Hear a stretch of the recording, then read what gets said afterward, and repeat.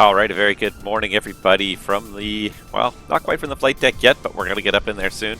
But welcome to another Twitch live stream, Pilot's Life Chapter 2, live on Twitch with me, Captain Naps, and we are continuing on with what is hopefully going to be a better session than last time. And so far, it's looking pretty good. So last time, for those of you that didn't join me, we had some real major technical issues. We could not seem to maintain our stream output, and it looks like it was just a network issue because I basically I tweaked settings last time. Didn't seem to do anything at the time. I ran some bandwidth tests, and the bandwidth test came back fine, but the Twitch to bandwidth tests all kind of came back pretty lousy. Yeah, here we are again now a week later.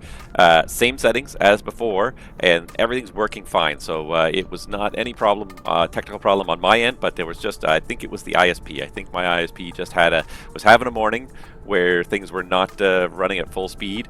There was some kind of network congestion, bandwidth problem, something. I don't know what, but something was causing a problem, and just could not maintain stream output. It was very frustrating. I watched a little bit of it afterwards just to see how bad it was, and like every 10 seconds, the video would just pause for about 3 seconds or so.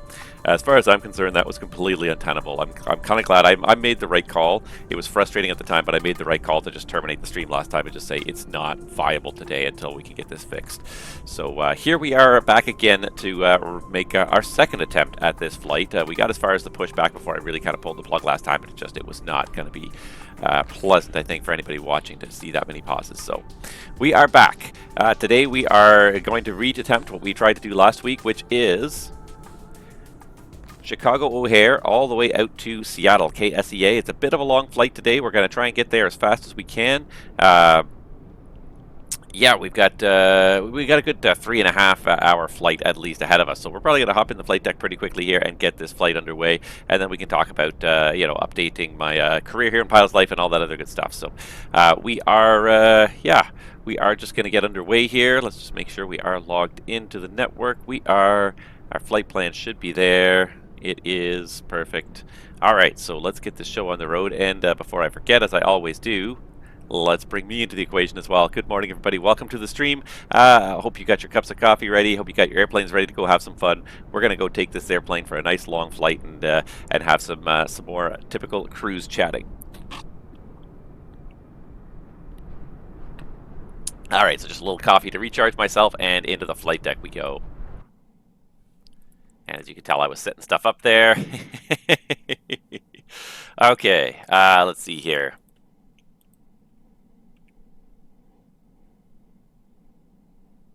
First, let's do a couple things here. This parking is too small for your aircraft. Don't worry about it. Refueling truck is on its way. Please don't load aircraft until the fuel truck arrives and ask to do it.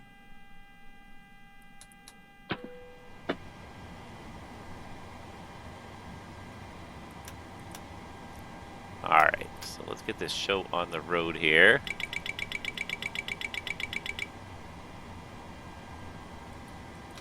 Flight recorder works. Yes, it does. Let's start setting up. Fuel truck is in position. Let's start setting up.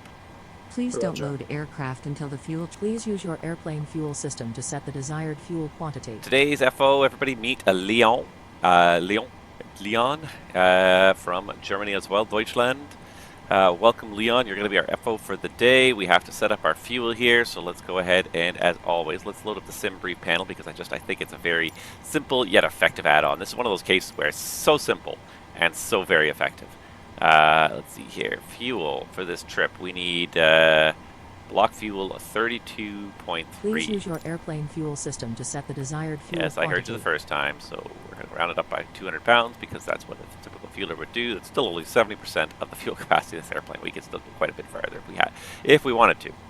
Yeah, so we're going to hop in. We're going to get this show on the road here.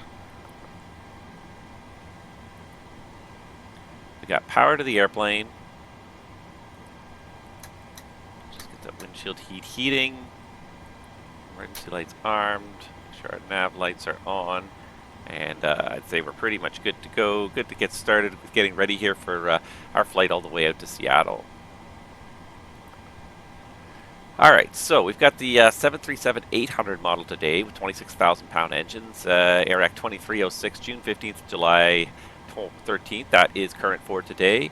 And we can initialize our position using the GPS, as always. Set IRS position and let the IRS start initializing. While they're initializing, we can still program our route, as always. And let's see here, KORD to KSEA. And our flight number today, Alaska 409. 409. All right. Departing Chicago O'Hare. I'm going to whip out my app as always, because I find it's just a little bit more,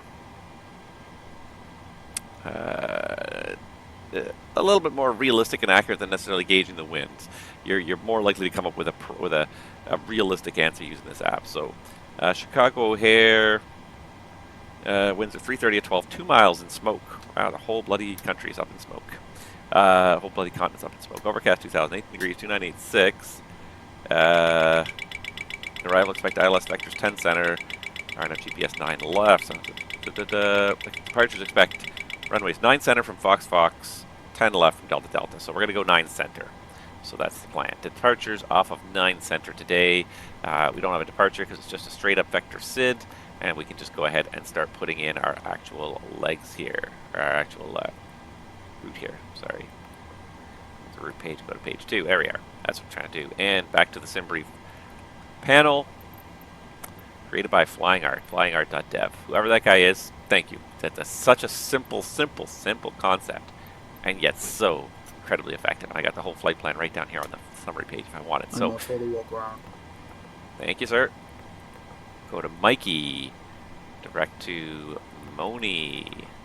Oops, missed the O, and Y. Direct Moni, direct Smid. Direct MCW.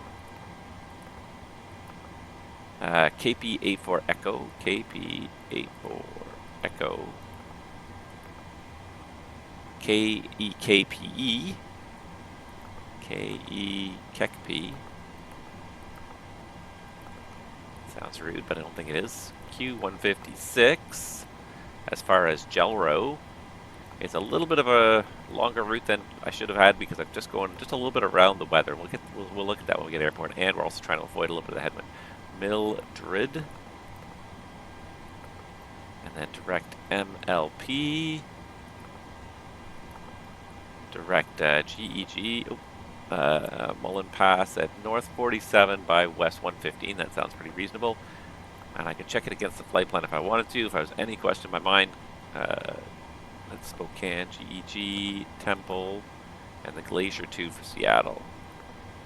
Temple. Northwest. Yeah, that makes more sense. And then the Glacier 2. 16 right is the plan, I would say. 16 right is reasonable. I'll say 16 right for now. I don't know what the transition would be. Glacier 16 via... Oh, actually. Oh, isn't that weird?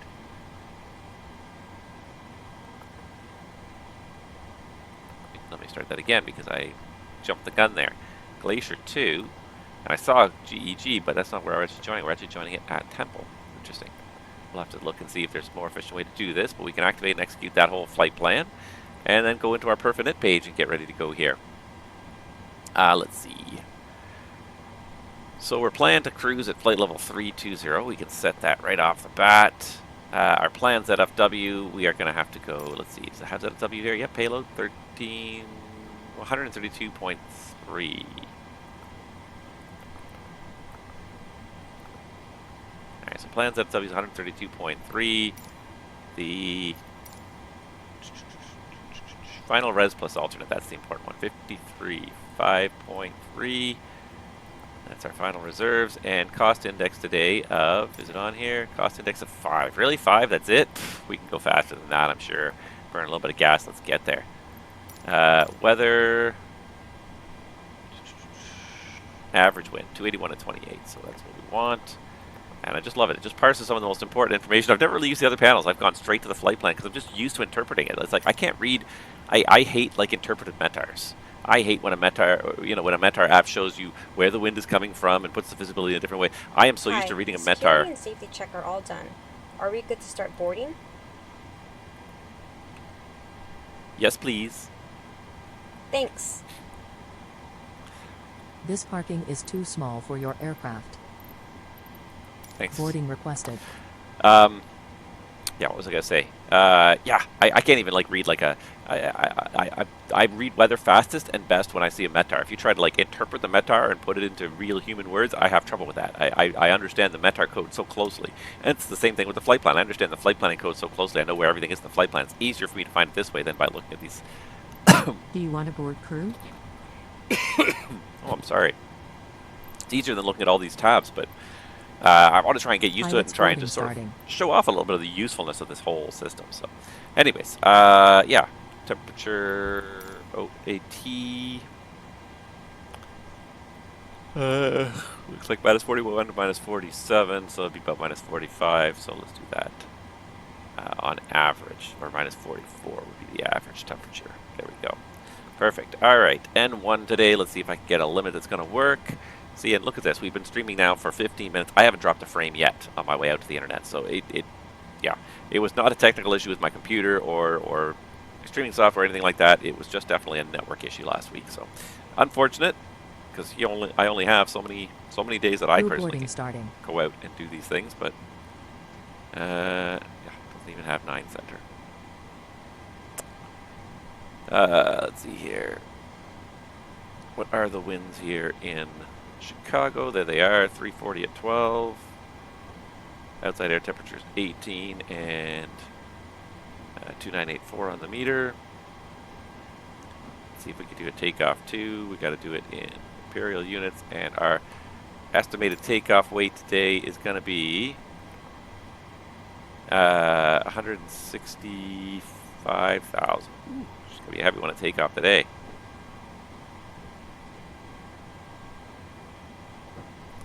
Yeah, I don't think we're going to be doing takeoff 2s or takeoff 1s. No, I think it's going to be a straight, no D-rate takeoff. Weight still seems to be too high. Probably because this is for the 700, this is for the 700, that's why. Okay, fine, we'll just do it this way then. We'll pick a... Your crew has boarded. Passengers boarding starting. We'll have to pick a somewhat pseudo-random value. I wonder if we can do a takeoff 1, because it's a pretty long runway here. Let's say 35 degrees. What's the temperature now? It's probably not 35 degrees, it's 18 degrees. It's not too bad.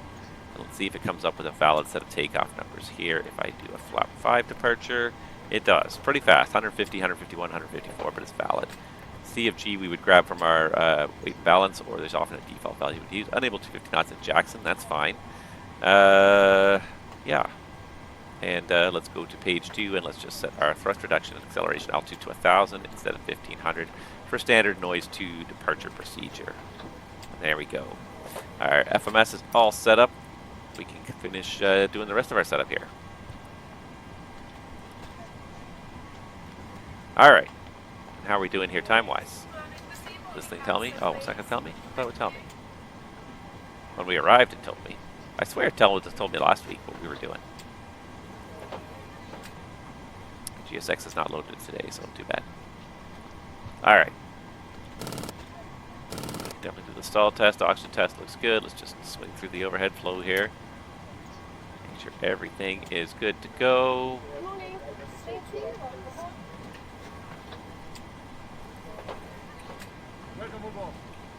There we go. It's a little better. All right. Electrical. Don't have the AP running yet. I imagine we're done fueling by now. I'm back. No issues on the walk around. Cool.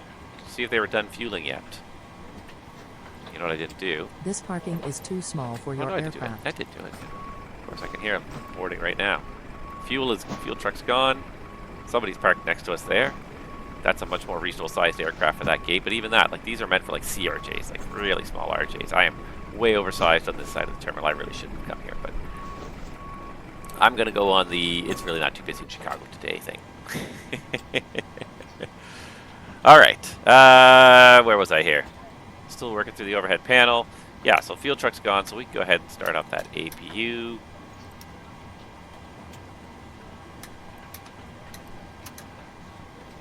he started mashing all the buttons together as well.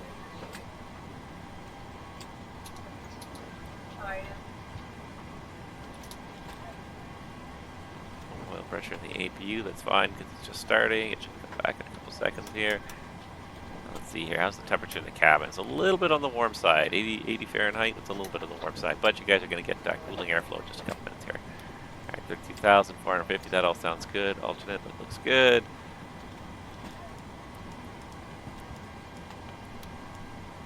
Test all the lights, look around the flight deck, make sure that all the light bulbs work. I don't think the MTG burns out light bulbs, but you never know. That is the height of, that would be the height of realism, certainly. I don't find it's usually too bad in most flight decks, because the other thing about most flight decks too is that most flight decks, these switches are wide for a reason. There's usually 2 bulbs in each switch, so even when one bulb burns out, nobody notices. And it's not that nobody notices, that it's not an issue. Maintenance will fix it when they have a chance, because they'll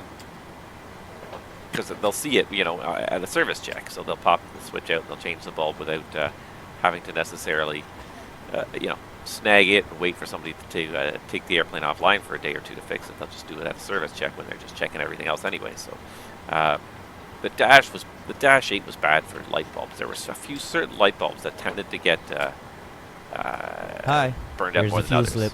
Thanks. Welcome. Have a nice flight.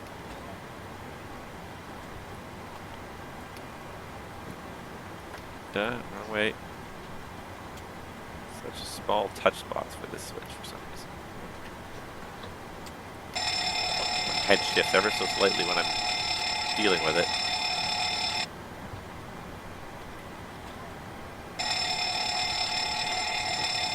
I lose the touch spot. That's good, that's good. I don't see any ATC yet, so we're going to go with Unicom 22.8. We're going to go with standard 2000 for now until we see some ATC. Yeah, we can test the trims. I don't bother with it just because it's so awkward in this aircraft because you can't look and press the switch at the same time. Air conditioning should probably be dual bleed. Yeah, the engines aren't actually running, so it's technically not correct yet. But it did get a little noisier. Hopefully it's not too noisy for you guys, but I did hear the whooshing of the air coming in, and I think we're just about ready to start the whole process here. Just get a little coffee in me. Pre-flight checklist. Pre-flight checklist. Oxygen. Tested 100%. Tested 100%. Navigation trains, fan display switches. Normal order. Window seat. On. Pressurization mode selector. Order. Flight instruments. Heading 340. Altimeter 29er86. Heading 340. Altimeter 2986. Parking brake. Set. Engine start levers. Cutoff. Pre-flight checklist completed. Are you ready for the departure briefing? Go ahead. Alright, so we got everything in the box today. Actually, the one thing I didn't actually set up was the guidance panel. Somehow I missed that when I was going through my flows, so let me just quickly set that up. It happens. Probably if I had missed it, the guy would have called me on it and said, hey, you can set up the guidance panel. But my FO is not that smart in this airplane. And one thing I'm going to need is the runway heading. I want to say 095. I'll pull the charts here in a second anyways, and I know it's 5,000 in Chicago. Alright, let's pull up those charts anyways.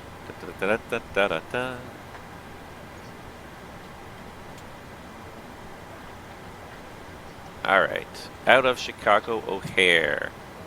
IFR, Seattle low IFR, really? Oh, this could be interesting today. I should actually check my alternate. I didn't look very closely at that. Chicago here, traffic, Envoy 4070 is taxiing 9 center via Bravo, Romeo, Echo, and Zulu, all across the runways. Chicago here. Hi, Envoy. For some reason it looks like it's parked a little bit nose up there. Okay. It is kind of lousy here in Chicago. I didn't realize it was so lousy in Seattle. Maybe this will make an interesting flight, just seeing what we have to do here to get into Seattle. But anyways, first things first, let's get out of Chicago. Then we can review Seattle. So, Let me hide this box to make this chart a little bit bigger so you can see what we're doing. All right, so today, ladies and gentlemen, we're departing 9 Center from Foxtrot. Foxtrot, we're parked over here at gate Echo 9 on the Echo Concourse. So to get there, I'm not 100% sure what they would do because with the number of closed taxiways in this area, the major loops being closed, that kind of throws stuff off a little bit. So my guess, the most straightforward way to get there is Alpha, Alpha 2 Golf, and Fox Fox to get there. Because to go this way, you have to kind of come head-to-head with the other airplanes that are coming inbound that are usually coming down Juliet. So with these taxiway closures that exist right now, I think it makes more sense to go this way, up all the way around Alpha, Alpha 2 Golf to Fox Fox. If we had ATC, we'd of course do what ATC instructs, but since we don't, we're going to be making it up on our own. Yeah. Hotspots on that route is there's obviously 2 runway crossings. 9 right does not appear to be in use today, but nevertheless, 2 runway crossings. This one's parallel to the active, so I would consider 9 right as to be very possibly an active runway at any point in time, so be very careful crossing that one. The O'Hare 7 departure is actually a pretty easy departure. And actually, if I can go back 1 second here, it's 093 for the departure heading off of runway 9 Center. Plate 20-3 for the O'Hare 7 departure. Radar acquired, use frequency depicted within the box. We don't have any ATC, so that's irrelevant. Speed restriction, this is important here. All turbojet departures in all directions maintain 250 knots until advised by ATC, so even above 10,000 feet. But as soon as we clean the aircraft up, we should accelerate 250 knots, and we maintain an even 250 knots, even above 10,000 feet, until we get handed to the center, and they break the speed restriction usually. And it's a little bit unusual, but the nice thing about this, of course, is that all airplanes are then moving at almost the exact same speed, which makes vectoring and kind of judging things a little bit easier for ATC in the very dense airspace you have around Chicago. So 250 knots still otherwise advised usually tends to happen above 11,000 feet. You get handed to the en route center, and then they usually break the speed restriction above 11,000. Anyways, initial climb. All aircraft expect radar vectors to first en route navigator fix. Expect clearance to requested altitude flight level 10 minutes after departure. Top altitude 5,000. 5,000 feet is set. All aircraft cross the 5.5 GCO arc at or above 3,000. 8.5 GCO arc at or above 4,000. Maintain 5,000 assigned altitude. I forgot about that, but that's great. Let's get that in there. There's 2 ways to do it. You can tune in the VOR, or probably the easier and more better for situational awareness method is just do GCO, and we do slash, and I don't think we can do decimals in the 737. Oh, we can do decimals. Some aircraft you can't do decimals, you can only do whole numbers. Oh, I love it, because this also paints it onto our navigation display, which then gives us amazing situational awareness rather than trying to count out the mileage on the VOR. So we have to be 3,000 or above at the first arc, 4,000 or above at the second arc, and that's it. Love it. Let's see here. Terrain around Chicago. The highest thing is the Sears Tower, downtown Chicago, so it gives us an MSA of 3,400 feet. The weather is IFR, but it's not terrible low IFR. So let's just do a quick, just grab the METAR here on vPilot, just to make sure I have a current idea of what the weather is doing here. 2 miles in smoke, overcast 22 hours. So we could easily come back and land on any of the runways here if we had to, with 2 miles visibility and 2,200 overcast. Not a big deal. So yeah, we can definitely do a return here. If anything happens on departure, we can come back here and land. It's not below the landing minimum, so that's okay. No need for takeoff alternate. Chicago Center, woo! I'm just literally looking at vPilot, and Chicago Center came online. Woo! All right, let's finish the briefing, and then we'll go talk to him. Let's give him some time to get organized, anyways, and get himself set up. So, let's see here. Yeah, so basically terrain, weather, not a huge issue. Operational, let's go check the NOTAMS, as always, guys. Let's check those NOTAMS because they impact our flight planning. Really, you should be reading the NOTAMS before you get even to the airplane because they might impact how you plan your departure. But let's have a look at them now. Let's have a quick look here. Bunch of closed taxiways, which just makes it really kind of complicated to try and figure out your way around this airport. So the best thing you can do is pull this up here with the taxi view over here, and then you can quickly identify any taxiways that are along your route. Where did my... There it is. All right, so November. So I didn't see any November along our route. Basically, looking mostly for stuff that's along our route, trying to sort of immediately dismiss anything that doesn't impact our route. Mike, between Mike 2 and November, close. There's November, yeah, no. Charlie 3, not going to impact us here. Scenic pads closed. Lighted barricaded. Irregular surfaces, lighted barricaded. VOR and FUS, Chicago Heights. Regular surfaces, lights adjacent construction. Alpha 9 between Alpha and Alpha 8 closed, that's fine. O'Hare taxiway Alpha 4 closed, okay, that's fine. 9 center markings obscured. 9 right. Only position signs. Taxi lane November 2 closed. Juliet VOR closed. All right, VOR or runways. 9 right, Pappy's unserviceable. 9 left, approach lighting unserviceable. 9 right, approach lighting unserviceable. I don't see anything for 9 center. Good. Approach procedures, ILS 27. Okay, so we're not too worried about those ones because we'd be in an east flow anyways. 10 left.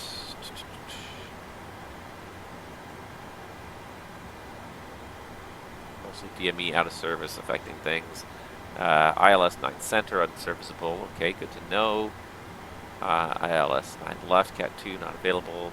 So some stuff could happen here. Nothing crazy. And nothing that seems to affect the SID, so that's important. Seattle, so let's just have a quick little weather check as well here. Airport weather list. So what's the weather forecast for Seattle and our alternates? So Seattle, currently overcast at 400 feet, 10 miles. It's going to pick up to 5 miles, overcast 600, broken 11. It's going to eventually kind of lift up and break up, so that's fine. Portland appears to be pretty good for an alternate. 10 miles, 1500 overcast. Broken 1500s, that all looks pretty good. Okay, so that does not look too bad. Looks like we've got, we definitely, our alternate is good. So weather, operational, that's all I've really got. Our route's a little bit more northern than we chose than the original default, just because I'm trying to get out of this headwind sooner. So as you go north, you kind of get away from the jet stream sooner. So that's kind of what I was trying to do there.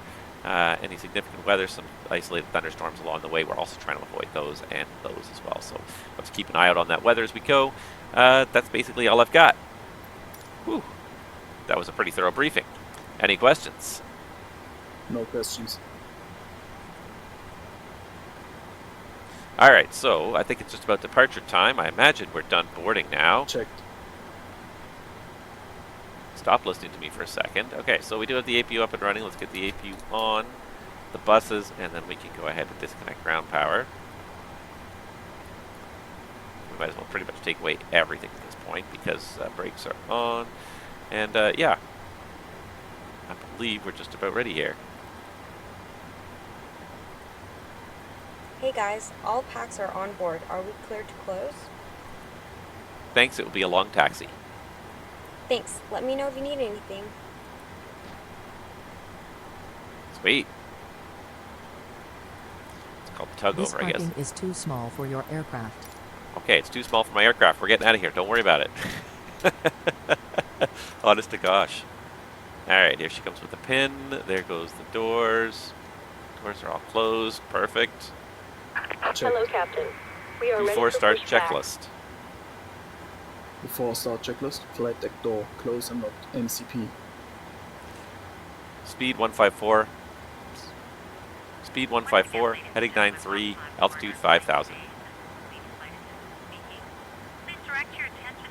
Altitude 9. Takeoff speeds. Departure checks completed. Bypass pin inserted. V1 150. VR 151. V2 154. CU pre-flight. Completed. Radar and aileron trim. Checked and free. Free and set. Free and 0. Taxi and takeoff briefing. Completed. Anti-collision light on. Before start checklist completed.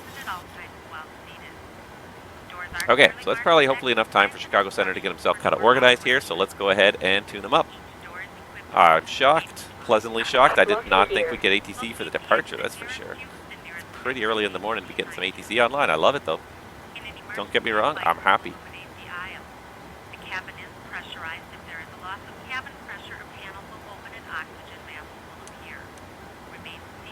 Chicago Center, good morning, Alaska 409er. Last 409, give me 1 minute. Roger. Release parking brakes. Alright, so she says we're ready for the push. Nobody's behind us here. Alright. Did we do the before start checklist? We did, right? Yeah, we did. All right, so what we'll do is while we're waiting for him, we'll just get the push underway here. Commencing Brakes are off, ready for push back. All Letting it start engines till clear. next. Start at will. All right, so they're starting the push.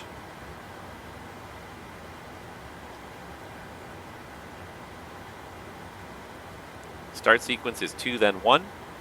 Check. Start engine 2. Starting engine 2.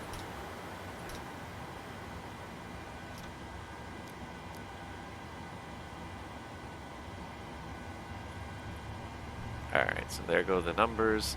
I figure we can Oil push pressure. back. And we won't start taxiing until we get a clearance. But this at least gets our flight underway as well. We show a positive departure time at 10 past 10. Love it. 10 past 9, I guess, Chicago time. Alright, there's the magic 25%. Bring on the fuel. Valves get bright when they're moving. Close means they're out. Should see fuel flow, and you can hear it too. I was in a 737 the other day on a deadhead, and that rumble, that deep rumble, you guys can hear it now. You can almost feel it in the airplane. Oops, ran over your own coworker there. The airport is a dangerous place. Okay, there's the Chicago PDC. Center, good Starboard morning. cutoff. Dragon 1, flight level 430. Dragon 1, standby. Number Start 2, engine Sabre. 1. Start engine 1. Starting engine 1. So they push us back. They're kind of pushing us in a bit of a circle here to get us oriented nicely on that line. One nice thing about flying to FS Dream Team airports is they all come with a pre-configured GSX file. And isn't that nice? Alright, so let's finish this engine start here. Here comes 25%. 25%. We do have some positive oil pressure. Dragon 1, Chicago Center, good morning. What's your request? There we go. Dragon 1, we're just on the flight plan. Fuel is loading. Send that again, please. Dragon 1, we're just following the flight plan. Flight level 430. Yep, I know. And send your flight plan again. I don't have it. Copy, will do. Alright. Looks like a pretty good start. She stopped walking with me, so she probably thinks we're going to stop in a second. Starboard Set parking cutoff. brake. Alright, just a second. Stand by. Just want to just make sure everything looks good Number here. 1 stable. Alright, perfect. Alright. Brakes are set before the pins are moved. We have a good engine start. You just want to do one thing at a time in the flight deck. You try. Everyone thinks they can multitask. You're likely to just screw things up if you try to multitask. So don't try to multitask. And Dragon 1, we reset the flight Alright, plan. so he is getting the, she's getting the pins out, he's pulling the tug off. Alright, so Chicago Center PDC from Chicago Center, Alaska 409, squawk beacon code Dragon 1, squawk 6503. 6503, Dragon 1. 6245. From that, 6245, flight level Unlocking 320, departing Chicago, arriving Seattle 737, should be 800. Chicago's O'Hare 7. Mikey Moni Smid, MCW KP84 Echo Kepke, Q156 Jelro Mildred. Dragon 1 is radar contact 17 miles north of Waterloo at flight level 430. Bypass pin removed. Dragon 1, thank you. Roger. Left is clear. And Right is just clear. confirm, where did you depart from? O'Hare? Yeah, initially we departed from O'Hare. We took a roundabout. We're trying to do a U.S. tour, kind of hitting all those major stations. Expect 320 time at departure frequency is 20. But of course we don't want to land, so we pass by with a middle finger out the window. Departure 9 okay. right. Even better. Contact ATC You got frequency. your tanker view as well? 135 with ATIS, Oscar for taxi. Say again? Got your air refueling tanker with you or what? Okay. We're just doing it to cover the map. 360 at 8, 2 miles through. Smoke 2200 over gas. Chicago Center, very good. 2987 on the ATIS now. 5553, flight level 300. 5553, good morning. Send that flight plan again, please. Roger, we'll send that. Give us 1 minute. Skyline 987. Chicago Arrival Center, suspect vectors, good morning. right From at GPS Chicago, 9 left. 8386, heavy, Center. flight level 340, inbound Emma. Departures 9 right, From Chicago 10 8386, left, heavy, squawk from Delta 1064, Delta. good morning. 10,000 Squawk 1064, available. from Chicago 8386. Right closed and ready. Taxi contact ground metering. All right, and okay, so that might change things here. So he's given us a clearance to expect a 9 right. From Chicago 8386, radar contact 20 miles southwest of Flint, flight level 340. I just trying to remember if there was a NOTAM for 10 right or not, because I looked for. Chicago I was before focused on 9 center, so let's just have a quick look here. Roger, that was our bad. Wrong call sign there. 7005 in the box, Chicago 5333.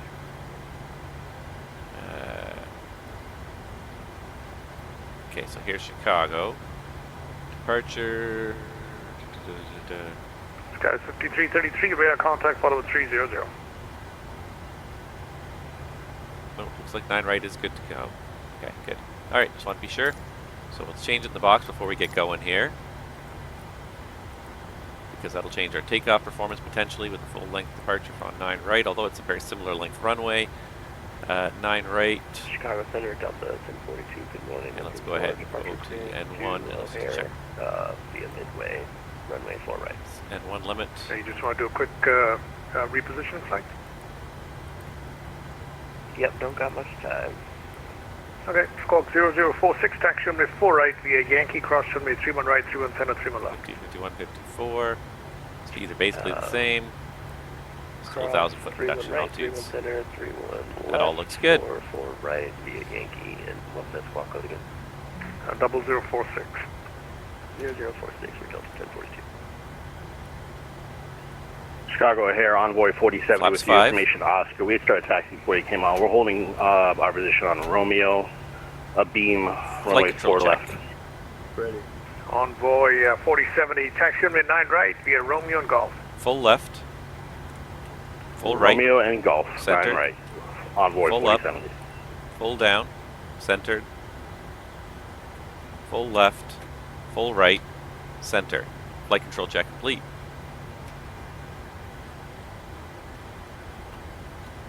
Chicago O'Hare information to Oscar. Before Wind taxi is checklist. 3608, altimeter 2987, midway Before taxi 35. checklist, Information to generators India, on, altimeter curtains 2987 on, with NTS 3509. off, isolation valve, auto, engine start switches, continuous, recall, Checked. checked, auto brake, RTO, engine start levers, Idle detent. flight controls, Checked. ground equipment, Clear. clear, before taxi checklist completed. Just make sure we are tracking the flight here on my pilot's life career. It is in the pre-flight stage. It's working. All right, perfect. All right, so ramps are usually uncontrolled in Chicago, or Check. at least depending on which ramp you're in. So what we'll do, we wouldn't talk to ground until we get to the end of the ramp. So we're just going to eke up to the end of the ramp here, and then we'll call metering. Set. And this guy's got to stop listening to me here. Quick brake test.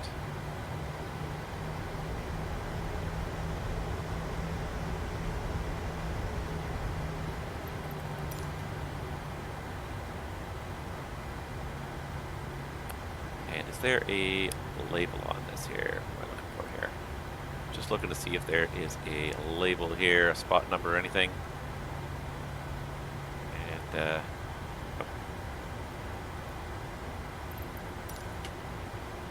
I'm metering hello Air Alaska 409 Alpha Concourse Echo information Oscar ready taxi. That's 409, Chicago Center, runway 9 right, taxi via Alpha 7, Romeo and Golf. All right, taxi 9 right via Alpha 7 Romeo Golf, Alaska 409. Should have had this open and be ready to kind of look at it. Center, good morning, November 876 here in Juliet, on the ground and Navigraph. And it seems to have died on. Try it one more time here. 876 In fact, it's pausing. Sierra Juliet, Chicago Center, good morning, squawk 1331. Alpha 9. Romeo. Golf. 0806 Sierra Juliet, go ahead and taxi runway. Actually, I can give you a choice. Which runway would you like to depart on? The wind is 3509, the visibility is 1.5 mile, altimeter 2998. Yeah, I'll take. Alright, I think I see the envoy out there in the smoke. Taxiing around. This guy got the taxi light on, he did not. Okay, taxi runway 31 with power discretion, call me ready for departure. Taxi light on. Set taxi light on. Oscar 409, squawk 6245, please. Taxi light on. Yeah, looks like my FO reset it on me. 6245 coming up. Why? 5333, cross fire at maintain, 11,000. Information I is set Oscar, 6245, you guys all saw that. 2987, landing runway, give you 9 left today. Roger, we already flying 9 left, that's appreciated. And crossfire and maintain 11,000, Skywest 5333. On the cargo 8386 Heavy, which way are you parking, north side or south side? I think I'm going to get clarification on the taxi route here. Sure, I blame the FO. Lufthansa cargo 8687 Heavy, 8386 Heavy. Lufthansa cargo 8386 Heavy, go ahead. Where are you parking, northeast or the south? To the south, to the cargo ramp, please. Lufthansa cargo 8386. Okay, crossfire at maintain 11,000, expect runway 10 center, information is Oscar. Expecting runway 10 center, information Oscar, crossing fire at 11,000, Lufthansa cargo 8386 Heavy. And Chicago from Alaska 409. I don't see Romeo coming off of Alpha 9. Can we just take Alpha all the way around to Golf? Yeah, sure, take Alpha, left on Golf, and cross runway 4 left. Alpha Golf, cross runway 4 left, thanks, Alaska 409. This is one of those big problems too with the flight sim world is that the charts you get are current, don't necessarily match the scenery because the scenery doesn't get updated and the controllers don't know what you're looking at either, so sometimes you just got to talk and communicate and just say, this does not match. What you've got does not match what I've got. Tell them what you can and can't do. So 1042, fly runway heading, runway 48 clear for takeoff, winds are 3509. So this airport especially is one that's just evolving constantly right now. It's just in a constant state of change. Look at the poor visibility though. Just see the hangars just coming into view off there in the distance. It really is kind of nicely atmospheric. And I was in Montreal just the other day and it looked about the same. It was disgusting. It didn't even look this good. The only thing that's a little bit weird about this, and it's not quite right, the visibility. Center envoy 4070, if it's holding 2 miles short 9 in right, smoke, ready to go. gray is not really the right color. Wind 3608, turn left on 360. Smoke usually gets a yellowy color. You get a much more hazy yellow color than this gray. So that's the only thing that's kind of incorrect right now. Visibility's about right, but yeah, when I was in Montreal, if I could, I could show you guys the pictures later. But it was yellow. It was just yellow, not gray. It was the same visibility, just a different shade, anyways. It was disgusting, and you just sitting there thinking you're breathing this in the whole time. Hayden UK, good morning, and if I didn't say it, Uncle Wiki, good morning to you as well. Welcome back to the stream. As you guys can see, we are doing much better today. I have been online for 47 minutes and 20 seconds, and I have dropped exactly 0 frames. So whatever happened last time, I am 100% certain it was just a networking issue. It seems like we are up to a perfectly normal frame rate and capability today. So Alpha 4, Alpha 3, basically we just go around the corner and we hang a left on Golf. That'll get us all the way there. Hopefully Golf exists in the scenery. The trouble is, sometimes you don't even know. If you haven't looked ahead of time, you don't know which taxiways exist in the scenery. Alright, that was the envoy that was parked beside us. He's just about ready to go there.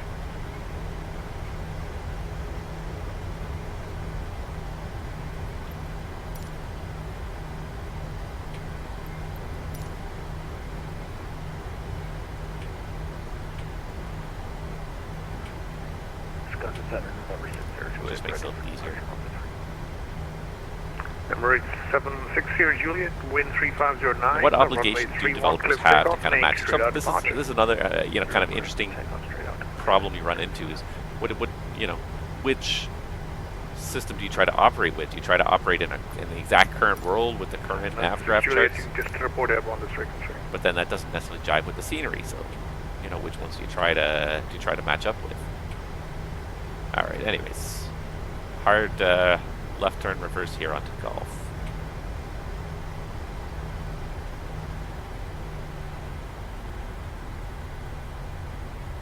And Dragon 1, we're going to request all frequency 5 minutes. Very well, okay. Dragon 1, we'll call back. Call 1042, radar contact, turn left heading 270, climb maintain 4000. Left heading 270, climb maintain 4000. Envoy's airborne already. Look at him go. 600 airborne, passing 1,400.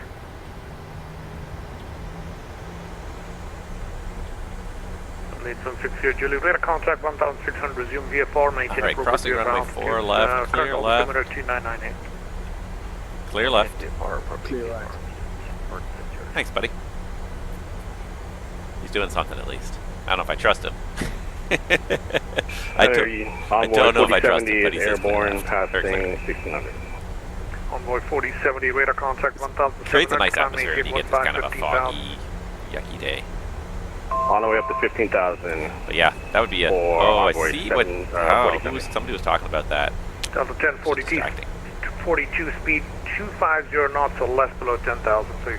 Was that you, Hayden, that was talking about that last time, or somebody was talking about that in the last stream with the white border there? You And just you see it should be on the flashing every left so turn often on to the heading screen of there. 270. Yeah, it's a distraction more than anything else. It's not really terrible. It's just a distraction. Yep, All sorry, right. 270. Now we're getting there. Before takeoff checklist. Before takeoff checklist, flaps. Flaps 5, green light. 4070, cleared right Rainer, Stay resume left. normal speed above 10,000. Direct Rainer, normal speed, 5.5 and past 10,000 units. for Before Envoy takeoff 470. checklist completed. Nice. Well done, sir. Like a pro.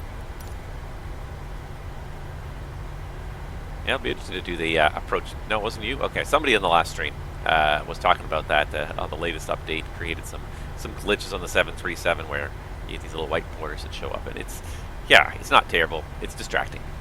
You still see the information there, but yeah, it's a little bit distracting. I think the latest SIM update created that problem. I don't think PMDG, not that I've read anyways yet, that PMDG has created a solution for it yet. It's just annoying. I can live with that though. I can live with that more than I can live with the pausing frames on the last one. I don't even have to look at that screen too often.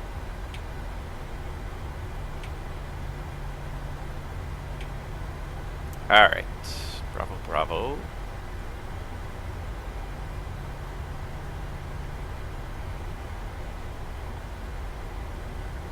Nice to have some ATC in the morning. It's not something you expect to see too often.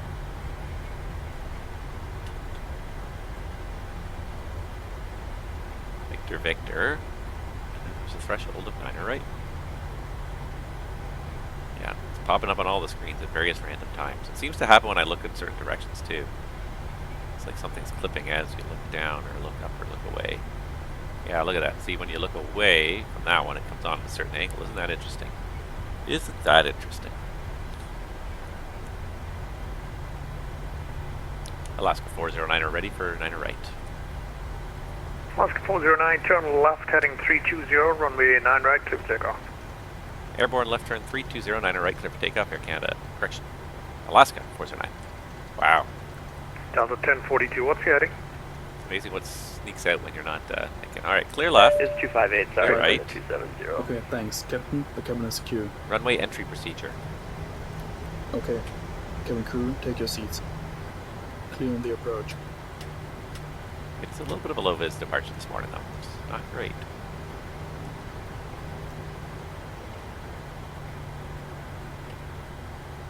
Ready to go. Delta 1042, radar contact, maintain 4000. 4,000, Delta 1042.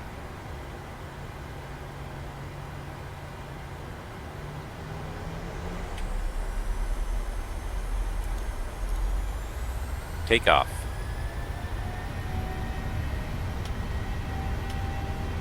Thrust set.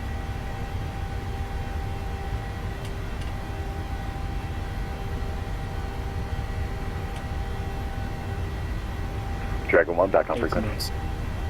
Dragon 1 back. Roger. Checked.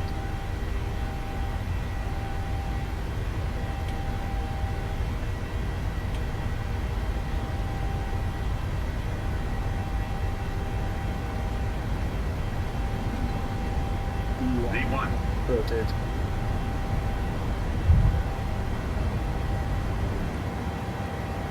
Positive rate. Gear up. Gear up.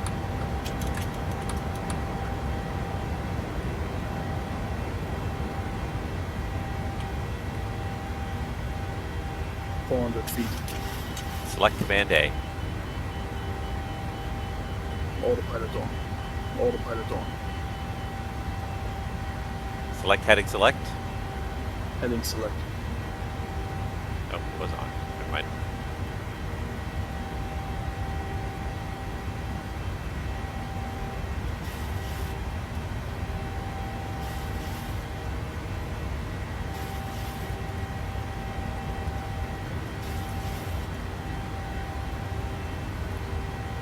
Chicago departure, Alaska 409er, airborne 2800, climbing 5000. Alaska 409, radar contact 3000, climb and maintain 15,000. Climb at 15,000, Alaska 409er.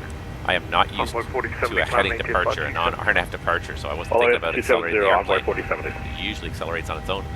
You have VNAV engaged. Delta 1042, information Oscar at Really not getting there. O'Hare. Altimeter is G987, expect Flaps up. ILS runway 10 Flaps up. center. Information to Oscar, expect 10 center. Oscar 409, tread right Mikey, resume normal speed above 10,000. Speed checked.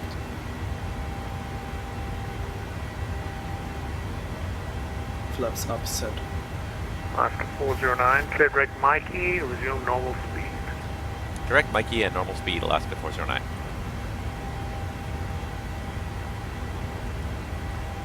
Direct Mikey. The LNAV on there. I'm in speed, 250 knots Jackson. So let's clear that one. We got 250 knots. We hit the first arc 3,000 feet and 4,000 for the second arc. We cleared both of those, so we are good to climb. And he said normal speed, so we don't have to worry about keeping 250. So one of the most important things you got to do when you leave Chicago normally is do this. So it's 250 selected manually, and then leave it there until they tell you to accelerate. But this guy's already given me permission to accelerate once we get above 10,000. So we are good to go. All right. TAD is plus 20. Looking good. After takeoff checklist. After takeoff checklist, engine bleeds, on, packs, auto, landing gear, up and off, flaps, up, no lights. After takeoff checklist complete. Beautiful. Happy to release the cabin crew? No.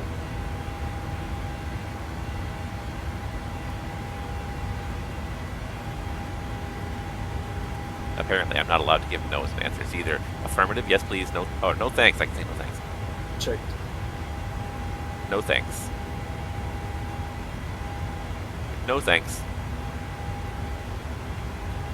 Anyway, want to get out of this smoke layer first. This is also not particularly realistic. Smoke Dragon 1 usually requesting descent. in a large, widespread area doesn't look like a cloud. It's just a haze that you just sort of, just climb out of. Dragon 1, descend and maintain flight level 230. 230, Dragon 1. Alright, but we got above the smoke and the haze there. Good. Didn't even have to put on the anti-ice for our smoke. Go for it. Checked. Go for it. Skies 5333, expect the RNAV Okay. GPS from midnight after bridge. Okay. RNAV GPS, It seems to have forgotten that he asked me a question, so whatever. Love it. Cargo 8386, have you expect Okay, ILS we are allowed to center? accelerate. We're reaching 10,000 feet. Expecting ILS 10 approach, Lufthansa Cargo 8386 heavy. 10,000.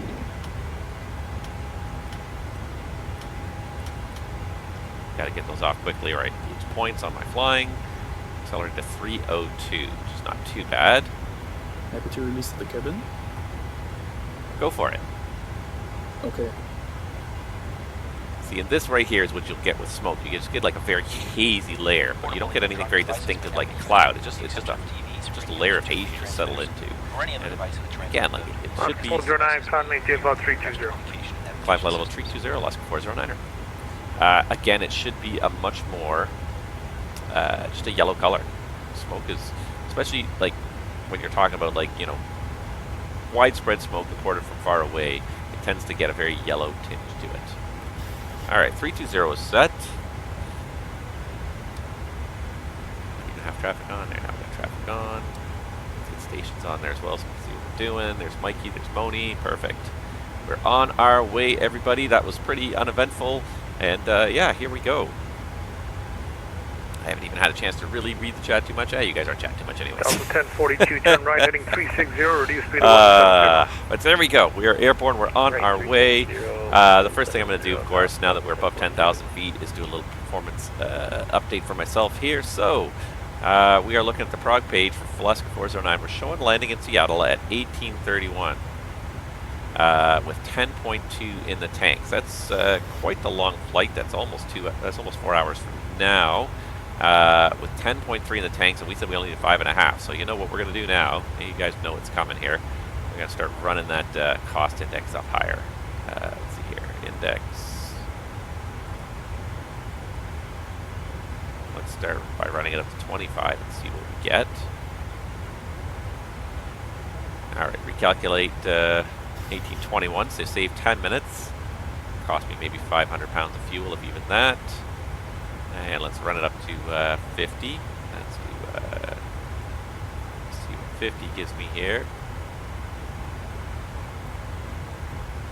50 now saved me another 5-6 minutes. And I'm actually, yeah, now it's starting to cost me a little bit of fuel, another 300 pounds. So let's go all the way up. We got fuel to burn today. Normally, as a captain, you wouldn't necessarily want to override your company's selected cost index because there will be other overriding factors trying to save as much, trying to make the cost of the flight as reasonable as possible. However, in the virtual world, especially when you're talking about a 4-hour flight, if I can shave 20 minutes off this flight today, let's do it. 9.3, so it's going to cost me about an extra 1,000 pounds. Still plenty, still 5.5, I believe, was our minimum to get to Portland. So we still have an extra 4 tons of fuel when we get to Seattle, beyond what we need, but we're going to get there much faster. We're going to save ourselves about 20 minutes here by climbing a little bit faster. So let's do that because, yeah, it is a long enough flight as it is. And we'll have to make sure we have the weather radar up and on because there is some weather activity out there. All right, but we're doing pretty good here. We're on our way. It's not too bad. It's not too late. Took us a little bit of time to get going, but not too bad. I hate to say it, but because I don't want to jinx it, but we actually got going here without too many major issues on this one here.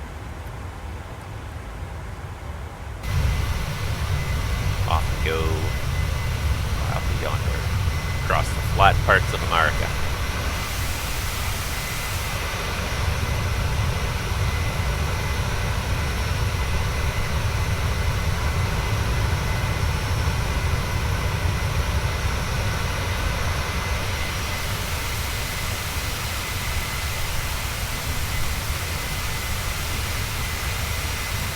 Nice to hear. It's perfect for credit card. Delta 1042 flying 090. Anywho.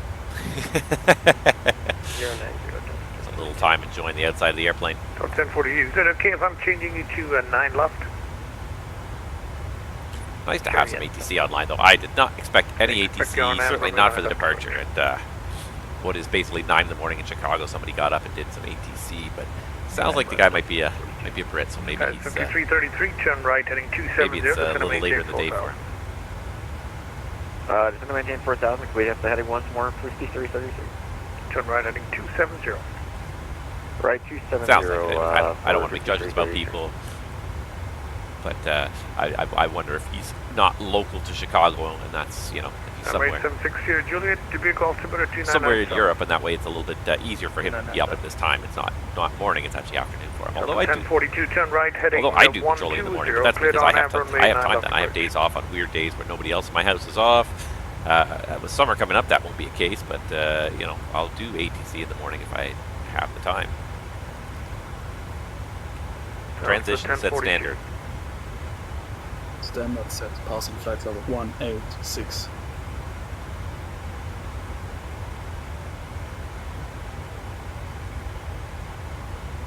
Now. Perfect. All right. So, the one thing I actually just sort of thought about here, sort of triggered me a little bit here, and I can't do it quite in the sim yet, unfortunately, but for those of you that have not seen this, there is a fantastic new update to the Navigraph charting system, and it's making it more and more like the real deal all the time. And probably some of you guys saw this already, but maybe you didn't even notice this, but there's a new button down here on the menu. It's not available in the in-sim menu yet. I was just looking at it. It's not there in the in-sim menu, but on the external app, on the desktop version, I'm just running this in the browser here, there is a beautiful new feature. You can now overlay weather on your chart here. So I don't know why my flight plan is not showing here. It's, oh, you know why, because I'm in a different place. Of course. It's weird that that doesn't coordinate across versions. So I had loaded it in the sim, but I didn't load it here. So import flight from SimBrief. This way you'll see the flight properly. You can hide that, but you can see where we are here, and so you can see weather now. So weather is now an option here at the bottom of the screen here. You can see now the weather along our route. So our original route was a little bit more direct. To get us from Moni basically over to the start of the glacier arrival there over by Temple. It was cutting it a little bit close to this convective activity. So the other thing too, of course, as I said, was, let's see here, wind barbs. Here we go. Flight level, let's pick something close to our cruise, 30 or 34, take your pick. But you'll see that the wind barbs are fairly strong here, a little bit closer to the direct route. They die off as you go a little farther north. So my thought was to avoid that weather and also hopefully avoid a little bit of a headwind. So hopefully this actually made it a little bit of a faster flight by doing this. Lido would automatically calculate this. SimBrief does not have the computational power to run multiple different scenarios internally and say what is the most optimal route in terms of wind, in terms of time. But when you get the real-world Lido systems and the other dispatching systems, like when you click plan this flight from Chicago to Seattle, if you don't put any constraints in there, what it will do is it will run a multitude of different possible scenarios and try and hone in on what is the shortest, most efficient, and not necessarily time efficient, it's usually fuel efficient. So what altitude gives us the best fuel burn, what cost index gives us the best fuel burn, what routing gives us the best fuel burn, so usually avoiding headwinds is the key to that. As a dispatcher, of course, you can also set constraints, though, much like you can in SimBrief, where you can say you have to pass over this waypoint. So because we've got weather here, you might pick a waypoint like KPA for Echo and say this is a mandatory waypoint. The route must pass through this, and then optimize everything from this waypoint. So you may set a specific waypoint to get you around the weather, and then optimize everything. So SimBrief obviously doesn't do that because it's enough processor power for this free system to process this flight plan, come up with a realistic PDF of all the information, the nav log and the wind calculation and everything just for one route. But the real world system will run multiple iterations in the background. It'll take a couple of minutes, but then it'll come up with the most optimal route. The dispatcher can either just accept it or try and change it a little bit if necessary. It'll optimize the winds and everything else. But anyways, my real point here is that we have weather available as an overlay, which has been on the real world Jepson apps for a little while, but now, and I say a little while, it's been 5, 6, 7, 8 years. I can't remember exactly how long. Basically, as long as I've been using the Jepson app in the real world. Yes, sir. You've been able to overlay at least some amount of weather on your en route map in the app. So, air mets. Let's see if there's any air mets. Oh, look, there's air mets everywhere. IFR air mets, yeah. Turbulence air mets, 28 to 42,000. All right, so let's pick one that's kind of, yeah, this yellow one here is kind of along our route. Turbulence, 28 to 42,000, and you can read it. Airmat Tango, update 2, turbulence, low level wind shear. North Dakota, South Dakota, Nebraska, Minnesota, Iowa, Missouri, Wisconsin, Lake Michigan, Lake Superior, Michigan, Illinois, Indiana, Kentucky. It gives you this whole thing, but you can see the outline of it here. It gives you the whole coordinates. Moderate turbulence between 280 and 420 conditions, continuing beyond 15 Zulu. So we might have a bit of a rough ride today. What else have we got? We've got an icing air met. The blue ones are icing air mets. This pink one here is a really below 3 miles of mist haze. Is 2993, expect runway 1 for departure, corporate taxi. And then over here we've got as well mountain obscured by clouds, mist, conditions continue beyond 15. Guys, 5333, descend and maintain 3000. Got a number of maintain 3000, Skywas 30. ceilings below 1,000, visibility below 2 miles. 33 left to heading 120, cleared on Ab, runway 9 left approach. So you've got all these air mets. You can choose which ones you don't want. If you don't want to know about icing, Just confirm take left those ones off. If you don't want to know about IFR or mountain obscuration, Correct, because it's a we're kind of 120. okay, then that's fine. Now you can just use the 120, thunderstorm 53. and the turbulence air mets, so that's pretty good. Met tires. Let's see. Where is it good? Where is it bad? Around the Great Lakes, there's From the cargo 8386 heavy at 4000, reduce speed to some horrible 170. smoky areas around there, and I guarantee you At most of these are 4000, smoke. I reducing wonder if you speed click on them, it'll show you the 170, Met tire. Oh, of cargo course it will, 8386 heavy. because it's just that smart. 1.25 miles in haze. Envoy 4070, descend the Rock City to arrival. Rock City to arrival for Envoy 4070. 1.5 Dragon 1, leave man space radar haze. services at terminate, you have a good flight. Haze. Most Dragon places 1, are calling appreciate it all your haze. time. Most Thanks for your places are calling service it and have a smoke, good but rest of your day, Dragon 1. haze. Anyways, very hazy, smoky kind of day over the Lake Michigan area. Once you get outside of that, it looks pretty good until you get to the coast, and then there's just a little bit of places On the cargo 8386 heavy, turn right heading 360. Actually, Seattle's green now. Right heading 360, Yeah. cargo 8386 heavy. Open airport weather, just out of curiosity, Seattle. It's 10 miles over CAS 500. It's not terrible. It's still kind of IMC, but it's not terrible. Yeah, but there's you add that on there. Just hide this panel completely here. Cargo ahead information Papa, current wind 36010. Zoom out so you can see it a little better. 2988. But you can also change the flight category. You can do it temperature. Do you want to know where it's warm or cold? Guys, 5333, wind 36010, runway 9 left, See the clear land. temperature, minus 19. Clear land, 9 left. Something seems out of whack there. 30. But you can get a sense of temperatures, dew points, visibility. Let's see if it colors it. It does. So yeah, so most places are good visibility. You got some lousy visibility 5333, I think you might be a little high, let me know. here with some smoke and everything. Roger. All color coded too to make it really easy to kind of get a sense of the general weather. If you really want to get away from the poor visibility and find some VFR conditions, you can see On the where to cargo head really 8386 easily. heavy, turn right heading Ceiling likewise, so 060, instead of just the join flight runway category, you can 10 just do just set the along ceiling. climb. So you've got lower ceilings Right on the heading west coast. 060, joining A few localizer spots runway here, a 10, little bit over the Gulf Coast as well, cargo Florida, 8386 heavy. and of course this whole smoky area. Got poor ceilings and the winds. And you can see the winds actually indicated at various metars. You can see how the surface winds are doing in various places. Winds calm. If there's a Chicago circle. Center, this is the flight Really 13, simple, 15 powerful to stuff. IFR to Turbulence. Delta 1315, you ready to copy? Turbulence. Yeah, we're ready. And there it is. So there's our route. 1315, There's the turbulence. That's flight level 300. You can pop it to Walter, 340, and if you go to 340, you can see the ride's going to get even worse. So definitely we don't want to get too high on this flight today, at least for the first half, to avoid some of that bad turbulence. Once we get past Gel Row, looks like it's going to mostly dissipate. But first half here, potentially bumpy. So we may want to tell the cabin crew to hold off service. We may want to consider staying at a lower altitude to avoid this. As we go down, it seems to dissipate around 28260. So, but as you go up through 340, you got the jet stream coming across here. You've obviously got some change in direction of jet stream that's causing some major wind issues. The other thing, and I didn't even kind of point this out, but you can also On the cargo 8370, 5 miles from zip Ruda, through maintain different 4000, time levels here too. So, or you can even animate it. approach. Maintaining So it's just showing 4000 you until at established 340 how the turbulence is going to evolve over the next several hours. Until tomorrow this time. So there's a little bit of history. We're basically at 14, almost 1500 now. You can see it's kind of pushing off to the northeast as it goes, and it's going to get a little worse. There's going to be some stuff coming in the west coast, but so you can do the animation, or you can just pick a particular cell, stop the animation, pick a particular cell that interests you. You know, this may be your time right now, or you may want to know what it's going to be like when you get to your destination. About 1800, this is what the weather's going to be, what the turbulence is going to be like when you get to your destination. As we go down to different altitudes, it doesn't look like there's too much turbulence on the west coast, but maybe a little bit at low levels, and that's not unusual in the summer. All sorts of great information here. This kind of stuff has been available for years, but it's nice to be able to see this, overlay this with your flight plan, so you can see the icing severity. Not too much icing down there.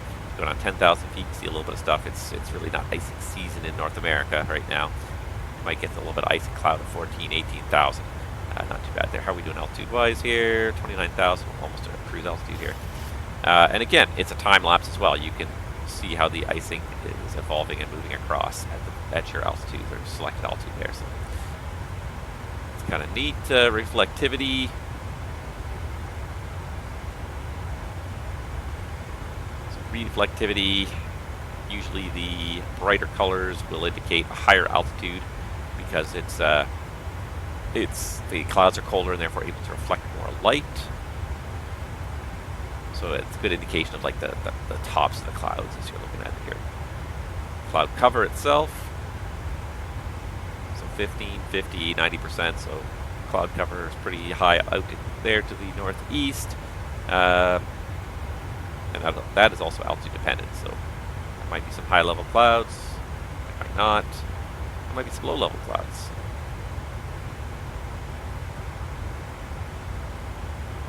Play with that. That is also time lapsed. Ice and temperature. There's just so much weather information here. It's amazing how much information is here. Ice and temperature at let's go 30,000, which is pretty close to our cruise, is where we are right now. So we're basically just a little bit above ISA, maybe 5 degrees. Yellow basically turning into yellow is about 10 to 15 degrees. So this is about 53, 33. This line right here is probably the boundary. It's 10 degrees. So we're almost at 10 degrees above ISA. 33, taxi down Mike, cross from As we go to the northwest, it's going to cool a little bit below right, ISA. taxi to If Boston, you go down low, you're probably going to see it's a lot hotter.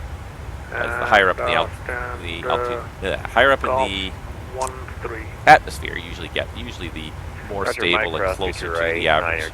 Center 9er right, and then left on Golf. The Alpha, ice becomes, Golf 1-3. you get about 50,000 above the tropopause, it becomes really kind of a little odd. the wind is Doesn't really conform runway 1 to just center clear land. Speaking of the tropopause, Runway 1 see the altitude of the tropopause here, peaks at 54,400 over the southern U.S. Where we are, we're just kind of on the Onward 40, 70, Cleveland center's offline, no further tropopause. It's like somewhere in the 50s anyways. Alright, switching over to advisory, thanks for the ATC, Gets we'll down see to you on the 30s north of us here.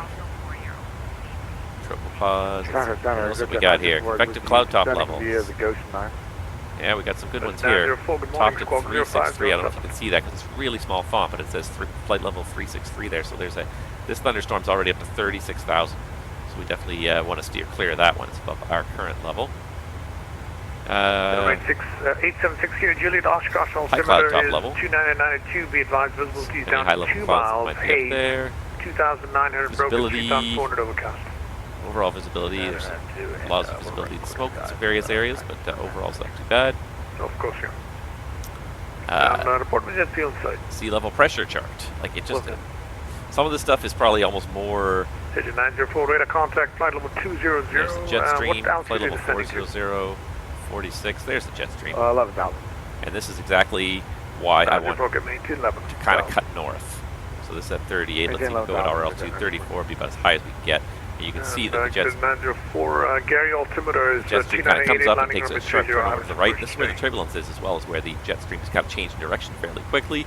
Good G-Code Scotland, good morning, welcome aboard. And you know what I didn't do yet, so I didn't trigger the failure. So let me just finish looking at these, but this is basically the end of it anyways. But yeah, this is why I picked the route that took me slightly more north than the direct route, is I was just trying to get away from the jet stream as quickly as possible, try to cut north and get out of it as quickly as possible. Just again, cut down on the time it takes to get there. And of course, you got the actual wind barbs at the various altitudes, 340, so you can see, you can kind of make out the jet stream, but I kind of like the jet stream one. Is kind of nicer. It just shows you visually very quickly and easily without having to mentally even interpret. It just shows you kind of where the jet stream is. The colors are just the speed, so the redder it gets, the more purple it gets, the higher the jet stream, so you want to get out of that. So we're trying to get out of that as quickly as possible. We're going full tilt into it here. Once we get off towards Gel Road, then it's going to be a little better. So I can see a lot of you guys are watching this morning, and I want to just say thank you guys so much for watching. Let's do this really quickly before I have a chance to forget, because I didn't set it up yet, but let's go ahead and set up failures here. So I believe it's under aircraft failures. Make sure we do have, because random is automatically reset every single flight. So what I got, 10 people watching now.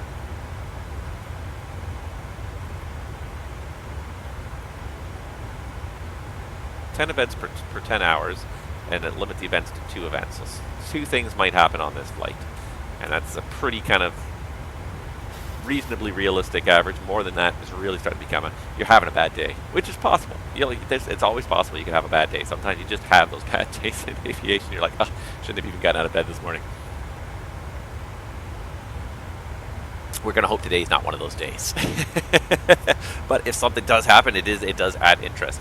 And again, this is where you want to, please, barely anything has ever happened. I know, well, That's the thing about aviation. Is usually it's pretty boring. We've gotten to this point, and that's part of our challenge and our trouble with aviation. Is we've gotten to this point where things are so good most of the time that people easily become very complacent. I think it becomes obvious how people become complacent to this sort of thing. You don't think about the risk factors. You don't think about how likely it is for something, or you don't think about the possibilities of things going wrong, because things so seldom go wrong. When things do go wrong, most of the time it is the minor stuff. Was it last flight the last successful flight we had the display unit problem, display unit failure? Speaking of which, I just want to make sure I do have my QRH handy in case anything does fail. I've got it ready to go here. But yeah, we did have the display failure, and that's most of the time when stuff goes wrong in aviation, it's usually not anything major. It's usually minor little things, but it's just you got to deal with it. You got to you got to pull up the checklist, see what happens, try reset the system, see if anything comes back. If not, okay, we deal with it. And pretty seldom is it intense enough to require diversion. But I've got, as long as we keep the numbers up here, I'll just keep on cranking up the number and try and get a reasonable, some kind of interesting failure anyway. So part of that is, of course, always kind of having a good sense of where you are. So thinking about it, load it up, and not just where you are, but what are your alternatives. So as we head truck northwest out of Chicago here, there's different ways to do it. The Airbus is really kind of neat in that there's the equitime point calculation. You can constantly change the airports you're kind of estimating, so you can always know what are kind of your closest major company stations that you'd like to go to. So today we don't so much have that, so we just got to sort of Texting right via Romeo. We can do a bunch of other techniques. So one thing you can do as well here is you can use thank you. Have a nice day. Goodbye. That. And it'll be 0302. The fixes. So we don't need GCO today. Sorry, 03 and then 02. Cargo 8386 heavy. Down just a little bit there. Just because I feel like it's getting obnoxious. So what you can do is you can say KORD, and what you can do is you can throw just a radius around these places. So KORD, a fixed radius, do like 100 or 150 miles. So 150 miles, it's about 20 minutes. So with just about 20 minutes if we were to turn tail and run to Chicago. Now a little bit more than that because you have to descend and slow down and all that, but you can set up a number of circles like this along your route to kind of indicate to you where are my alternates and give you a good sense of what are currently your closest alternates. So there's Minneapolis. Let me do a 150 mile radius around Minneapolis. So we're still close to Chicago by a little bit, but we're just about to end up where Minneapolis would be the closer alternate. Then of course you go across the northern plains, and there's really no major alternates, so you have to kind of really look and know what your company stations are. 3133, Chicago Center Squawk 26. So let's see. So that's Minneapolis right there. Let's try and pick something in the next 200-300 miles here. Let's see. Fargo, Bismarck. Let me just trying to think here.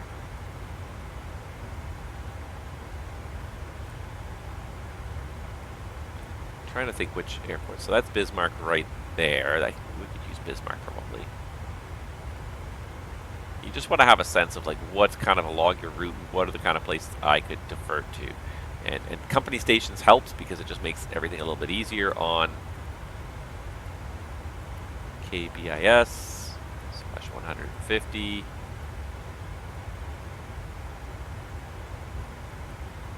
And let's just turn up the... There you go. So there's Minneapolis. There's Bismarck, North Dakota. Again, it's not a big station, but maybe it's a company station. Maybe it's a place with no maintenance facility, something like that that you can plan diversion to. As we go this way, eventually we're going to pass Denver, I believe. Is this Denver here? Yeah, that's Denver there. So we're going to be quite far north from Denver. Denver's not really going to be a practical alternative at any point in time. Just trying to think what else is along our route here. Great Falls. 3132, we had a contact at 20 miles west of Bulk at flight level 325 kilometers. There's Spokane. Yeah, so we actually passed quite close to Great Falls as well. So. Where was Bismarck? So we might put KGTF as the next one. KGTF.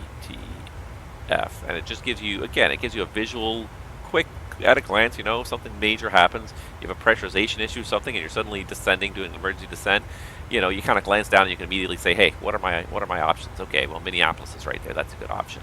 We could start turning for Minneapolis, or Bismarck's not a fantastic option, but so be it. You know, stuff that's kind of along your route, stuff that would be company stations. It is possible to get into. It doesn't have to be great, but let's see, that's what I was trying to do. It doesn't have to be a great place, but just somewhere you can get into, somewhere you can drop into, and you know, just give you some situational awareness without having to spend a whole lot of time thinking about these things. That's the trouble. Is like, you want to have plans made in advance, and this is one of the big things that they teach captains is have plans, have backup plans, have possibilities already considered, because when something goes wrong, you don't want to waste a lot of time thinking about, let me pull out the chart and see what airport we're closest to. I can now look down at my nav display right there, and I can see 3 airports along our route, and I can see immediately which of these 3 airports that I've kind of pre-selected as these are okay places to divert to, which of them is closest right now to where we are right now, and you can just sort of keep that going throughout the whole flight. You always want to have that in mind. What are the alternative plans? What are my possibilities if something just does not go according to plan? How do I take care of it? You always want to be prepared. You always want to be 5 steps ahead of the airplane. So when something does go wrong, and suddenly you find yourself reacting to a situation that you're presented with, if you've already thought these things through, what airports do I want to divert to? Then then that part is already done.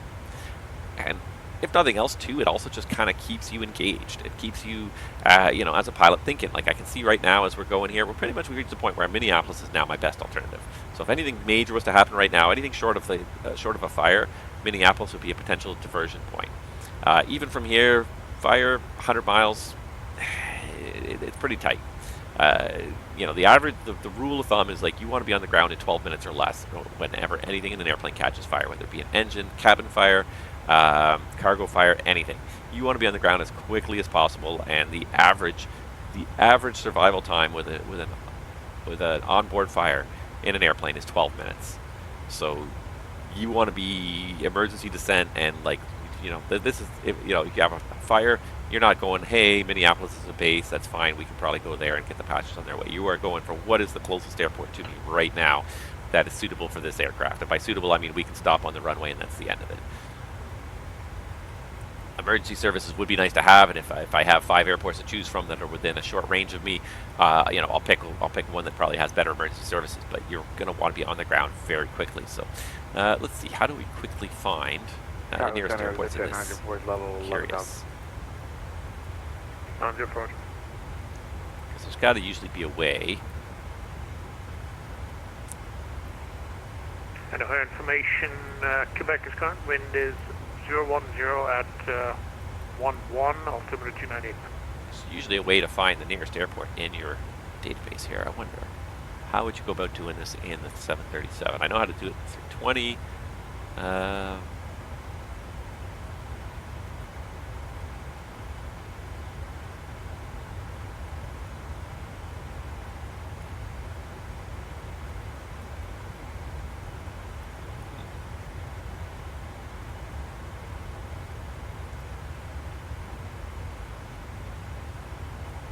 The design for the center maintain 2000. Center maintain 2000. There's that 94.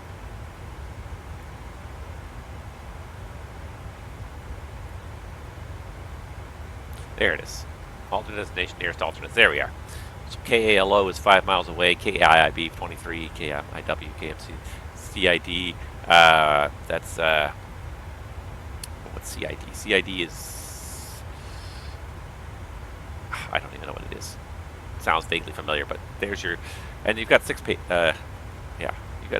here of nearest airports. KALO, it gives you the direct information, how much fuel you need, time. So 15, 14, 15, 16, 15, 13, 15, 10. Like, you can actually figure out very quickly how quick you can get there. Just trying to see KCID. So that would be the kind of thing where you know, if the airplane's on fire, you're just looking for the closest thing. And the nice thing about these databases is they are usually customized to your aircraft. If the airport is listed in here, it usually means the runway meets at least a certain minimum length requirement. It may not be great, but it meets at least one certain minimum length requirement. We're actually pretty close to Des Moines as well. KCID, I'm just trying to remember what KCID is because it sounds familiar. It sounds like I should know that airport. I guess we'll just do it this way. Eastern Iowa, Cedar Rapids. That's what it is, Cedar Rapids. Yeah. So I mean, yeah, you could drop in there pretty quickly. It's disappearing quickly behind us, but that's how you do it. So if you had a sudden need to divert really quickly, you go route, alternate destination, nearest airports, and then you've got quickly all the ones that are close to you here, the 6 closest airports, and you can go and find more information about them quickly here. Yeah, and just to sort of give yourself some distance, 13, 14 miles, you know, we could be there in 3 or 4 minutes easily. Key is you want to have these things thought out before the emergency happens. So when the emergency happens, you're not just reacting, but you're just implementing a plan you already had in place. So yeah, I would love to go to Denver just because I haven't seen her in Denver, but it's probably a little bit far off our route today, unfortunately. All right, so what are we going to talk about today, guys? Now that we're underway here, not much is happening. 1315, heading number 35, clip takeoff. Let's see, what can we talk about today? Takeoff Rwy. Obviously, probably the biggest thing people are talking about right now is FS Expo was just this past weekend, and I hope everybody that went had fun. It seemed like it was pretty good get together. I think they said like 2,000. They were sold out. All 2,000 tickets that they had on sale were sold. So it was a full sold out event, which is great to know. Great to know that the event is doing well. 904 turned 15 degrees to that left. you know, people are back out there. They're socializing. They're getting a chance to see these things. 876 here, Julie, good. I will say, like, it didn't seem to me, and maybe someone else can disagree with me on this, but it didn't seem to me like there was any really show-stopping announcements, though. Nothing that like really like was so intense that it. What am I trying to say? That kind of came out of nowhere. That was unexpected as well, surprising, shocking. So you want a shorter runway? Yeah, it strikes me as there was nothing like huge. There was definitely some good announcements, some good information. Microsoft talked a lot about MSFS, and there were some other things, but it didn't strike me as there was anything like incredibly, like I said, show-stopping. You have to rip and fly direct to the field, or you follow the tracks? I'm going to follow the tracks up to Fifth. Saw poor flight, Air France 079 today, flight from Los Angeles to Charles de Gaulle, Paris, had to divert to Iceland, probably going to guess medical emergency. Yeah, that would seem to be most likely. I mean, it could have been technical emergency. It could have been a technical problem too. Alaska 409, wait off to the terminate, bye-bye. Alaska 409, thank you so much for the service. Have yourself a good day. All right, well, we had ATC for at least a little while anyways. Can't complain, right? We had some ATC. Yeah, nothing. Yeah, airborne again, so I'm going to guess medical. Yeah, that's probably most likely, or it could have been also potentially an unruly passenger, though medical is probably the most likely, and this is actually something that was commented on to us, is that ever since COVID, too, the number of medical incidents occurring on flights has been higher than usual, to the point where it's like, it's, you know, airlines of a certain size, it's daily. It's daily, and you know, once you get into an airline of a certain size of the world-class legacy carriers, they're having daily issues with aircraft, certainly calling for medical authorities to meet the aircraft, if not certainly diverting en route. Certainly something you try to avoid if you can, but you never know. Yeah, the volume of medical issues on flights has apparently gone up post-COVID. So it's kind of an interesting anecdotal, observation. Kind of wonder what would be the root cause of that. Now, is this because we're dealing with more leisure travelers, less business travelers, people that are perhaps less healthy, traveling for leisure, as opposed to business travelers tend to usually be like, you know, if they're going to go bother to travel for business, they're usually pretty. They won't bother to go if they're not feeling well. You know, they'll cancel a meeting if they don't feel like they can do the meeting. Whereas with a vacation, you're going for a long period of time, you're more likely to go. You're more likely to get the elderly and the children to go as well. Not that the children are usually sick, but the elderly are often more likely to cause a medical issue on a flight. It's interesting. Or maybe it's just because the population and the demographic as a whole, especially in North America at least, is aging up and is generally older. So as a percentage wise, we're going to have more people with medical issues. I don't know if that's the case or not, but it certainly was an interesting observation that was made. I always feel bad. I do feel bad for those guys, and especially, you know, that's a long flight to begin with. Los Angeles to Charles de Gaulle. That's got to be. You're talking probably a 12-hour flight, 10 to 12-hour flight right off the bat. yeah, that's a long flight right off the bat, and then to throw in a medical diversion, and that's one of those cases too where like you don't have a whole lot of time to probably do a medical diversion. In all honesty, even with an augmented crew, you're going to have a pretty limited duty day, and you know you'll probably have an hour or two of leeway, but you won't have much. So there will be a press to get airborne again, because if you know. There comes a certain point, if they're on the ground for more than 2 hours, there's a good chance the crew has run out of duty time. It's a long day already. Like, you do not want to be extending your duty day a lot when you're already looking at a 12-hour day. It's like, oh well, it's supposed to be a 12-hour day. We'll just work a 14-hour day instead. It's like you're already exhausted by the 12-hour mark. Now, mind you, you can get a nap in. If you've got a flight that long, you've probably got an augmented crew, which means you probably have somebody sleeping in the bunk at all times. But yeah, I do feel bad, and certainly logistically speaking, I mean, it's not something airlines will do on a whim, but most airlines too they'll contract the decision out to other people as well. There are companies out there that provide medical consultation to aircraft that are in flight and to airlines, and that's their job. Their pay is and you know what I haven't done any checks here. But that's what they're paid to do. Is they're paid to make these decisions. So they'll it'll be doctors basically. They'll make medical professionals making an assessment of the passengers based on the conditions you described. They may ask additional questions. Let's just do a fuel check here at MCW. So MCW, sorry, 25.1 at 1514. 25.1 at 1514. 25.1 at 1514. So 25.1, we're a little bit down on the fuel at sorry. Yeah, just time overs. 15, 14. Anywho. So we're down a little bit on the fuel, 300 pounds. We need to keep an eye on that. We are expecting to burn about 1,000 more pounds across this flight because of the increased speed. That's fine by me. Let's just do a quick little check here so we can make sure all the rest of our waypoints we're not falling behind here. Let's see here, 1514, so 1535. I know this is the boring part, but you got to do it. 1606. You got to do it so that you can track everything properly throughout the flight and make sure that you're not falling behind. You're not. The winds are not much stronger than forecast, because it does happen from time to time. Where things do not go as forecast, and sometimes you have to end up diverting just because you run out of gas. You don't divert when you run out of gas, but you can see that you're not going to make it to your destination with the amount of gas and with the legal reserve because the winds are stronger than forecast. It happens from time to time. It absolutely does. Let me get a long one here. 1735, 1739, 1750, 1800. Now we should be getting down towards the end here. Yeah, that looks like the top descent. 1810, 1813, 1817.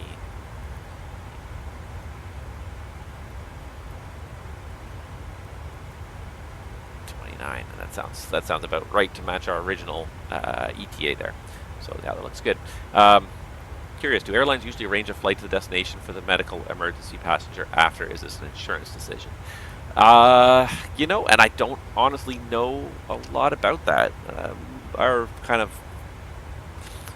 general responsibility usually ends at the point where we've dropped the person off and they're getting medical care at some other station. I honestly don't know. I think in a lot of cases that's a travel insurance decision, whether the person continues on to their destination and continues their vacation, whether they return home.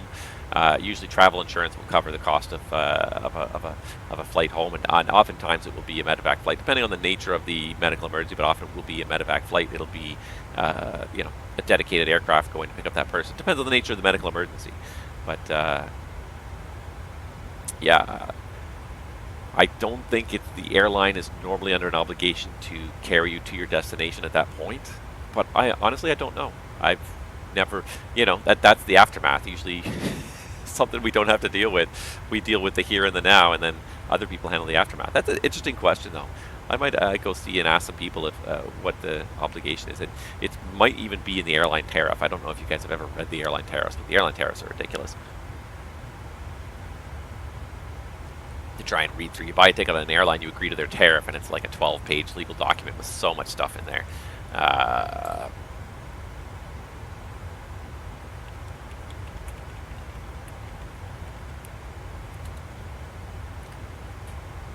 So just, not to pick on Alaska Airlines, because it's the aircraft I'm flying here.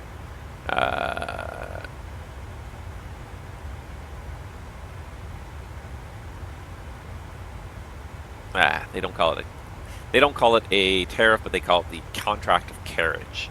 But these, as soon as you buy a ticket on Alaska Airlines, this is everything you agree to, and this is just to show you. It just goes on and on and on and on and on what you agree to for baggage fares and acceptance of service and children and refusal to transport.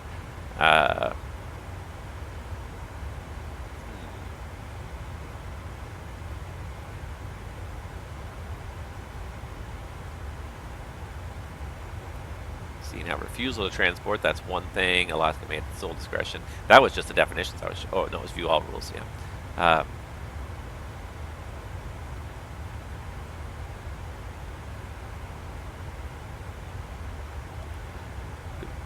Alaska made its sole discretion to refuse to transport or may remove from an aircraft any point any passenger in any circumstances not permitted by law. Below 9 listeners, switch transport may be refused.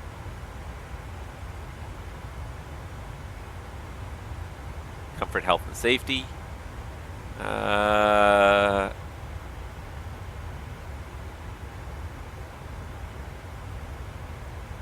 Non-smoking.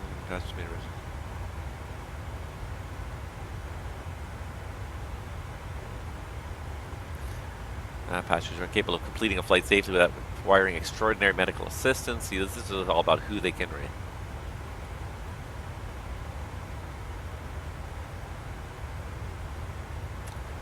Alaska is not liable for refusal to transport any passenger or removal of any passenger in accordance with this rule. The fare of any passenger denied transportation or removed from Alaska's aircraft en route under the provisions of this rule will be refunded in accordance with Rule 17. Refunds. So, I mean, we're not really covering like people who, you know, run into an unexpected, unintentional medical emergency. This is more people who are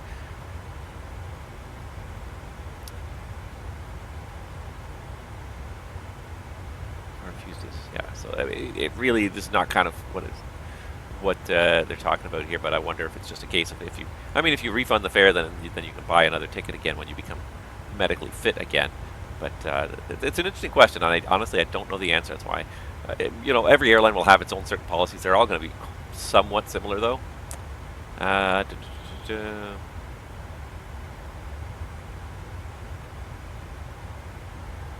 Lost tickets and voluntary refunds.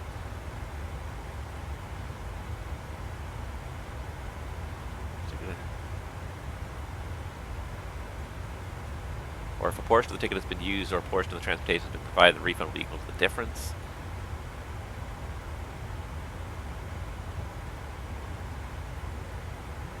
Yeah, anyways, it's a complicated, and I honestly don't really know the answer. And I think different airlines will have different policies, but I would imagine you probably will get it.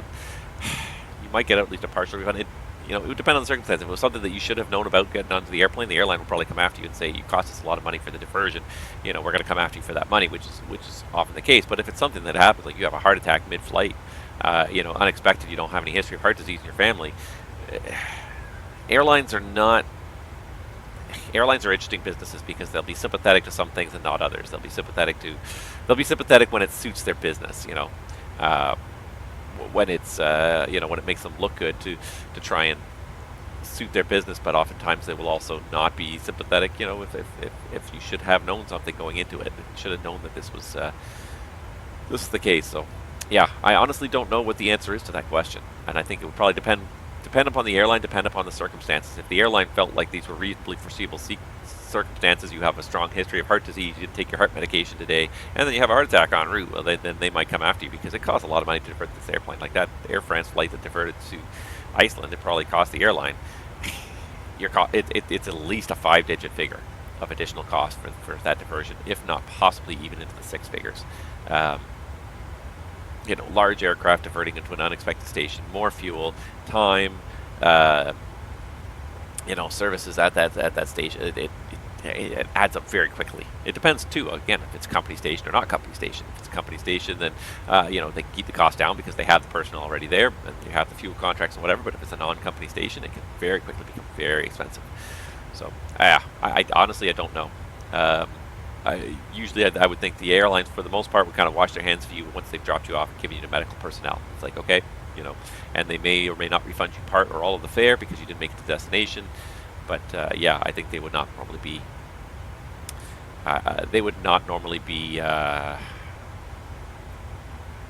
They would not. I don't think they would normally be kind of on the hook for continuing you to your destination. Now that being said, you might be able to talk to them and say, "Yeah, I feel better, and I'd like to continue on to my vacation destination." You may be able to say. They may be able to say, "Yeah, okay, we'll provide you with a credit for that ticket because you didn't make it there in the first place."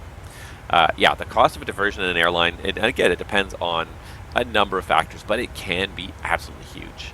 It can be absolutely huge, and most airlines actually don't. And different airlines will take different approaches to this too. Some airlines will just simply set up an insurance fund. Either actually have an insurance policy, or they'll just set up a slush fund internally, or they'll either have, or they may even have an insurance policy with external insurance companies that will then pay the cost of diversion. They'll just provide insurance against a diversion. Because it's going to happen sooner or later. It's just a question of when. So they'll every flight, there's a small premium paid on the off chance that into the slush fund on the off chance that there is a diversion on that flight, and then whenever there is one, then rather than sort of come out of the normal operating costs, it just comes out of this diversion slush fund. And a lot of airlines will have this internal account where it covers the diversions. An average of X number of flights per year will divert, and we've set up this fund to be this big to cover them. But yeah, it depends. I mean, depends on the kind of diversion you're talking about. If it's a diversion to because you couldn't land at the alternate because it's below visibility minimums, and it ends up at a company station, at some other company station, the cost is generally not too large, but you've got to rebook those passengers now. Recovering just those passengers and getting them to their destination, chances are the plane might be done, the crew might be done, but you can slot these people onto the next flight back to that destination, or the next couple of flights onto that back onto that destination, or maybe the plane will stay there, wait an hour, refuel, wait for the weather to lift, and go back. It adds additional cost. If you're talking about something like that, like a medical diversion or like a technical diversion, the one that was it Air India, I think, landed in Siberia, and just with a 777, and the cost of that diversion has probably been measured in the millions already, in terms of landing fees, in terms of downtime for that aircraft, because it was a pretty major, I can't remember what it was that caused them to divert, but it's a pretty major technical malfunction. They eventually managed to get another 777 to go pick up the passengers, but it was 2 or 3 days later. So if you get a diversion into a non-company station where there's no other airline service, or your airline doesn't provide service out, you may be looking at hotel rooms for potentially hundreds of people for multiple days. You're trying to find another airplane. You have to fly parts to go fix the broken airplane. Certainly when you get into those kind of situations where you have a major technical malfunction, the diversion costs become huge. But even a medical diversion, even this one at Air France, I guarantee you minimum 5 figures of additional cost on that flight, which is not much for the revenue of that flight. That revenue of the flight, an Air France flight from Los Angeles to Paris is generating a lot of revenue, but it's definitely easily 5 figures. Just the landing fees alone are going to be four, if not 5 figures. Landing fees, extra pay now for the crew because they're going to be on duty for longer, potentially compensating the passengers for the flight being late if necessary. Probably not the case in this one. If they continue on to the destination with the original airplane, probably not so bad. The costs weren't too bad, but also extra fuel as well. So you're buying another couple thousand pounds of fuel at least. And I don't know what that was, 777 Dreamliner 350 maybe. You're easily buying probably another ton or two of fuel. So to take off again and continue the flight. So definitely huge expense. And it's not to say that airlines won't do it. It's part of the cost of doing business. But this is one of those funny things too that I read the other day, and it really kind of just it bugged me. The FAA was responding to a report that said that they were to blame for so many of last summer's delays in the U.S. airspace system, and they said, well, no, it wasn't our fault. Most of the delays were due to weather. And I kind of read that and I shake my head, because that's really just playing the blame game and just trying to pass the buck around. At the end of the day, there is weather in the United States of America. It may come as a shock to the FAA, but there will be weather almost every single day somewhere in the United States. And you need to be ready to deal with that. It's like the airline saying, well, we're going to plan our schedule perfectly on the assumption that we're never going to encounter bad weather.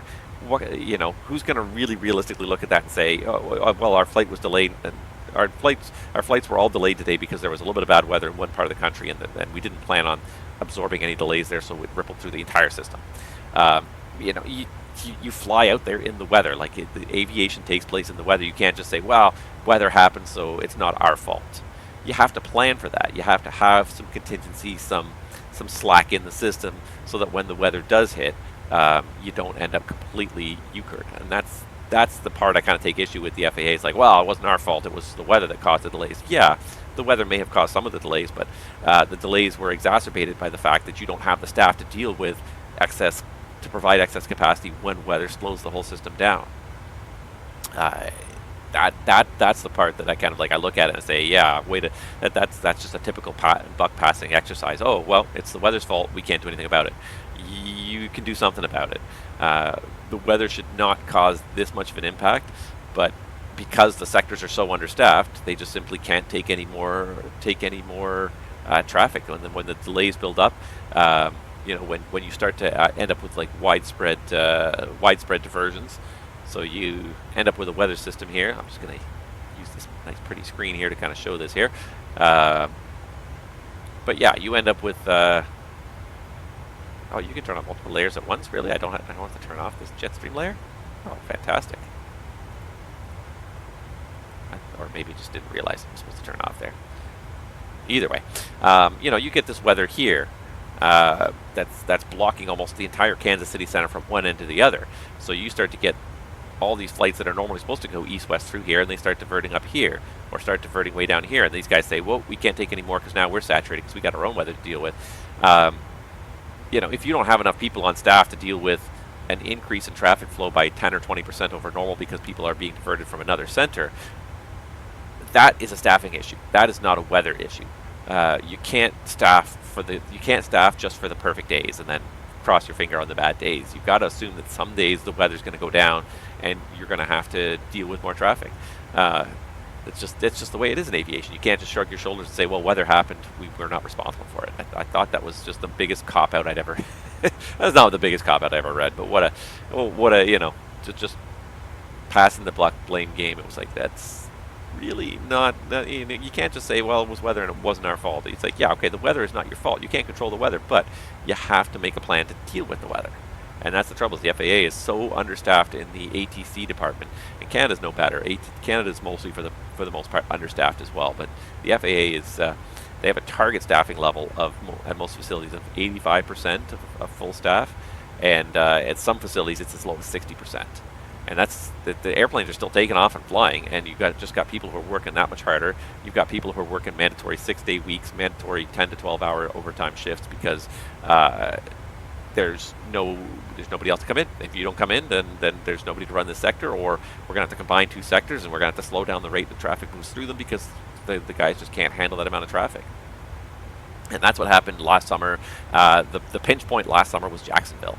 Jacksonville Center was chronically understaffed last summer, and pretty much every day there was delay, metering and delays through Jacksonville. All flights through the Jacksonville Center will be delayed to a certain amount just to spread the traffic out and mitigate the fact that there's not enough people on shift to handle a full load of traffic. And that was every day last summer. Pretty much they were issuing advisories about Jacksonville, staffing issues, and providing metering delays. And that's all the traffic in and out of Florida pretty much has to go through Jacksonville. So everything in Florida was always delayed because of understaffing. And Jacksonville's not the only one. The New York Tracon is also chronically understaffed. You got guys working 6-day shifts. I don't want the guy coming in on a 6-day and doing another, full-on 12 hours, handling 125 airplanes per hour. on his 6th day of work, and he only gets 1 day off. He's got to come back again. Then after that has 1 day. Like, I don't want them to be working that hard. I don't want them to be that overstaffed. I don't want the pilots to be working that hard. I want, if you feel like you can do it, but basically they were being told you have to come in. We don't have anybody else. You have to come in. Similar story in Canada. There's so many sectors in Canada where the facilities are understaffed. There was training that was happening pre-COVID, and then everyone pulled the plug on it during COVID. And I think the FAA did the same thing. Everyone's like, shoot, air traffic has collapsed at 10% of its normal level. Everyone's that's not fully certified is laid off. Training ceases.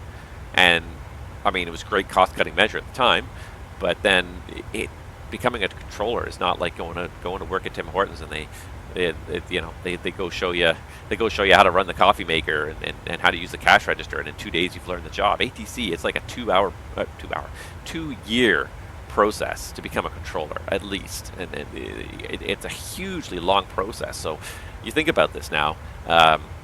All these guys got laid off that were in the training pipeline got laid off in 2000. Even if, as travel was just starting to recover in 2021, you started rehiring those people and started the training process up again, it would only be this year where they're finally kind of getting up and running.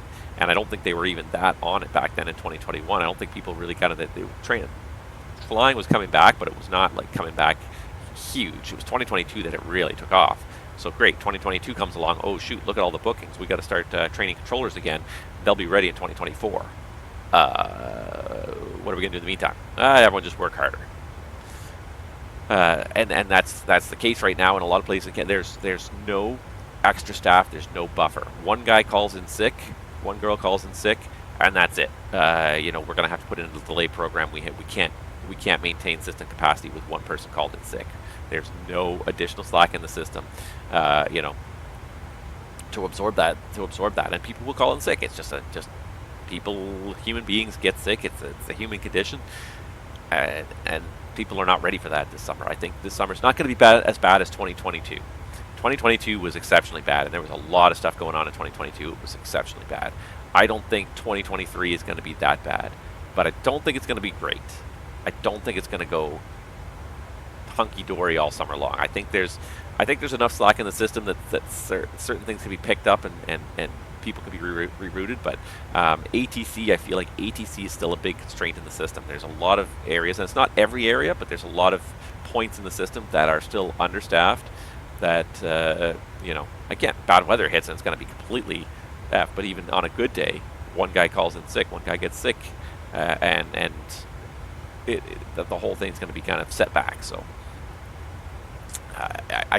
that's my prediction for this summer. I don't think it's going to be as terrible as last year by any means, but I don't think it's going to be a smooth summer by any means either. I think a lot of places are still somewhat understaffed. They're still selling seats are being sold quite ambitiously, and there's still constraints in the system. It's not just ATC, but ATC is understaffed. I think some of the other aspects of the airlines are still also understaffed. Anywho. I feel like that was a nice long rant about nothing. Yeah.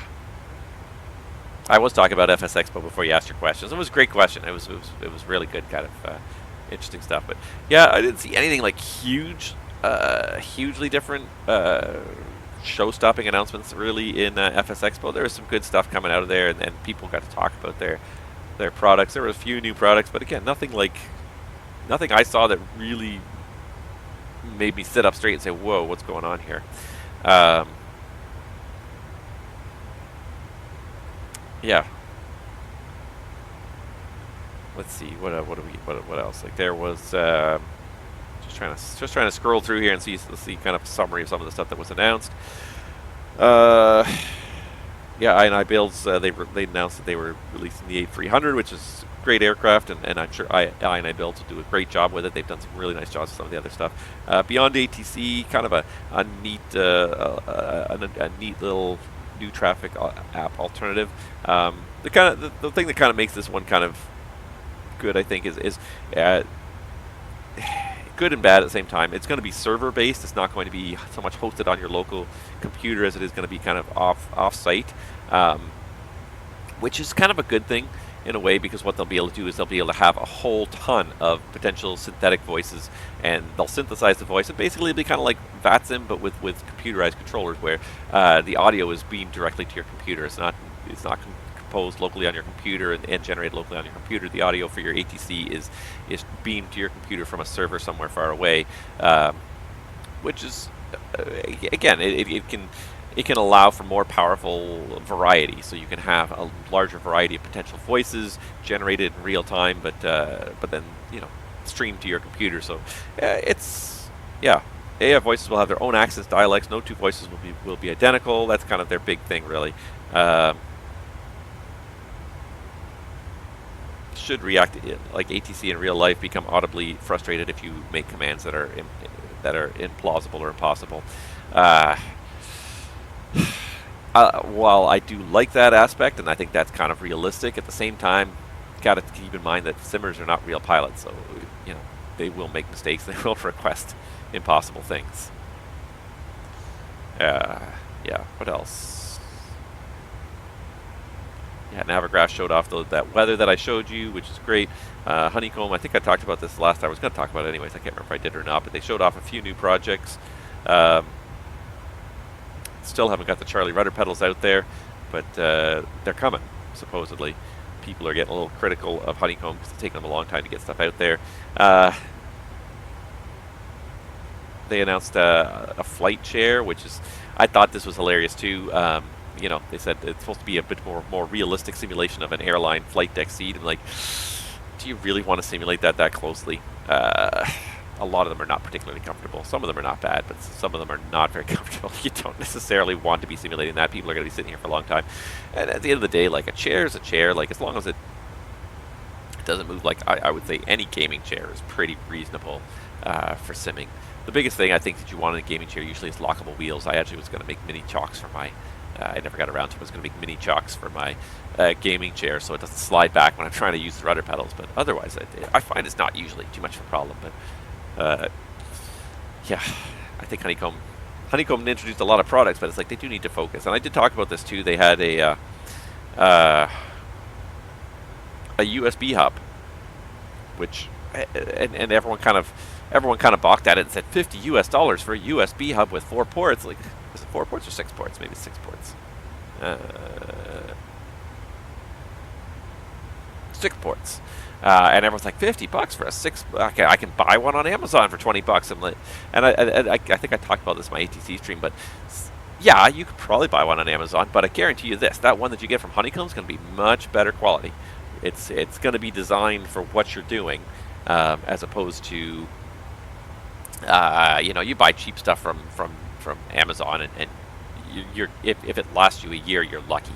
And of course, you'll never get warranty coverage or anything because it was made at some small China factory by some unknown company that probably doesn't even exist 6 months later, because they change names of the company every 6 months, so they don't even have to worry about people making warranty claims. Oh, that company went out of business. We're no longer company XYZ. We're now XYX, and it's like there's no accountability, there's no responsibility. It's a simple device, a USB hub, but again, like I ran into this problem with my sim setup about a year ago or so. Maybe it was the Honeycomb that did it. I think it was before the Honeycomb even, where I just came to the realization that I had too many things going on plugged into my computer. My computer has, I believe, 8 USB hubs, or 8 USB ports, but I found like I couldn't... what I was actually doing was the SciTech yoke comes with a built-in hub, so I was plugging a lot of stuff into the SciTech yoke, and of course what happened after a certain point in time was that things started to click off randomly because there was not enough power coming through the one USB cord to power the SciTech yoke and everything else that was coming out of it. So I ended up buying myself a powered USB hub to ensure that I had enough power for all the different devices. I think it's a 6-port or 8-port powered USB hub. And all of my various devices are hooked up to it. My track IR, my camera, my yoke, my pedals, my Honeycomb. I think my printer's plugged directly into the computer, but all these different things that you end up with peripheral wise, especially when you start doing flight simming, you end up with quite a few peripherals. It was just too much. Couldn't get enough power out of the computer, out of one USB hub to kind of cover all these peripherals. So now instead I have a separate powered USB hub. So is $50 a bit much for a USB hub? Okay, yeah, maybe it is a little bit much, but honestly, it's not that expensive in the grand scheme of things. And I guarantee you that hub will last you for a long time. You're going to get years and years out of service of that hub. You're not going to be spending 25 bucks again in a year or two when 2 of the ports stop working. You don't have enough ports now in your hub. So there was this big, that's way too much money for a USB hub. I'm like, you're going to be paying at least for quality. Like we've gotten to this point where everyone wants everything for so cheap. And keep in mind that if you're buying those things that are bottom of the barrel cheap, you're going to get what you pay for. They're not going to probably last you very long. They're not going to be very reliable. They may not even meet all the standards. You take someone like Honeycomb, like they've tested their hub against almost all the major flight peripherals already. So you know it's going to be, it's going to work. It's going to conform to the standards. It's not a terrible thing. And the other thing is that it's not like you have to go out and buy it either. That's the other thing too. And people complain. It's like, you don't have to go out and buy that one. If you want to go buy the cheap one on Amazon for 25 bucks and replace it every 6 months or every year, go for it. It's a free country. You can go and do that. It's not like they made it proprietary and you can only use this hub with our peripherals. It's just simply throwing it out there. This is something that simmers kind of need as a higher quality USB hub. It's not a terrible thing. But yeah, so people, there's a big uproar about it. It's like, people, people make mountains out of molehills. This is not the thing you need to worry about. Yeah.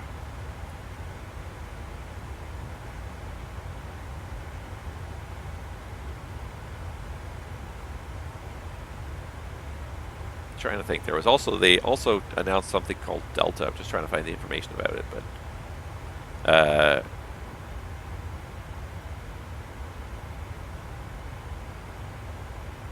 yeah, they didn't even. This article doesn't even talk very much about it, but Delta was kind of neat. It's a series. It's I think it's a touchscreen. It's designed to kind of emulate like different GPS screens or PFD NDs. It's supposed to be very flexible. Is this just the? Yeah, that's just the presentation. I don't want to watch the presentation right now. But yeah, they talked about this product. It was. Let me just see if I can find even a picture of it here anywhere. I don't know if anyone had any good pictures, but this sounds like a kind of a neat product as well. Something that might be useful is better new screens.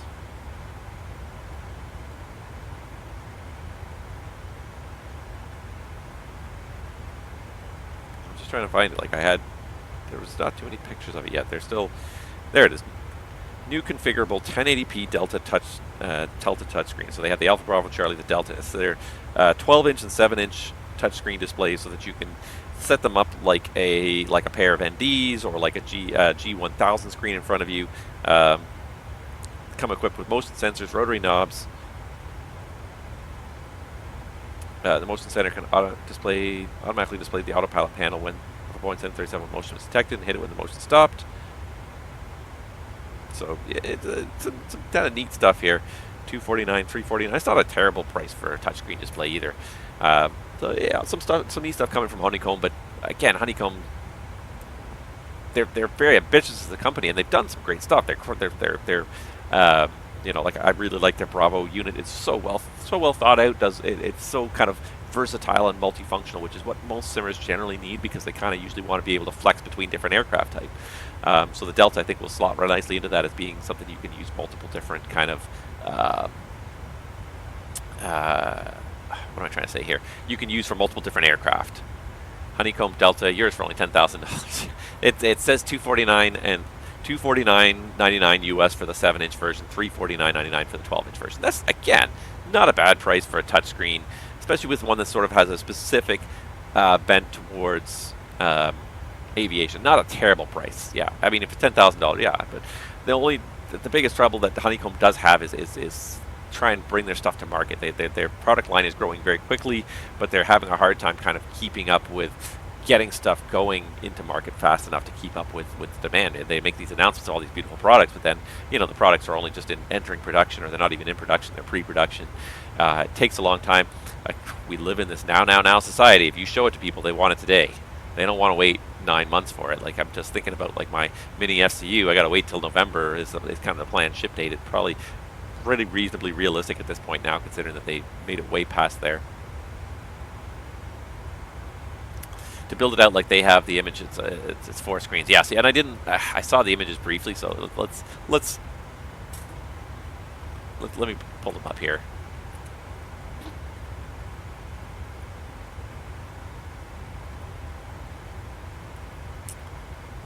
So yeah, the 7-inch screen, the 12-inch screen, yeah. So that's 300, that's 700 plus another 500, that's $1,200 plus tax, plus shipping, everything else.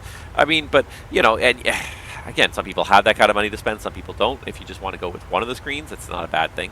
Can I make this even bigger?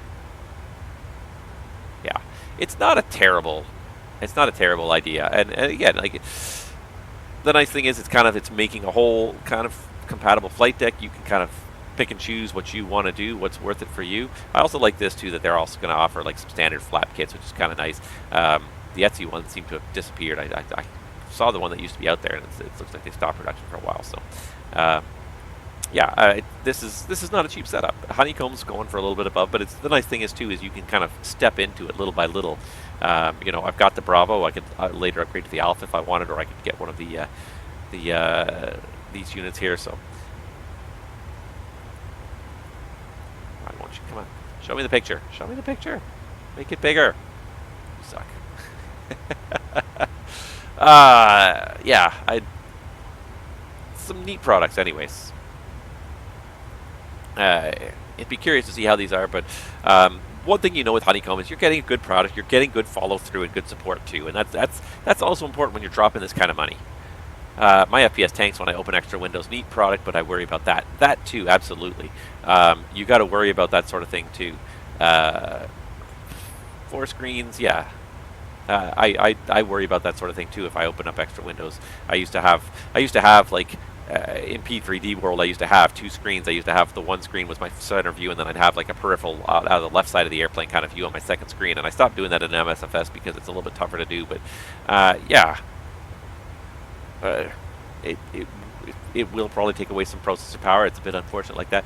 What would be really useful is if it wasn't just a display, but it was like a whole separate processor unit, so you could, you know, design to sort of take the information out of the sim and then render the screen in real time internally, rather than relying on your graphics card.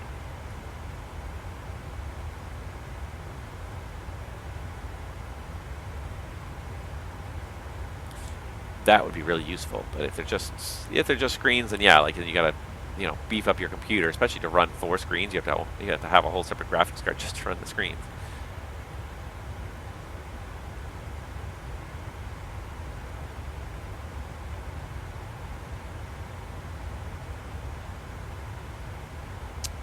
Yeah, it'll be interesting.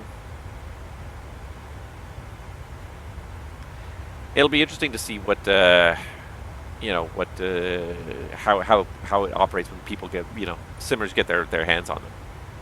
Because yeah, I didn't really think about that. I thought it's a nice idea. It's a good idea. You know, and doing a setup like this, even like I would probably want to do something like, you know, if you had $1 million, I would want to do something like this setup where you've got the, you know, you got the PFD ND, you've got an ED, you got another PFD ND or something like that. But even just having 3 screens, so you have a PFD ND ED in front of you, you know, for another $700. Yeah, money I don't have. You guys are not enough subscribers. Money I definitely don't have to be spending on that much. I gotta update my graphics card before I can even consider that. But again, it's a nice product. Will they sell as many as they sell of the Bravos and the Alphas? Probably not. But I think there's enough people getting into this, and like you look at like the numbers of people that are simming in Microsoft Flight Simulator now with the Xbox world. Like, the nice thing I will say is that the market is growing to the point where they can support this kind of stuff, and there's enough you know, simmers out there with enough disposable income to support developers in making this much hardware out there. Hardware used to be harder to come by, and it seems to be getting more and more mainstream, and larger production runs, which brings the average unit cost down quite a bit. It's good to see that we're reaching like a real kind of critical mass where like this hobby is no longer just for fringe, where, well, we're going to make about 100 of these units, so we're going to have to charge $1,000 per unit to make back the development cost. Now you're going to make 10,000 of these units and probably sell them pretty well. Some people will probably end up buying 2 or 3, but yeah, you can get a lot of units out of it that way. So it's definitely yeah. It's not something. It's something that's on my I would love to have it. It's not necessarily on my I'm going to be able to afford it anytime soon list. But yeah, some of the things not bad. Like the honeycomb chair. Like I'm like, you know, again a chair like. I would say you could probably get almost any gaming chair for the same price and probably get a better featured chair. I definitely making it feel like you want to make it feel like an airline seat. Just get the lamb's wool cover. That'll make it feel like a flight deck seat. Most of flight decks, they have the nice soft lamb's wool covers now. That would probably do a better job of imitating the airplane. If you get a lamb's wool cover for your gaming chair, that'd be great. I wonder if anybody sells that. Now I'm going to look.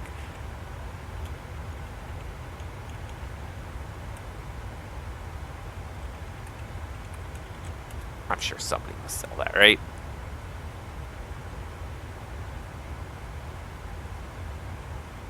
And somebody sells it. You can get the lamb's wool office chair cover, probably fit on your gaming chair as well, most gaming chairs. If you want the airline feel, just do that. You don't need to pay $300 for the honeycomb chair. You can buy $65 cover or something like that. I subscribed for 14 months. How can I not afford this? I obviously need to put in a better subscription plan for you specifically. We're going to call it the Uncle Wiki plan. $100 a month. I'm making it totally worth your while.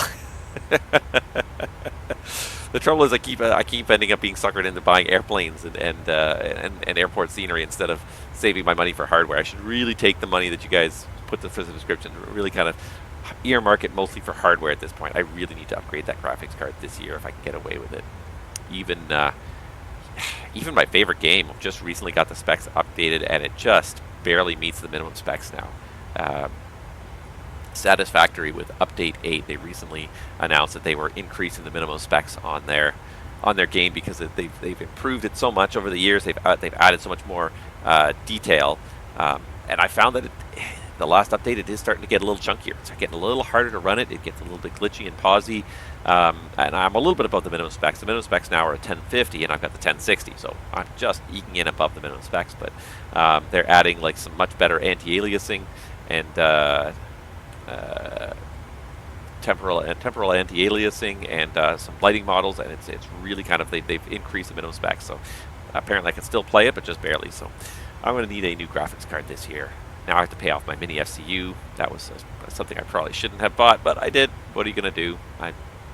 I'll use my next hardware payment for that, but I got to save up some money and hopefully before the end of the year get a graphics card, get an updated graphics card. Be able to run this sim at a faster frame rate with a higher detail level. That'd be really nice.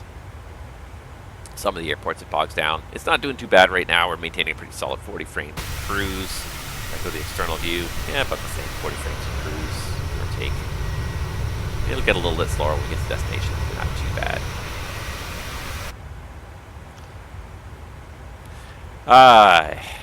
Yeah, I'm just trying to think.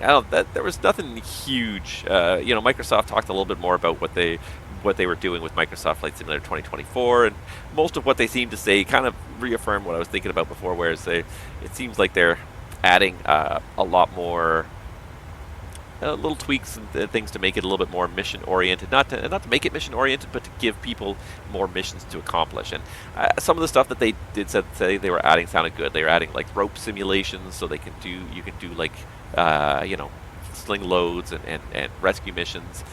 You know, soft tissue simulations. Actually, and this was the one thing that I noticed, and I don't know if anybody knows this, but when you looked at the trailer, especially, and looked at the screenshots of the trailer, the one thing that kind of struck me, it didn't strike me at first, but as I was kind of looking at it again another time, probably the biggest thing that you noticed about the trailer when you start to look at it again was there's a lot more people showing up in the trailer, I think, than there were before. And maybe it's just the way they kind of captured everything, but you've got these images here with you know, the guy here who's watching the cargo being unloaded. You've got the rescue missions here. You know, and what seems to be a little bit more common in this one is the people. And that's something that is kind of missing a lot of the time in MSFS right now. You got vehicles driving around airports, but you don't see as much of the people around the airports. You do see usually your own marshalers, and that's about it. But yeah, this is something that is kind of missing a lot of time, and it just adds another kind of, again, another layer of realism, a little bit more. You know, this image really is quite good here. Can I do it full screen? No, that just lets me capture it. No, don't want to do that. But yeah, just people. Something that was missing a lot before, and modeling them somewhat realistically so we can run them down. And no, we're not going to run them down, but that was one thing that I noticed as I started to look through the screenshots again of MSFS 2024 is there seems to be a lot more people in the various images. You see the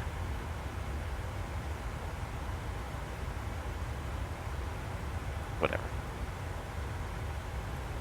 That seems to be one of the biggest things that seems to have changed now. Is there's a lot more people in a lot of the different views. You get this one here with the people being rescued, but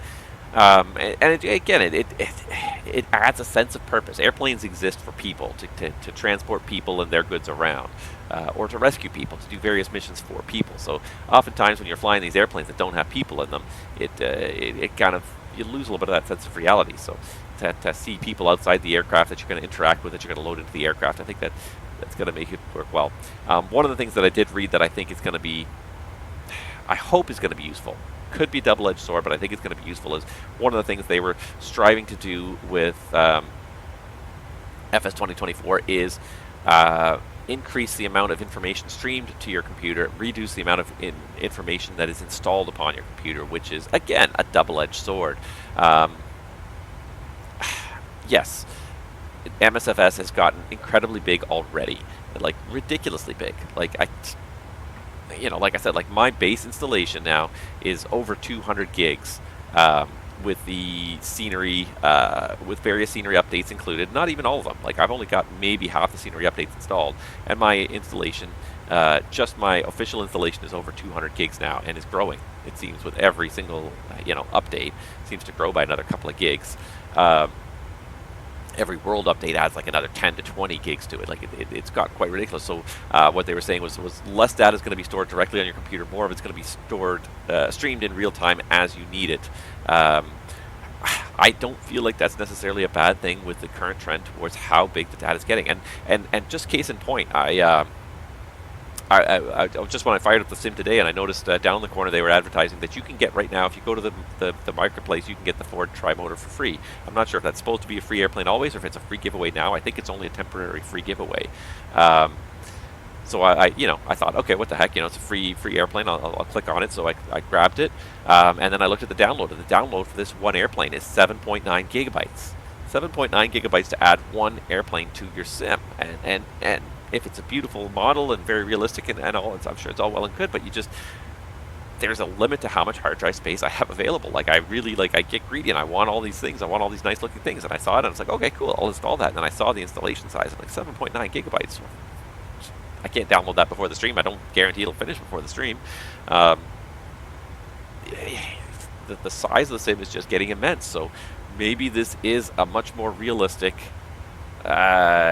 model for the future. There's KORD-KSEA. Maybe this is a much more realistic model for the future where we are going to have to... Where did I put my...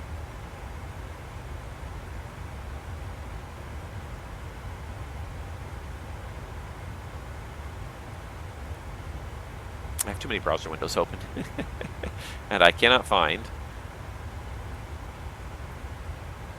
No. Oh, there it is. Got it. This is what I'm looking for. So KORD-KSEA at 1601 with 20 tons in the tank. So we're definitely early by 5 minutes at KORD-KSEA.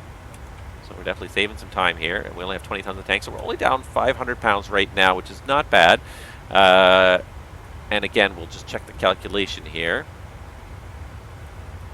The prog page says we're going to arrive in Seattle with 7.9, so it's going down a little bit now.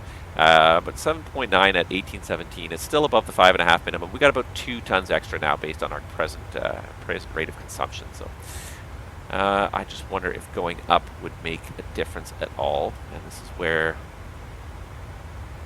I literally just closed it, didn't I? Son of a gun. All right, bring that back over. I just want to see the winds at 30 versus 34. And we should be kind of coming towards the end of the winds anyways. So let's hide this. Let's bring up weather again. And let's bring up the jet stream here. So we passed all that weather. We really didn't see too much anyways. Our route was doing a pretty good job of keeping us away from it. All right, so flight level. Let's check 30 versus 34 and just kind of get a sense. Actually, lower is better to stay out of the wind. So I was debating whether 34 might have to see a decrease in the winds, but it looks like the winds get even higher at 34, kind of peak around 38, 34 to 38. So, yeah, staying at 30 is actually better for keeping out of the headwind. And what is the headwind doing now? It's down to 62 knots, and it should keep on decreasing. So hopefully this time will go down as and the fuel burn will go down as we start getting out of the winds now. But we're doing good. We're on time. We're not burning too much extra gas. So, Tom and GT, morning. Nice to see you. So far, we're doing well. So far, nothing has failed. So far, we've just talked about what? We talked about FS Expo. I certainly hope it was successful. I don't know if any of you guys went, but I would like to go one of these years. Maybe next year. If all goes well, we'll see if we can go next year. Just be fun to go and see it and experience some of this stuff firsthand. Some of the good hardware. It's a hobby that I kind of live in a little bit in isolation, in physical isolation. Although virtually I'm online a lot, but physical isolation. So it'd be good to kind of go see these things. Maybe go ask some actual questions, and some of the developers would be nice. Yeah, maybe next year. But yeah, the only trouble with this idea in Microsoft Flight Simulator 2024 that they're talking about with reducing the amount of stuff installed on your computers. What happens when your internet goes down, or you get a day where your internet's being bad, then you just can't go fly your sim? And that's the unfortunate other side of it. Is if a lot of the data is not on your computer and has to be streamed to your computer, when the streaming is no longer working for you, now your sim is basically useless. And I've noticed that a few times. Like you get a day where you get like a bad connection to the internet, you get some network congestion or whatever, and you go from having the automated downloaded scenery back to the the land class style scenery, the P3D and FSX level scenery, where it's just different land classes of the repeated pattern over and over again within these defined boundaries instead of the real world scenery. And it looks just so sad when you see that. It looks so good to look out the window and see the actual rivers with the real curves in them, actual buildings, farms, actual farm fields out there, and then you go to the generic stuff and it looks so bad again. And it's good to have it as a backup though, so that when when those days you do have a bad connection, you lose the connection for a little while, you don't end up flying over blank. You end up seeing something at least. But yeah, I have mixed emotions. I can't decide if it's a good thing to have a smaller footprint. I'm generally, in this day and age, I'm thinking it's a good thing. I'm thinking it's generally a good thing because I tend to be running out of hard drive space, and I like the idea of having as much scenery as I can at my fingertips. I like having the world updates installed, but I don't want to install the ones that I don't use. I don't fly very much in Europe. I fly mostly in North America, so I don't install the European ones because I feel like I'm not going to get value out of them. I'm going to end up I'm going to end up, with all these things taking up hundreds of gigs of hard drive space for things I don't use. So maybe it would be a good idea. And here's a thought. It depends on how many people have a fast enough connection. Yeah, exactly. And I think in this day and age, it's becoming less and less of an issue. Everyone assumes you're online all the time and can stream data live all the time. It's not a terrible thing. I think what a good compromise would be if you can pick which ones you want to have streamed in real time and which ones you want to have in your computer. So the places where you know you're going to fly a lot, your home bases that you love to fly in and out of a lot, those ones, mark them as download this one permanently to my computer.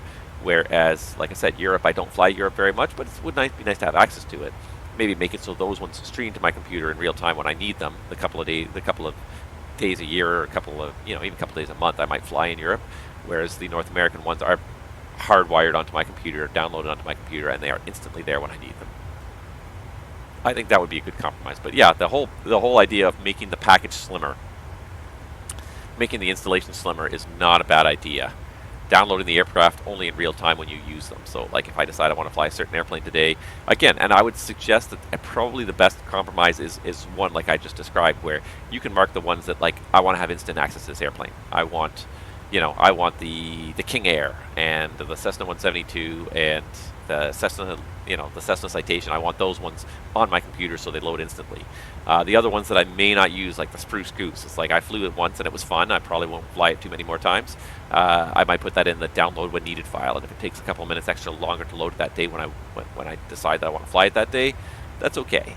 I think a good compromise of what are you going to use regularly versus what is an occasional. I might use it on a whim, but I'm not going to. I don't want to take up a lot of hard drive space.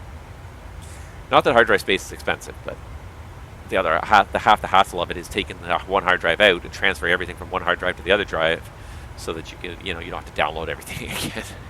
That's half the hassle right there. Yeah, I wonder how much you can get a hard drive for now, anyways, too, because these are the things that again are coming down in price. So let's say, you want a 2 terabyte SSD, because that seems to be kind of what you're going to need for simming soon. I mean, Newegg is kind of whatever, but lowest price $120 for a king spec for kind of a Samsung, $199. Yeah, $200 for 2 gigabytes. Western Digital, you can get one for $155. That's not too bad. Go to my favorite computer store. I like Canon computers. I think they do a pretty good job. But $155 for the SATA version. If you want the NVMe, that's for 4 terabyte anyway. So let's say you want the, 2 terabyte. No, can't carry through to it.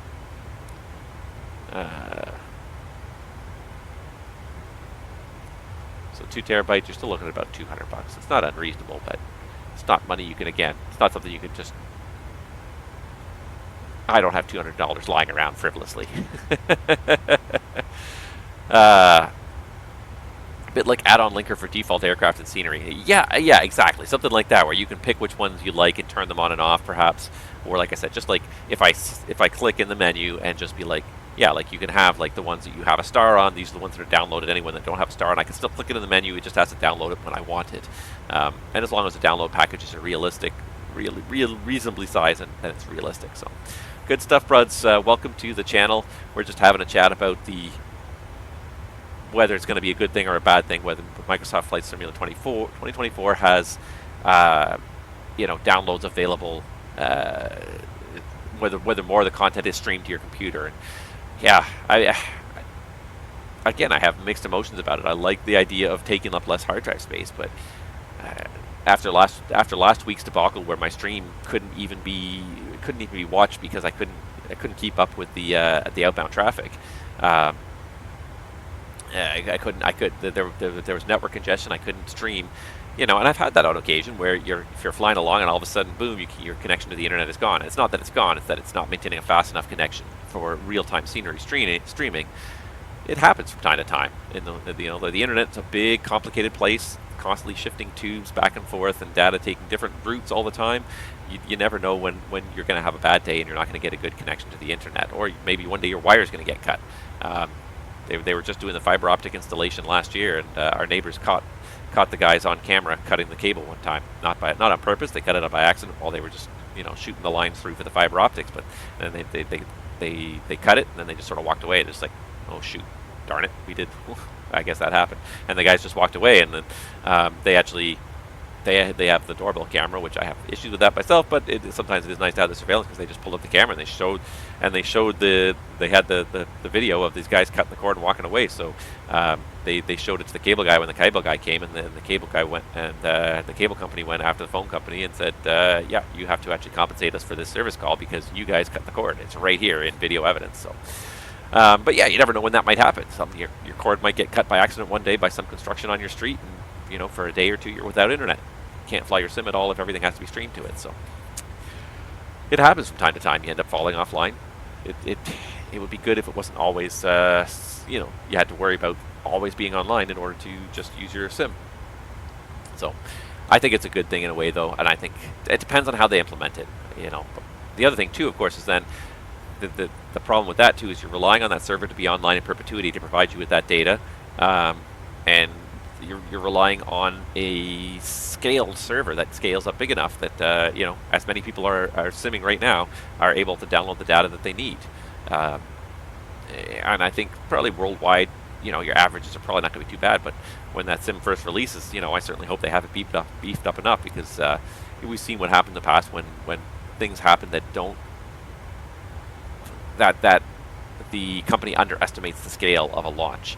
And the one that comes to mind the most as probably one of the biggest debacles in terms of not scaling properly to launch size was SimCity. Was it 2013?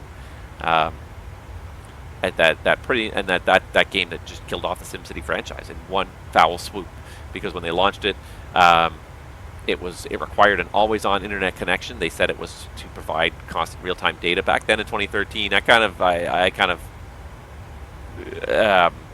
you know, raised my eyebrows at that one. I tend to believe that it was not. They didn't need the real-time data. There wasn't information being constantly streamed to your computer. They just wanted you connected to the internet to prove that you were not buying a pirated copy, that you're not running you weren't running a pirated copy of the sim. I think that was 95% of the reason for the requirement to be constantly connected to the internet. But their servers all got so bogged down on day one. It was such a huge launch, and everyone, and it was so frustrating because people just couldn't do it. Yeah, imagine they changed to a subscription-based model.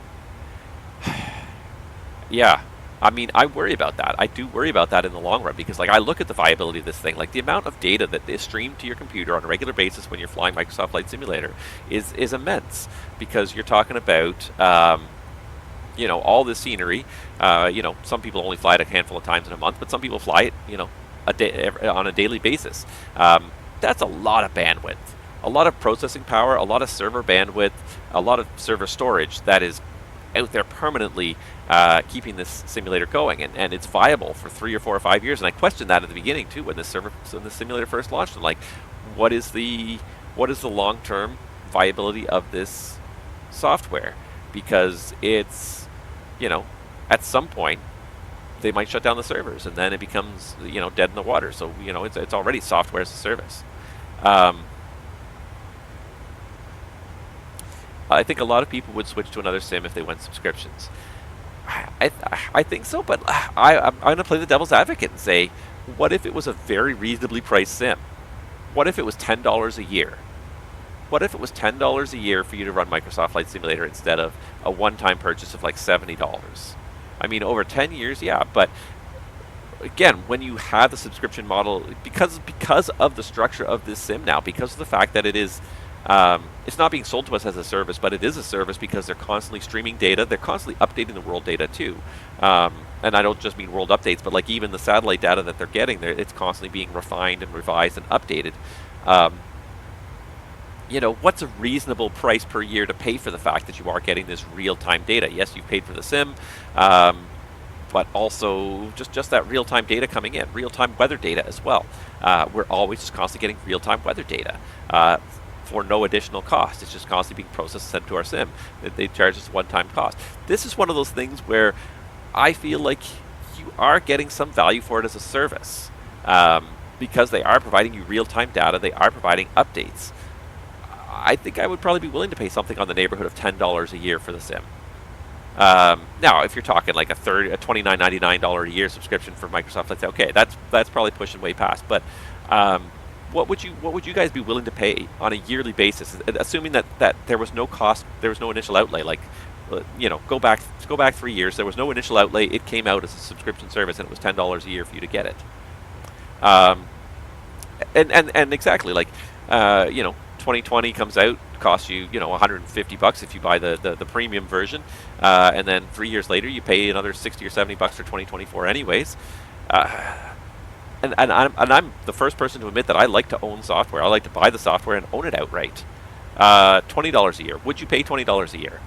See, and that's what they've done. They've packaged it with Game Pass already, so they've, you know, anyone who has Game Pass already is already has access to the sim anyways. So they're getting it on a subscription basis anyways. But Yeah, like for us PC simmers who are not normally Game Pass users, would you pay a subscription service to keep Microsoft Flight Simulator going? Because the thing is, like, you've got to look at it. You're now getting this free service, and I look around the internet at all the free services that you do get, and the money comes from somewhere. Servers are not free. Bandwidth is not free. Money's got to come from somewhere, and a lot of places opt to support with ads, and that's fine. I don't want to see ads floating around in the sky while I'm playing in The Sims. So, I would not be averse to a small subscription fee instead to keep the servers running, to keep the data being updated, the clouds, the real-time weather being updated.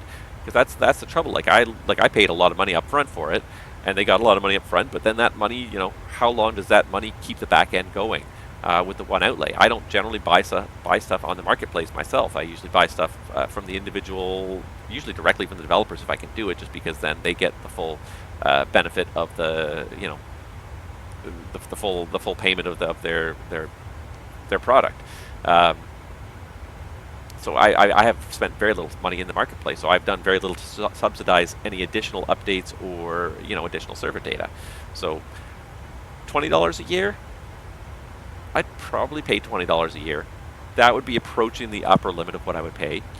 Because then if you look at it across, say, 5 years, you paid $100. That's what I probably paid for the simulator anyways. Special pricing for students linked to their Microsoft account. Yeah, you could do that. You could target, certainly, absolutely. You could target certain demographics. Students could get it for less. That would be fine, reasonable. So, this is one of those cases where I do feel like in the long run you are getting value, and it's not so much the game updates, but it's the real-time data that I feel is a update value. Not like BMW and their heated seat subscription. The hardware is already installed in your car. They don't have to do anything except turn it on, but you got to pay $50 a year to have heated seats in your car for something that you already have. You already possess it. It's in your possession, but you're not allowed to use it unless you pay us $50. Like, that sort of thing is completely bonkers in the opposite direction. Something that costs them nothing to provide you the service for, but they charge you a service fee for it. Yeah, that's the kind of thing that's where the subscription model I think has gone completely insane. Here, I do think that in the simulator you get some value for it as a subscription, and I'm not necessarily saying we should, but at least you're getting some value for it year by year. Things are being updated. You're getting real-time service. But like I look at like Microsoft Office as a service. I think that's the stupidest thing in the world. It's like, what big mammoth changes have they brought to Office in the last 10 years that have really made Microsoft Office as a service worthwhile? The only thing that, again, might make it reasonably worthwhile as a service the only thing that might make it reasonably worthwhile as a service is if you have cloud storage. And then again, you are actually paying for a service that does cost money to provide per day, per week, per year. But in terms of Microsoft Office as a service as itself, that to me is just stupid. It's a piece of software that does word processing, it does spreadsheets. There's been no fantastic updates in the last 10 years. I still, my computers, I still have Microsoft Office 2007 installed. And why?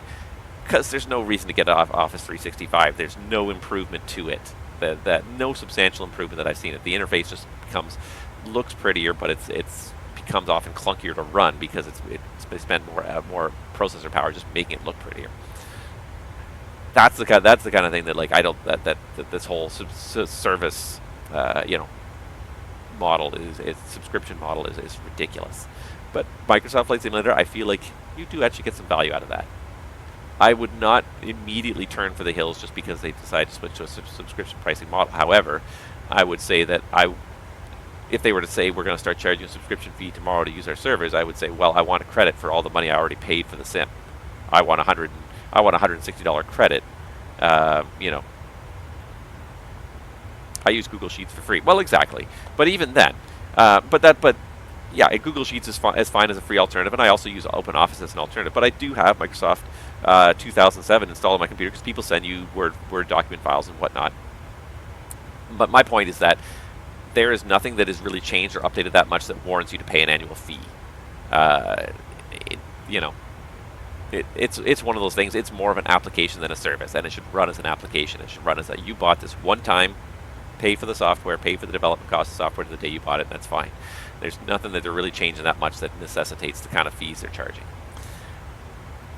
All right, there's Mildred. Nope. All right, so Mildred at 1622 with 17.9. 16:22. We're now 7 minutes early. 17.9. We're still down 500 pounds. So we're still pretty consistent on the fuel there. Now we got a nice long leg here, over an hour till we get to Mullen Pass, which is MLP. But we're getting there. We are, if you look up there at the top there, somewhere way up over there, you can see we're about halfway there. Dang it. I was hoping we were closer than that. Hey, look at that. There's a ground controller in Seattle. I wonder if they'll be there when we get there. I feel like that's going to be a bit of a strain. They've been online for an hour 14 already. Probably unlikely they're going to be there when we get there, but... let's see. Time is it? Oh my gosh, it's already 12:32. Yeah. The trouble is we got a bit of a headwind. You can see the headwind's died now. We're down to about 32 knots. We're doing a good solid 444 over the ground. We still got almost 2 hours, a little less than 2 hours now to go here. I'm just thinking my stomach is telling me that it's about lunchtime, and I do see that it is 12:30 almost. So 2:15 arrival. Yeah, I'll stick around with you guys for a little bit longer, and then I'm gonna have to step out and have my lunch here. But yeah, if there's anything you guys want to talk about, please say so. Otherwise, I've got one other thing that I wanted to I actually was going to talk about in the previous stream, and I never did, but I had an NTSB report that I was looking at here. And yeah, there's always lots of great reports here.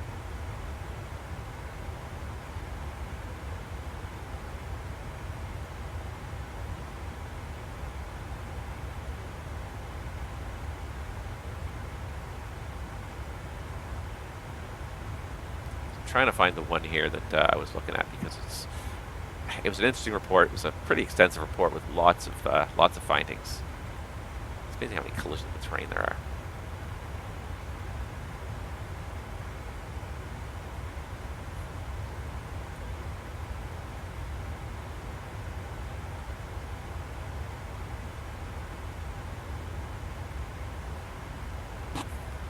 There's always interesting ones. Left engine failure and subsequent depressurization. Southwest Airlines 1380. Report date. I didn't even realize that. I didn't even see that one on the list. That was not the one I was looking for, though.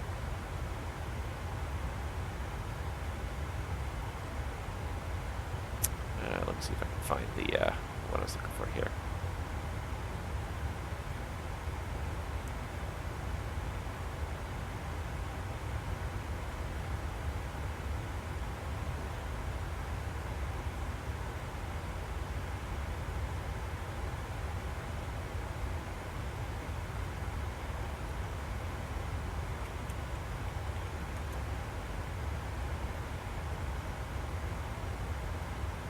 Alright, here's the one I was looking for.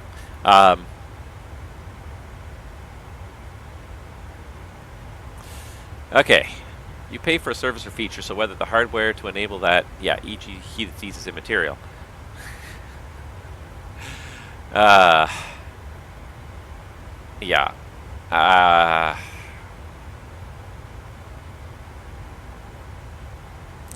Yeah, I feel like when you buy something, you should own it.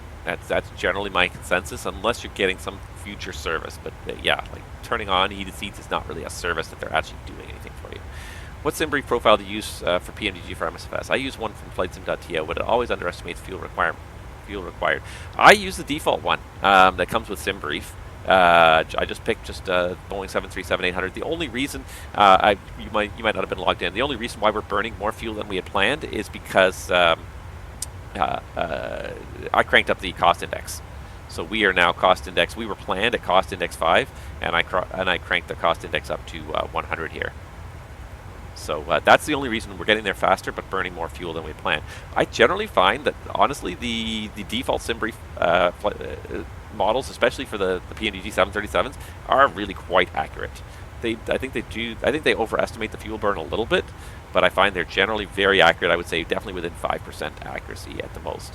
I would, yeah, I go with the default one. I find the default one is just fine. I just picked Boeing 737-800. It seems to work quite well. As long as the key is you've got to make sure that you're matching your loading to the SimBrief flight plan. Yeah, I find the default one is really quite good. Like I said, like I make sure, like, I load up the sim first, look at the number of passengers that I'm going to have in the airplane, whether I do random or specify, and then make sure I specify that number of passengers in the in the in SimBrief. And usually I find the weights are a fair bit out on SimBrief, but I find the fuel burn is quite accurate. Like that's the thing that quite has always amazed me about SimBrief is how realistic, but also how precise and accurate their flight plans are. Considering the amount of variables that go into kind of creating a flight, the takeoff, the takeoff, climb, landing, takeoff, climb, cruise, land, all the different flight phases, the fuel burns I find they do end up pretty realistic. So I've just gone with the default ones. I've always found it's good enough. The thing about flight planning too is you never want to plan it down to the pound. Like you want to always have a little buffer anyways for anything that is unusual. If the wind is stronger than forecast, if you end up having to do a vector around for the runway you weren't expecting, or you could divert off course to go around some weather and come back, any number of reasons why you might what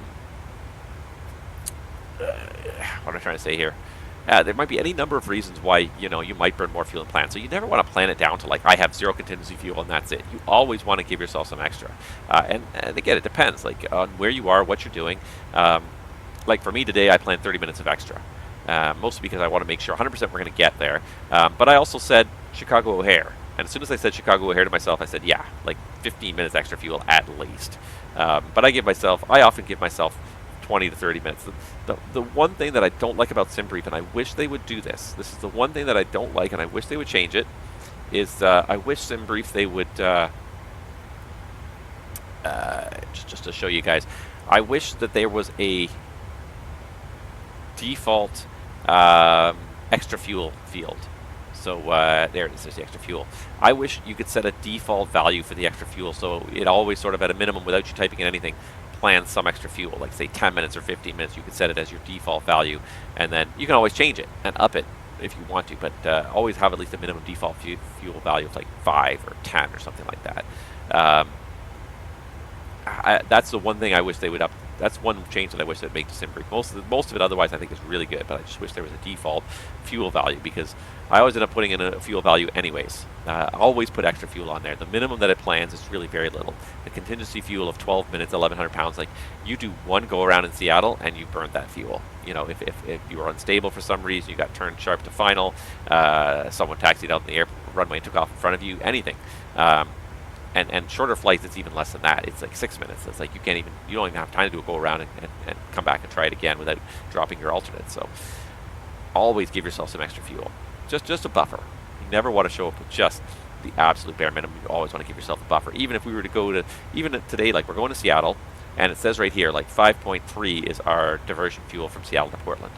You don't want to divert at 5.3. You don't want to wait till it says 55.3 on the total and then say, I'm going to Portland as soon as it hits 5.3. You want to give yourself a little buffer over that, because that 5.3, that is pretty much a perfectly planned diversion. That is assuming you get to, you fly this exact route, Seattle direct Bozo, and the Crater 2. That's assuming you get all the way to flight level 210 with an immediate climb. So you do the go around and you immediately turn towards the Seattle VOR, start this route, you immediately start climbing all the way up to 210, and you do everything most efficiently. This fuel burn, this 2,900 pounds you need to get to your alternate, that is a perfect fuel burn. You're very seldom going to get that perfect fuel burn. If you do a go around, you're going to take a couple minutes to decide, okay, can we come around and try it again? No, we got to go to Portland. Okay, start vectoring us towards Portland. Okay, you're not going to be able to climb yet because I got some traffic over you, so we're going to have to get you out of the way so you can start climbing. So you're not going to get to climb right away. You're not going to burn this much fuel. You're going to burn more than this, guaranteed, on the way to your alternate. You don't wait. Like, in your mind, you should always set out a bug out fuel that is higher than this fuel pumps off. minimum value. Cool. I didn't even know he did that automatically. Nice job, buddy. Yeah, you should never wait to that. So like for me looking at this, I would set my bug out fuel at 5.5 maybe, or 5.6. And when this hits 5.5, that's it. I'm out. I'm going to Portland right then and there. I'm not even waiting the extra 200 pounds or anything. I'm going now. Give yourself always a buffer. Never, if you can, take it down to the wire. Always give yourself a buffer, because this flight planning is perfect. And this is why contingency fuel exists, but there's no contingency fuel planned for your alternate. This contingency fuel exists just for these kind of things that just like, oh, okay, things are a little bit wrong, and that's a little bit of a buffer, but it's not usually enough for like a big taxi out or a long vector or congestion or anything like that, weather diversions. It's really that covers the, well, we ran the APU for an extra 20 minutes before departure because we had a departure delay, or we had a departure delay, we had a long taxi out, we were number 14 in line for takeoff. We had winds that were not quite as forecast. That's the kind of stuff that contingency goes for. On the alternate, there's no contingency left. This 2992 is the perfect flight from from the missed approach in Seattle up, fly this route at 210, and then a perfect optimal descent around to land on a runway in 28 left in Portland. It's all ideal. You never fly ideal, especially when you start diverting. Things are never going ideal. And these are also usually planned at long-range cruise, so you can't even slow down to make it go faster. Alternates are planned at long-range cruise already, so going slower will not make the fuel burn any less. So you always need to give yourself a little bit of extra margin. I would say with this 5.5, 5.6, that'd be my bug-out fuel. Say even 5.5 because I'm in the sim and I can take a little extra pucker in the sim because I don't mind. But in the real world, I'd probably say 5.6. 5.6, if we hit that and we're not assured of landing in Seattle, we're bugging out for Portland, period. End of story. And if the airline doesn't like it, well, then they should pack on more fuel next time. At the end of the day, my job is to get the airplane on the ground somewhere safely. And the diversion rate is really quite low anyways, but, you know, a lot of people kind of look at some of these things and they think, I should definitely throw more gas on there. Let's have 45 minutes of extra fuel today. It's like, you know, if you end up taking only 20 minutes of extra fuel, but you divert, it costs the airline a lot of money, but you only take 20 minutes of extra fuel on every flight instead of 45. That's a lot of money saved over the course of the year. So, yeah, don't be afraid to take the extra fuel when you need it, but really question whether or not you need it. Do I need that fuel or not? Anywho, the one that I want to talk about, because I saw this final report and I started just reading through it, and there was just a fantastic amount of interesting stuff here. Was NTSB report number, let's see here, DCA 17IA148, and you guys have all seen this one. But this was the one that happened in San Francisco that was on top to be the worst aviation disaster in history, if not for the sudden last-minute avoidance maneuver. Because this picture here, I think, just paints for you 100% perfect. It just sends me chills just looking at this to show you how close to disaster this whole thing came. With this flight, this Air Canada flight that went into San Francisco, lined up with the taxiway instead of the runway, did it go around the last possible minute and missed these two airplanes. And like you can see, like this is to scale. Like missed this aircraft by like 15 feet. 20 feet that they missed this aircraft by, and they go around at the lowest point. And there were 3 airplanes here, so between these airplanes there was 600, 700 people, because if they had hit one of the, if they had hit this airplane or this airplane, and they would have definitely collided with the third airplane, it could have been potentially hundreds of fatalities. It was just a shockingly close call. And some of the stuff that went on here too, this could have happened to any airline, any crew, the way this sort of stuff happened. Determine the probabilistic cause of this incident. The probable cause of this incident was the flight crew's misidentification of taxiway Charlie as the 10 landing runway, which resulted from the crew members' lack of awareness of the parallel runway closure due to an effective review of the NOTAMS before the flight during the approach briefing, contributing to the incident where the flight crew's failure to tune the instrument landing system for backup lateral guidance, expectation bias, fatigue due to circadian disruption and length of continued wakefulness, and breakdown in the crew resource management. Yeah, there's so many issues here, and I mean, NOTAMs are right at the top of the list. You can read the whole report here.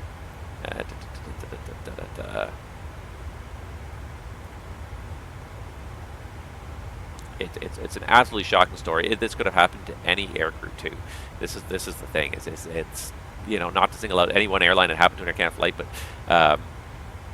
the NOTAM system is so broken worldwide. Notification of runway 28 left status. 28 left was scheduled to close 2300.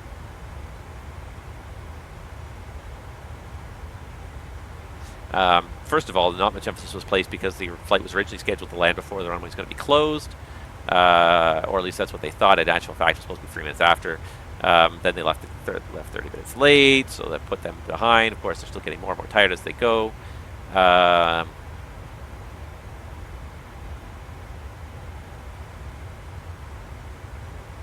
Yeah, the amount of, just the number of NOTAMs that are available to the crew is just ridiculous. And trying to read them all, qualify what's important, what's not. It's a skill in of itself. You learn how to do it as a pilot because you have to, because it's so horrendous. It's just walls and walls of text. And I showed you guys the flight plan and we looked through it together, and it's just a wall of text. And you have to try and make mental pictures out of this somehow. It's just walls and walls of text. This is it. This is the NOTAMs. No pictures. You know, and a picture's worth 1,000 words. Like you put a little diagram on there, all of a sudden, oh, it all makes sense. But no, you know, Portland, 1028 close. Okay, runways are pretty easy to describe, but like you go into taxiways, especially Chicago, you start talking about these ones. Just pick one at random. Taxiway Alpha between Alpha 3 and Alpha 8, work in progress, open excavation adjacent, west side lighted barricade. Okay, like, and the information is all there, but in order to translate that into useful information, you've got to pull up the chart and look at it and figure out where that is and how is that relevant to me. And okay, work in progress, open excavations. You know, I'd just be on guard everywhere around Chicago. I'm more focusing on stuff like closed runways, closed taxiways, that sort of stuff.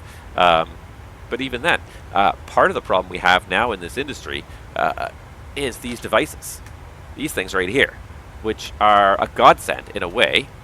You know, this thing's a godsend in a way, but it's also it causes a problem with the NOTAMS system. It makes the NOTAMS system worse, and the reason is because everything is on one screen. Everything is now on this one device. So your taxiway chart, your approach charts, your stars, your SIDs, all your charts are on here. Guess what? All your NOTAMs are on here as well. Most of the time, most airlines don't print out flight plans anymore. Most of the time, you're printing out your flight plan on you know, you're just looking at it on the tablet. So now I have to go into the tablet and I have to cycle back and forth between two different applications, the flight plan viewing application and the chart application, and go back and forth and say, okay, this NOTAM means this. Go back, look at the NOTAM. Okay, that's where that taxiway is. Okay, good. Come back. Look at the next one. Okay, this taxiway is closed. Okay, where's this taxiway? Go back to the other. I mean, it's very awkward. The one nice thing about the day when we used to have paper flight plans and paper charts is that you could hold the paper flight plan in one hand, hold the chart in the other hand, and look at them and look at the charts. And it made that aspect of things a little bit easier. This is awkward now that we have to do it all on one device. So there's a lot of back and forth. You can't hold them up side by side. So that also makes the system just that much more awkward to use. Yeah, that is one of the kind of the bigger frustrations right now with the way we're set up. Like, and I love the CFBs because the amount of information you can store in there is phenomenal. Huge amounts of information, all your charts, you know, right there at your fingertips. You can pull them up in a fraction of the time. Like it used to be, we used to have a little blizzard every single day we'd go flying because we'd have to pull out paper charts. And so you'd go into your binder and you'd look at the charts that you think you're going to need. You pull out the taxi chart, and you pull out the approach you're going to think you're going to do, and you pull out the next approach you think you're going to do, and the star you think you're going to fly. And then you pull them all out, and you know, depending on the airline, you might clip them all on your yoke. We used to tend to clip one thing to our yoke, and then we'd have all the rest. We'd have clips on the window panel and on the side window, and so we'd have all the other ones kind of there at the side window where you can kind of glance at them. But then, oh wait, we're changing runways. Now you're doing, we've turned the airport around 180 degrees because the wind shifted. Now all of a sudden you're looking over, you're like, well, none of these charts are any use to me. I got to pull the binder out again and get all the charts that I need, put away these charts I don't want to. So there'd be this flurry of paper all around the flight deck as you're trying to set up the charts. Like having these EFBs is a godsend when it comes to organizing and stuff. But having all your information in one place creates a single point of failure. We have two EFBs, but I mean, if one of them fails, or the charging port in the airplane stops working because these new EFBs especially go through a lot of battery, you know, you could have a real problem on your hand. And the other problem is that just comparing information and trying to process these text block based into visual information that I can then apply that information, that takes time. That takes a bit of time, and when you're talking about 20, 30, 40, 50 NOTAMs you got to read before departure and before arrival, it's easy to miss some crucial ones. As you know, human beings, you try and figure out what's relevant. Okay, well, that runway closure, I don't think it's going to impact us because I think we're supposed to get there before it. Forgot the time change conversion, or didn't realize that we're delayed by 30 minutes. All of a sudden, that NOTAM that you kind of dismissed out of hand becomes relevant, but you've already you've already dismissed it. You've got to go reread it a second time to go and bring it back in there. So all sorts of stuff here. Because the ILS approach was not available, the ILS never got tuned in, and this is an Airbus issue too, with tuning approaches, and it shows perhaps a bit of airmanship as well. But this is an Airbus aircraft issue as well because we become so dependent upon the auto tuning function in the Airbus. You assume the ILS, you almost forget that you can manually tune it. You don't have radio stacks down there in the Airbus. there is a radio tuner, but you only ever use it for comm frequencies. You never use it for nav frequencies until the one day where you need it. And then you're like, wait a minute, how do I tune in a nav frequency? How do I tune in an ILS? You know, you never use it. So you begin to think you can't even do it, or you forget to do it if you ever need to, because it's always automatically done for you. Automation is great until it causes you to forget something that you need to do. So that was a bit of an issue, a bit of a workload issue. And a lot of this comes down to workload issues, and a lot of this comes down to this accident took place in 2017, I believe. 2017, July. More than anything, a lot of this speaks to fatigue. And the NTSB dedicated a whole section to this. The flight crew's work schedule for the incident flight complied with applicable Canadian flight time limitation rest requirements. It was a legal flight. Doesn't mean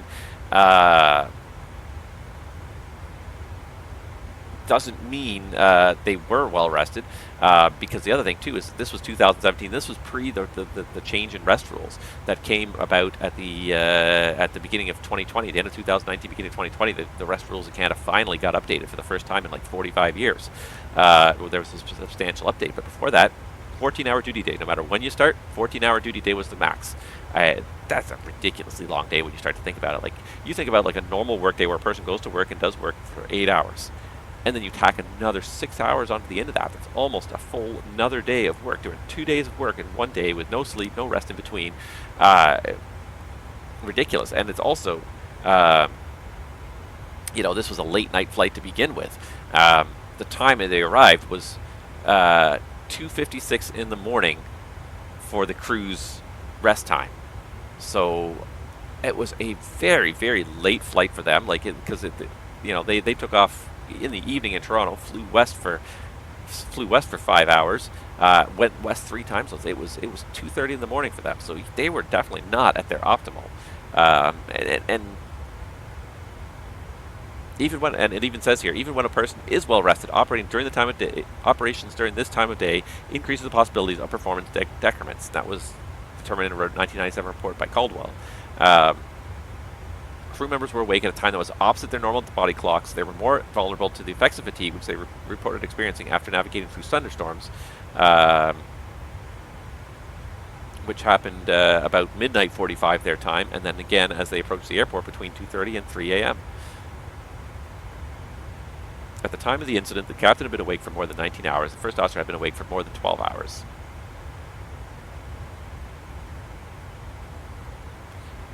Controlled rest on the flight deck is always a possibility, but they said it was unlikely because of the fact that they were dealing with thunderstorms during their first half of the flight, that controlled rest on the flight deck was not really an option.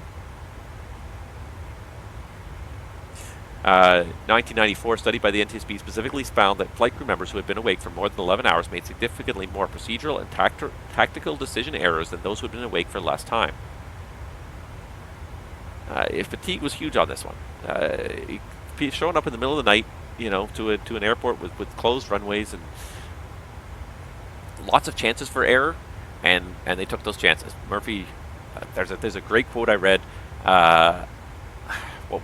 What was it? It was in my book there, but Murphy is incredibly patient. He will wait until there's a vulnerability, and he will exploit it when it comes along. There may not be a vulnerability every day, but he will wait until you have a vulnerability, and then he will exploit it. Yeah. It goes on to talk about the rest requirements. It talks about expectation bias as well, which is another thing. Like you see what you want to see, or what you hope to see, is what you see when you get there. So I think there's 2 parallel runways in San Francisco. I expect to see 2 parallel lines of lights, and I'm landing on the right line of lights. Well, too bad that right line was the taxiway, and the middle line, yes, they're different colors, but again, you get to the middle of the night, people start to make these stupid assumptions, stupid decisions, and that's not that they're stupid, it's that they are just so tired that they're not properly contemplating all the information, and they're seeing what they hope to see and moving along by that. Expectation bias occurs automatically and can be difficult to overcome once established because of its inherent strength. Talks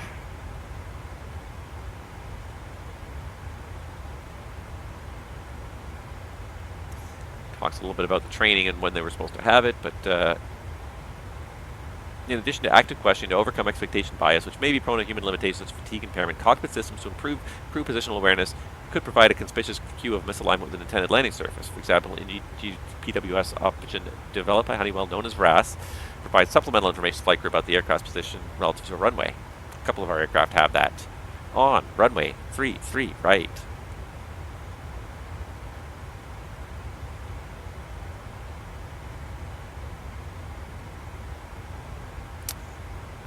Yeah, so there was some expectation bias. They were expecting to land on the on the right of the two runways. They thought the two runways would be open. They didn't realize that the one runway's turned off and they're looking at the taxiway lights. So they didn't have anything else to back them up. It's dark, it's night. They're both going like this because they're just both tired because they've both been awake for 12, 13, 14 hours. They've just worked a very exhausting 5-hour flight by the sounds of it. If they're dodging thunderstorms for a good portion of it and they're late leaving the gate, that just wears you down. You just see what you want to see and you get out there.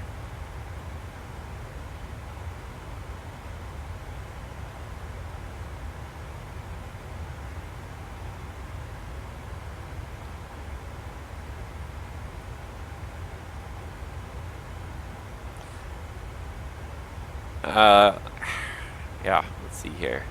What else is in here? There was something in here as well about, pretty sure this one had something about CVRs as well.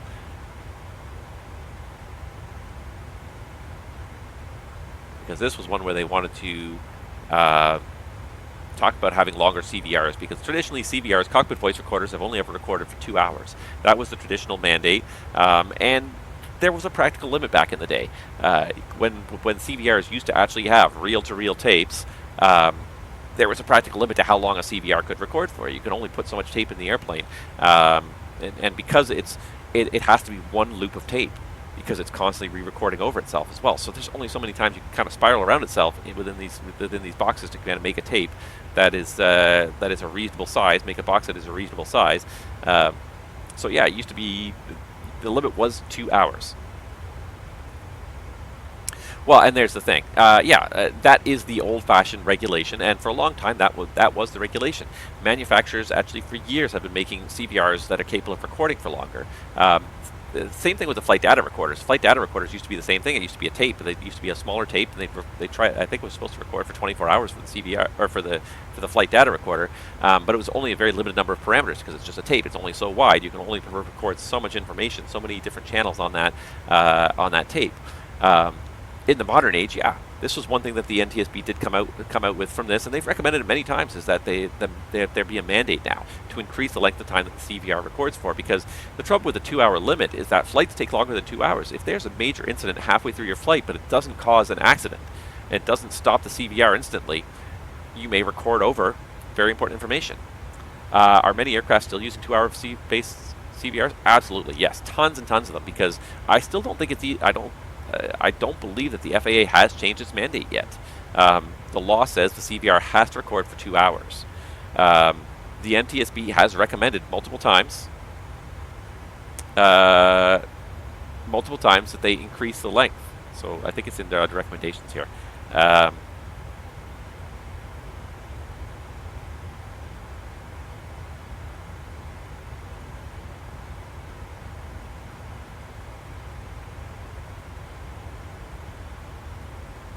Was it not this one? I swear it was in this one. Maybe it was in the other one I recorded, or I was reading. There's another one I was reading then, but I'm 90% certain that the mandate still says it has to be record for 2 hours. Now, manufacturers have been for years been making ones that can record for longer. They've been making 24-hour CVRs because, yeah, obviously with SSDs and everything else, you can store an immense amount of data. The other thing too is that the original CVRs were only required to record about 10 different parameters or 12 different parameters. Very little. It was like pitch, roll, bank. Thrust settings, just a handful of parameters. Nowadays, the amount of information that is being recorded in this airplane these airplanes constantly is phenomenal. That hundreds upon hundreds of data points are going into the CVR now because there's so much, or into the FDR because there's so much data in there, and likewise for the CVR. Lots of airlines have now upgraded their CVRs, and even though most of the CVRs are not tape-based CVRs, most of them still had a 2-hour limit because that was the mandate. A lot of airlines do purchase ones that record for longer, and it makes sense because if you have a flight that's longer than 2 hours, and an incident happens mid-flight, you're not allowed to stop that CVR until the flight ends. They're under no circumstances, even if something major happened, you're like, oh, that was really interesting, we should save that recording. Under no circumstances is the crew allowed to pull the circuit breaker on the CVR and stop the CVR recording until the flight is over. And only maintenance only maintenance is really supposed to authorize the pulling of the CVR breaker to save the recordings for future use. But if you have a major incident that happens and then the airplane keeps on flying, and in this case that's what happened. The airplane, the incident was not reported directly immediately to the company. I think the crew was not even aware of how close they had come initially, or that they had actually overflown other aircraft. They thought they'd just done a standard go-around. They didn't realize till afterwards. So the airplane flew for a number of hours after the incident before anyone found out the severity of the incident and called for the CVR to be pulled and sequestered. And by then, of course, the CVR had been recorded over multiple times. So yeah, I think that's one mandate that the FAA could and should implement is just the 24-hour CVR. Is kind of the new standard, and yeah, I think that's a very reasonable standard. If anything major happens, you've probably got a day at least to get a hold of that, because it's not like it records continuously. It only records usually when the airplane is powered up. So you power the airplane down at the end of the day, it stops recording until you power it up the next day. There's lots of chance for you to kind of isolate and sequester that CVR, whereas with 2-hour CVRs, it's ridiculous. But that's one of those things that could have. It could have, again, helped with the investigation of this incident, because a lot of what was determined in this incident was determined from crew investigations. And of course, you can interview the crews and they can be 100% honest with you to the best of their knowledge. But if they were operating at 2:30 in the morning, chances are the information they tell you is not correct. And it's not that they're intentionally being deceitful in any way, shape, or form. It's just simply that their brain was not recording at its optimal. And then you come back a day or two later and talk to them, and even then, human brains, they tend to remember things differently, or forget exactly what happened, and try and infer what happened along the way. Oh, excuse me, my voice is dying here.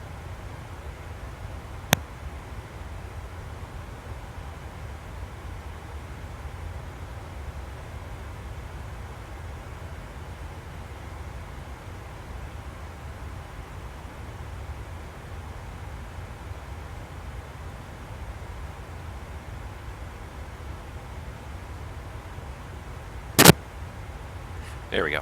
Hopefully my voice keeps going for a little bit longer. I think that's my cue that it's almost time for a break. But yeah, the fact that the CVRs are still and this is one of those things too. It's like it's been recommended over and over again for many years. The NTSB has requested it, but it's one of those things where there's usually the NTSB has gotten pretty good at their job, and they can usually glean a lot of information from the circumstances surrounding an accident, from ATC recordings, from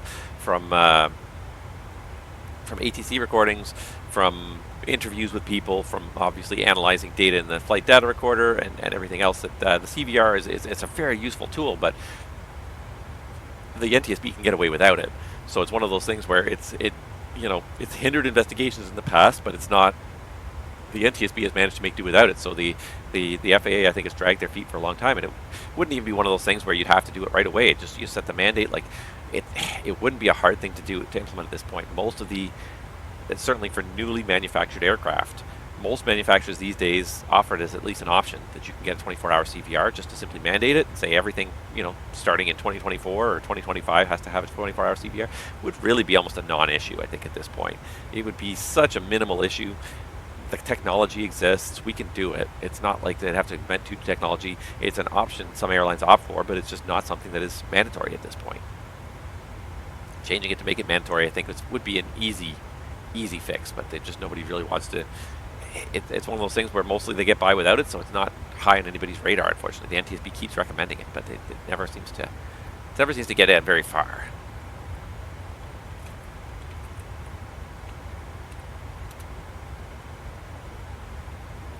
That brings me to one other thing that kind of might be interesting to discuss briefly, is the most wanted list there. NTSB's most wanted list.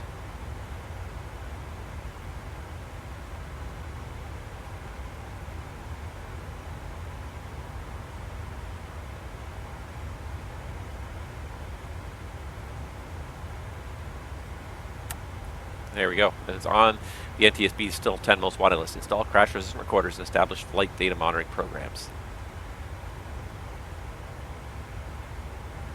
The NTSB believes other types of passenger carrying commercial aircraft, such as charter planes and air tours, should be equipped with data, audio, and video recording devices. These operators have programs in place that analyze data from these devices. Recorders, flight data management programs will not only help investigators solve accidents, but also help aircraft operators prevent crashes. Absolutely, and there's a great one. Cockpit voice recorders and flight data recorders have been mandatory in large aircraft for decades now. But they're not mandatory generally in aircraft that have less than 19 seats and weigh less than, I don't even know what the weight is. There's a weight limit anyways. But smaller aircraft are not even required to have it. But yeah, given the miniaturization technology that exists and the fact that most light aircraft, especially those still being produced, new aircraft being produced, have so many computers based in them, collecting data and storing data would not be a very big stretch for most aircraft. Okay, your old 172 from 1976, trying to install something that would gather data from it. Okay, that might be a little bit much, but even then, you could probably still invent a box with its own inertial system that would at least get some information, be able to glean some information. But even, yeah, they could even glean some information on it. You literally just strap it down in the cargo compartment, turn it on, and plug it into the airplane's power system, turn it on when the airplane goes on, and it could at least maybe detect just through inertia. Infer the aircraft's pitch attitude, roll, bank, etc. Be able to record that. The size of it, the box you would need to record this stuff is almost infinitesimal. Again, why it's not mandatory is one of those things you're almost asking, like, why is it not mandatory? Why are we not recording all this information? Because there's so much information, and then you look at like the modern flight deck, like you look at the G1000, G3000 flight decks you get in even the smaller GA aircraft these days. That information could be recorded 100% easily. It wouldn't take a very big box to record it, store it, and even perhaps uplink it to the owning company. Most airplanes nowadays, most airliners nowadays, not only have the mandatory required flight data recorder, but they also usually have what's called a QAR, which is a quick access recorder, which is a company-owned recorder that records data about flights. So the CVR and the FDR are isolated boxes. Information goes into them. Nobody can look into them and remove them except by order, usually of some sort of a safety investigator.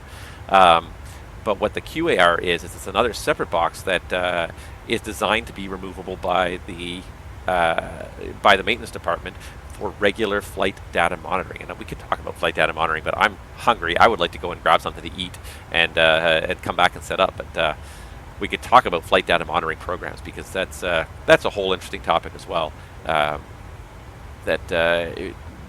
Where technology can really benefit our industry. But it is now just coming up to 1700. We're going to be landing in about an hour and 20 minutes. I would like to go and grab something to eat because I'm getting pretty hungry. Refill my coffee cup, give my voice a rest for a few minutes. So if you guys are okay with that, and well, not like you can really stop me. You must sit there, cannot move. Yeah, I'm going to get out for a few minutes, just maybe 10, 15 minutes at most. And like I said, eat some lunch, refill my coffee, and yeah, then we'll come back and we'll start setting up for this arrival into Seattle because we only got a little over an hour to go. I've already talked for almost 3 hours. The stream has been going for 3 hours and 20 minutes and I talked for the whole time. My voice needs a break, guys. I promise I'll come back in a few minutes, but I need a little energy boost for that arrival into Seattle. So you'll have to make do without me. I don't know how you'll do it. Put on some Spotify, I guess. I don't know.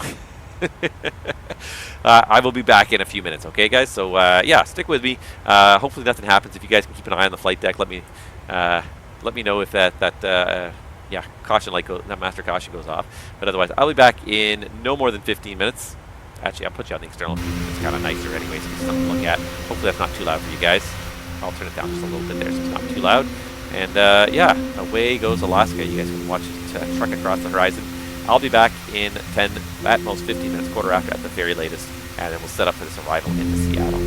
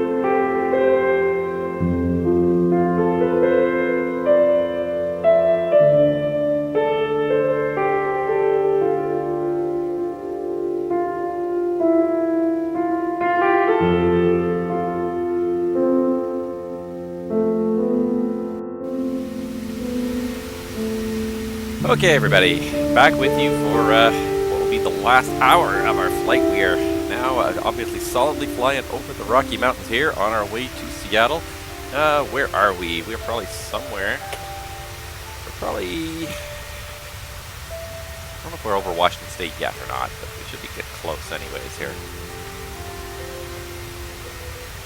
Just curious if we're over Washington State yet or not.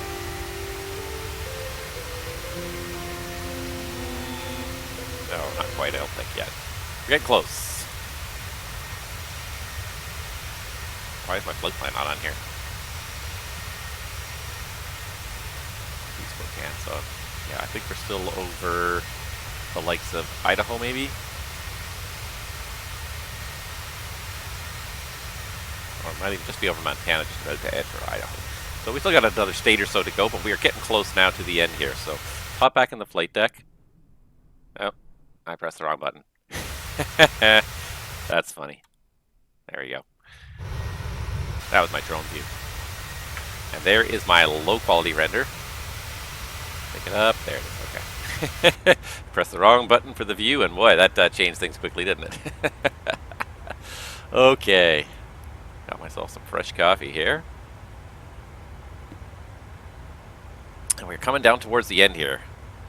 We are flying over the mountain, so I'm going to throw terrain up there now. It looks like still nothing has failed. Like, what?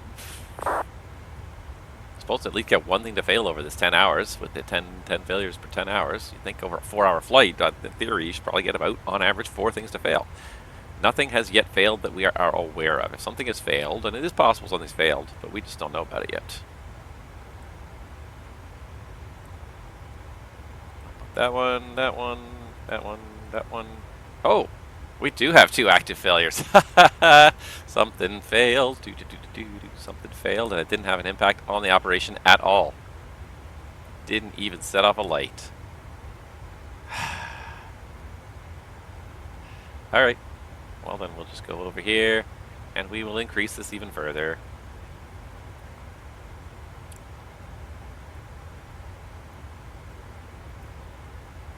Alright. So we're going to open ourselves up to one more failure, because I don't see anything that looks like it's failed here. Oh. Wait a second. Oh, that's funny. The fuel pump failed, and I never noticed it because the guy was too quick at turning off the fuel light. Ha! Ha! Love it. Okay. So we do have aft right fuel pump low pressure. Alright, airplane still flying. Direct to MLP, FMC speed, LNAV, VNAV path. Let's go ahead and see if we can't find a procedure for this. 12.10. 12.10. Fuel pump low pressure. Condition: the fuel pump pressure is low. Thank you. Note: fuel pump low pressure lights may flicker when tank quantity is low and the airplane is in turbulent air or during climb or descent. Okay, well, we're not in turbulent air. It's a little bit turbulent, but it's not flickering. It's just off. Alright, choose one. One main tank fuel pump low pressure light is illuminated. Yes, one main tank fuel pump. It's either one main, both main, one center, both center. So one main fuel tank low pressure light is illuminated. Main tank fuel pump switch affected pump off. Alright, so right aft pump is off. Sufficient fuel pressure is available for normal operation. End of fuel pump low pressure checklist. Okay, so there we go. So that must have triggered about the time he switched off the center tank pumps, because I never even noticed that light was on. As soon as I sat down back in the flight deck and had a look around, I noticed it. So there we go. So QRH is complete, and let's have a quick thought here. Is there anything...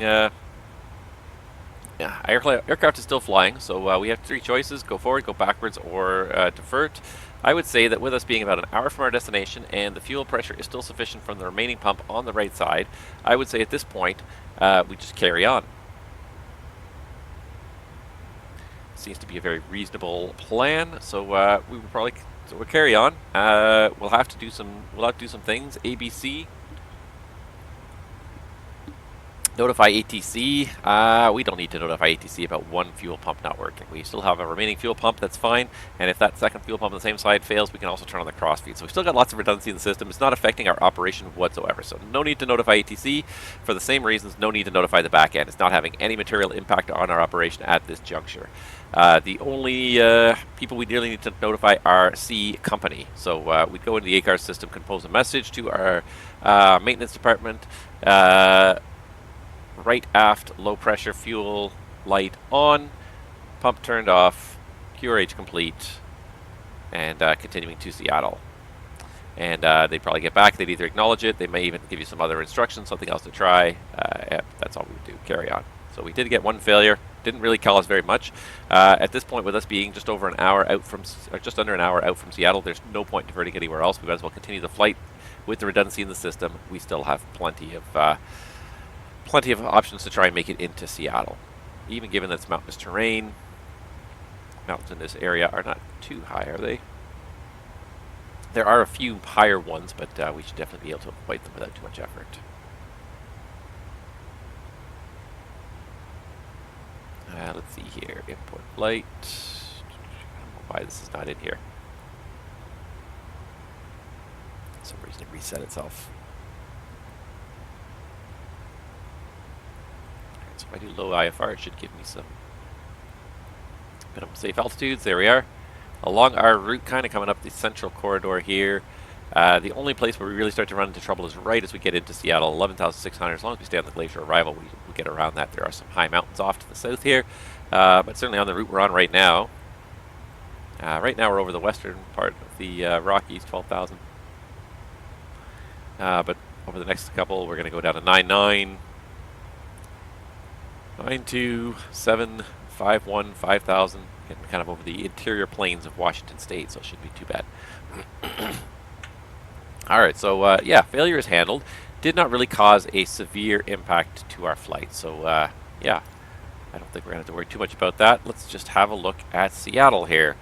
And actually, what I'm really going to do is, again, pull up the ATIS, see which way they're landing in Seattle in the real world, and then we'll start to make some choices. SEA. ILS runway 16 right and 16 left. It's overcast 1,100 feet, 10 miles. That's not too bad now. It's coming up a little bit. Departing 16 left. Looks like 16 center is closed, so we'll plan to arrive 16 right, I think. Seems to be a pretty reasonable plan. Alright, so what have we got in here for the arrivals? Let's check here. For Seattle, got an ILS to 16 right. Perfect. And let's just see if we've got a transition that makes any sense off the glacier to arrival. So the glacier, I think, like most of the arrivals here in Seattle, it's just a radar vectors after Jackson. No, sorry, after Heather.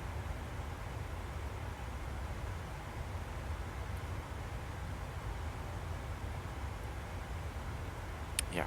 Alright, so just trying to figure out what's the best way to do this here. So 16, I'll put 16 left up, but we're going to do 16 right. And any transitions that make sense? Probably not. So what do we got? We got, again, Sibux, Griffey, Payne. We'll just do the straight-in transition via Sibux. That seems pretty reasonable. And then the Glacier for the 16s. And that should be pretty reasonable then. Alright, while we're at it, let's get some frequencies going. 110.75, inbound course is 164. 110.75. Inbound course 164. Set course on your side 164. 164 set.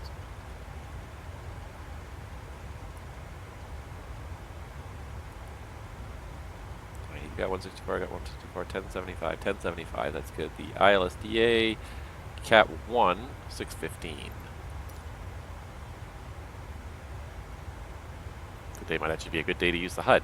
Do I have a HUD in this one? Oh, I don't get a HUD in this one, do I? Alaska doesn't have HUDs. Alright, that's fine.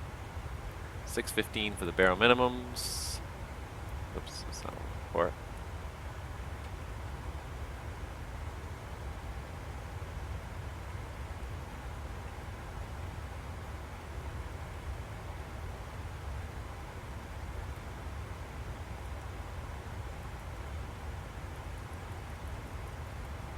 Alright, 615. Altimeter, we said.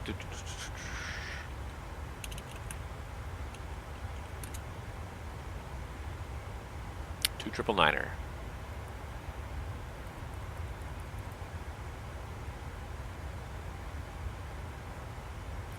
Alright, those are all set up.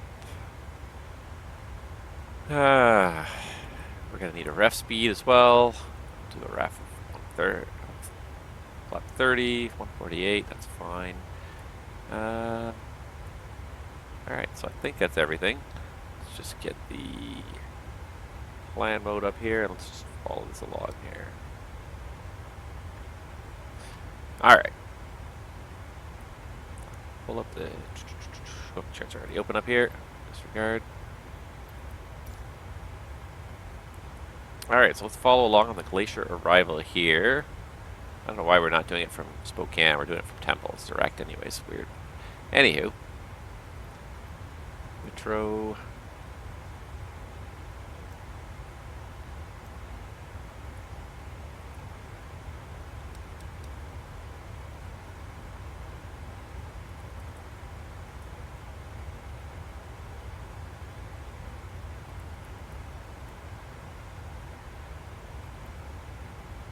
Glacier. Jackson 12,000. That's pretty much it. It's the only restriction. Turbojets landing south. 250 knots, 12,000. Okay, 250 knots, 12,000 at Glacier. Then we go off to Woody, Heather, and then it's a 250 vector over towards Sibucks. And in reality, this is way too close, and probably somewhere around Woody, we're probably going to break off the arrival. Yeah, Woody would make sense to break off the arrival, start heading over to Sibucks. If we don't have any ATC vectors by then, that's what we're going to do. Sibucks. Oh, not that one. This one. So Sibucks 6,000, Again 5,000, Sealac 4,000, Bugme 3,200, and the ILSDA at Finca, or the ILS intercept at Finca 1,900. Straight in to 615 feet. The field elevation is, let's see here. Field elevation is 432, and we've got 450. That's perfect. All right. And the one other piece of information I do need. Actually, let's do this as well. Let's grab some terminal charts here.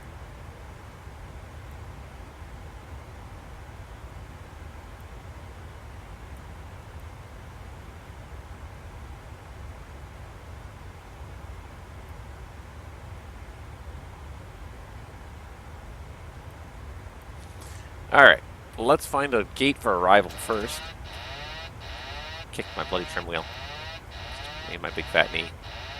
Autopilot on. Thank you. Alright. Let's just see here. Search for an Alaska flight doing the same route here.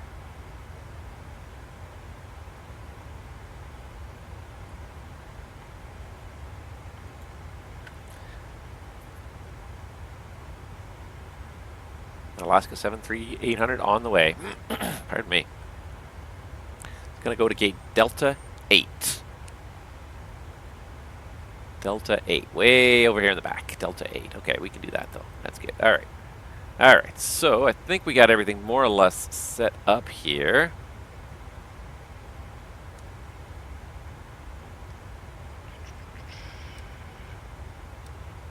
Almost in Spokane. Get this briefing out of the way. And then we can talk more. You have control. I have control.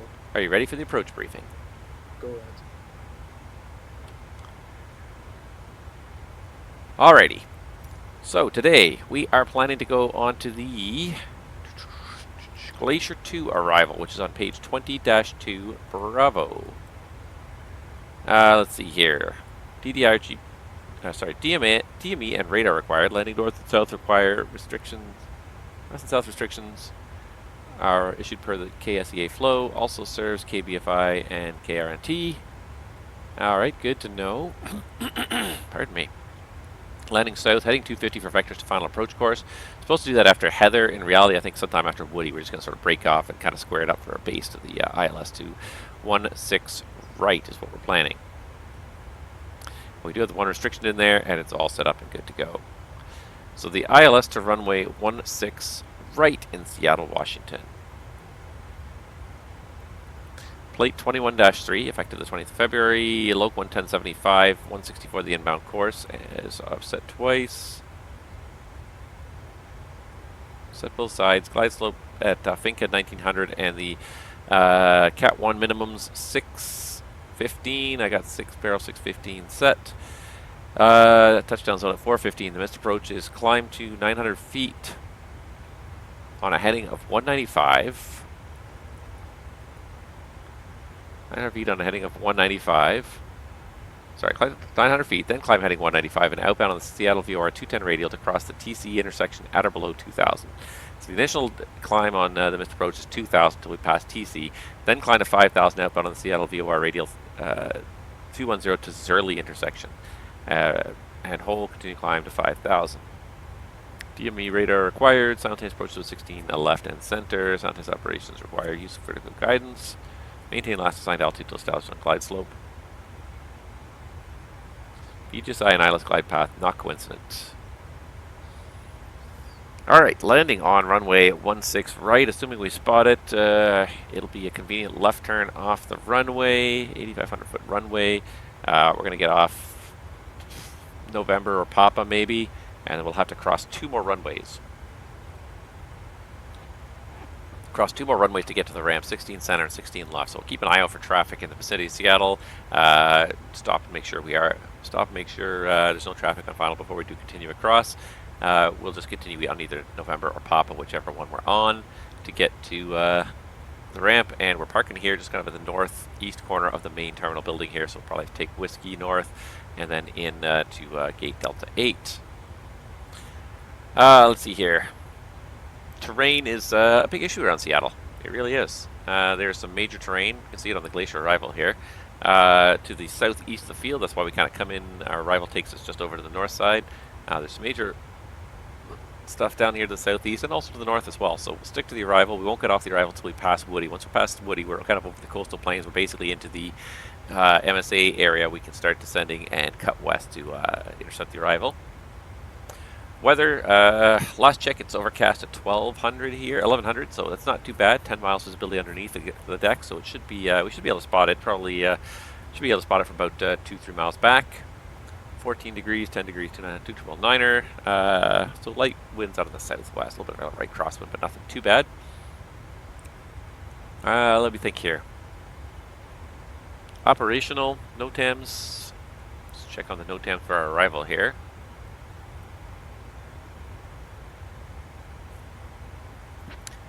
Parasailing, alpha signs missing, unreliable. Approach procedures to 34 right, 34 center, 16 center, special authorization, nothing really there. So that's fine. No, nothing too exciting in there. Yeah, and just out of curiosity, how's the weather at our alternate doing? It's been a little while here. It was not great all day, so we're going to have a quick look here and see how it's doing now. Broken at 2,500, 10 miles, 103, so okay, so the alternate is also looking good. Speaking of the alternate, we need 5 point, let's see, what do we need? We need 5.3 at a bare minimum to go there. We're showing 8.4 now, so we've got about 3 tons extra. We could definitely do a go around, come back and try it again if we missed the first time, the weather's too low or anything, but we can't hang out and hold for more than probably about, I would say 20 minutes.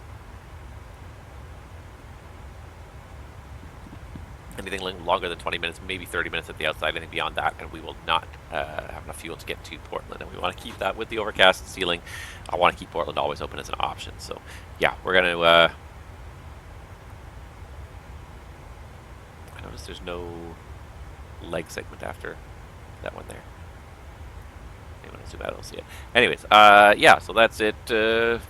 That's really all I've got. The one failure we had, which was the fuel pump, has not affected our operation at this point. Any questions? No questions. He's doing his pre-descent stuff.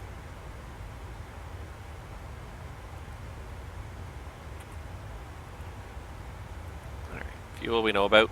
That's good. And one thing I'm going to do as well, so I'm going to set the auto brake to level 2, and I am going to set up, configure my arrival here in FS2 cruise. So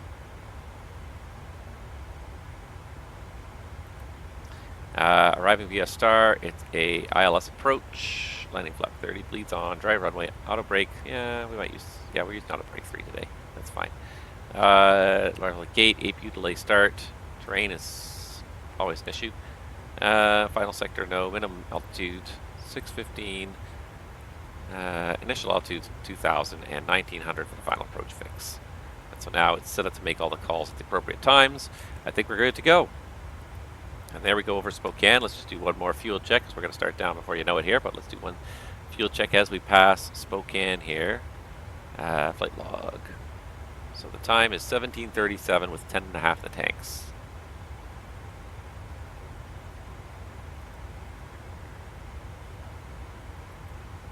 $17.37 with 10.5 in the tank. So at this point now at Spokane, we are 13 minutes ahead of schedule, and as a consequence, we've burned 900 pounds of extra fuel, but we are still showing plenty of extra fuel when we get to Seattle at this point. So we have burned extra fuel to go faster. It's not to the point where it's detrimental to our ability to go to the alternate at this point. So we do have enough fuel in the tank. So here's hoping something else of a little bit more interest happens on the way down here, because so far it's the one that we have a second failure. I don't even know what the second failure is. It's so benign it hasn't even registered yet. All right. So let's see, what can we talk about here? Just have a little look-see here. Somebody's flying. Somebody on my friends list is flying here. Well, 2 people on my friends list are flying. Graham Cook. Oh, there you are. G. Cook, Scotland. And Mr. Anonymous. Somebody anonymous is flying over there. That's okay. That's cool. That's somebody who's on my friend list. We have made some progress over here. Doing good. Let's see here. So let's check out the dashboard here. We are slowly making progress in our pilot's life career here. We have a rating of 93.89%, 2,200 experience points. We need 5,000 for the next promotion, so we're not doing it anytime soon here. We're getting about 100 experience points per flight, give or take, so it's going to be 28 or 30 more flights before we get our next promotion. It's going to be a while. But we're probably getting a pretty good salary, $37 an hour, which has given us a salary income on our last flight of $127. Woo! Oh, who thinks the pilots are overpaid? Not me right now. Getting there. Bank account, $4,300. We're going to be able to buy some stuff soon here. Achievements. Have I got any more achievements yet? Supporter, Hummingbird, complete 1 flight, complete 10 flights. Raven, completed 50 flights. I've only completed 25 flights. Still getting there. Commuter, 10 different destinations. Yeah, we've done 16. 100 different destinations to get to freaking fly. It's going to take me a while to get up there. Ted Striker Award. First perfect score, 100 flights. So I have done a perfect flight before. Ted Mead Award, crash landing. Landing rate greater than 500 feet per minute. We did that one. That one was Dallas. We know that one. Party started. First friend. Influencer more than 10. Instagrammable. Upload profile picture. Yeah. Not very Instagrammable, but. Captain Sully Award. Smooth landing. Landing rate less than 50. Topper Harley Award. On time departure. Sync with planned departure. Okay. That'd be an interesting one. Need for speed. Taxi out or taxiing with a speed greater than 30 knots. Haven't done that one yet. Let's see here. What else we got? Inventory. I don't think I got anything in there, right? Nothing in there. Gonna have to start getting some inventory here. So eventually we're gonna shop. like I said, I think the first thing I'll buy here, I could buy situation awareness and increase my XP build-up, but yeah, maybe I should build up my XP sooner than later. Or should I save up my money and just build up my money? An extra 0.5%. Or 1/4% XP. See, neither of these is a particularly, neither of them gets me a particularly large amount of money. I was saving up for financial education, but maybe it's worth it to just increase my experience points faster and just get promoted sooner.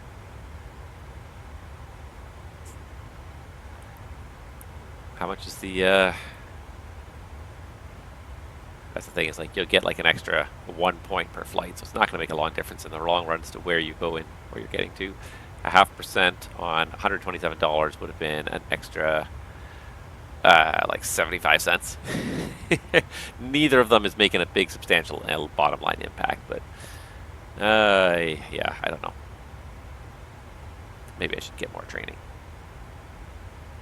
Should I get more training now, or should I save it? Should I wait? I can't decide.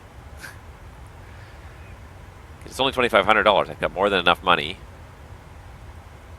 to learn some training on some situational awareness here. He says as he spends his time shopping instead of looking at the airplane, where the airplane's going. I can't decide yet. Community. Let's see who's top of the list here. Alright, any of my friends, over my online friends here, they're here. Try Negro is still the top of the list here. Sean Zilevo, Dennis Morinega, Ray Steele, and Ian Robertson. All doing a lot more than me, anyways. Mark Menendez, he used to be top of the list before, but now he seems to have fallen off here as well. Let's check the airline leaderboard as well. So this is just at my personal airline here at Alaska Airlines. Let's see where we fall in. So we are number 108 on the seniority list here at Alaska Airlines out of 369. There's a lot of people who have only done a handful of flights here at Alaska. I have done 15 flights for Alaska so far. Top guy has done 95 flights for Alaska. Wonder what active means. Active probably means flown like the last like 30 days or something. Out of all the active people, we're like number 11. He's racked up 194 hours in Alaska. I've racked up 36. Not terrible anyways. Not terrible. We're getting there. We're getting up there. But I was also thinking about this too, and I'm just beginning to wonder, and just beginning to idly wonder if it's time to move on from Alaska. Not yet, but when we finish this season, is it time to move on from Alaska? Maybe I should go work for Air Canada. Let's see the details in Air Canada.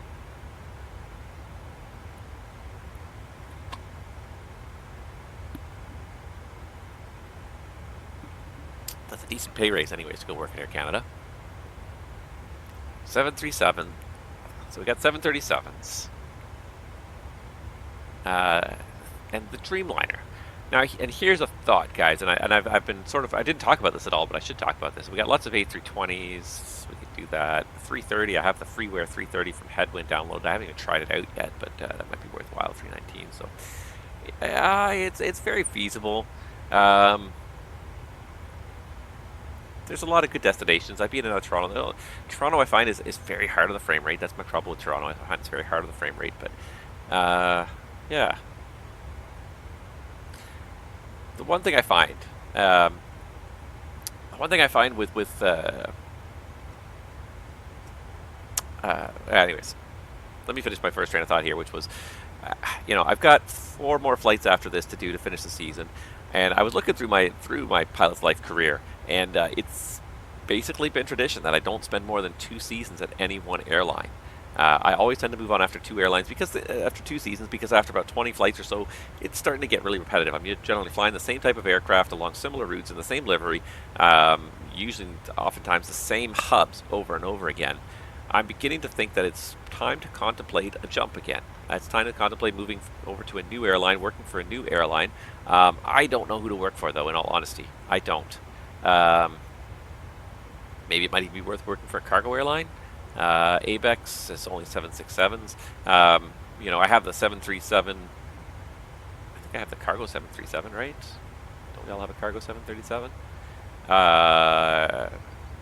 pretty sure we do. Yeah, we all have the freighter 737. So, anyways, if I eliminate the zones I don't normally work in and keep it into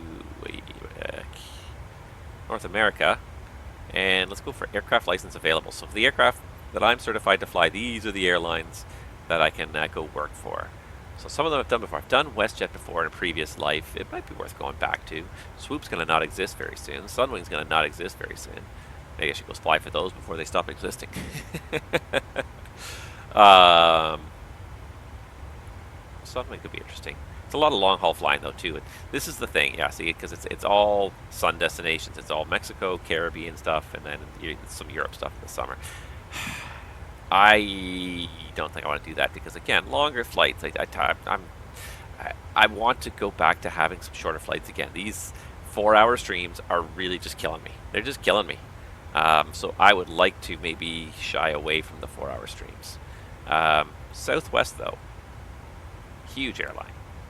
Lots of capacity, lots of interest, but Southwest maybe. See, it takes so long just to even load the data and process it because there's so many routes, so many aircraft. Come on, don't crash on me now.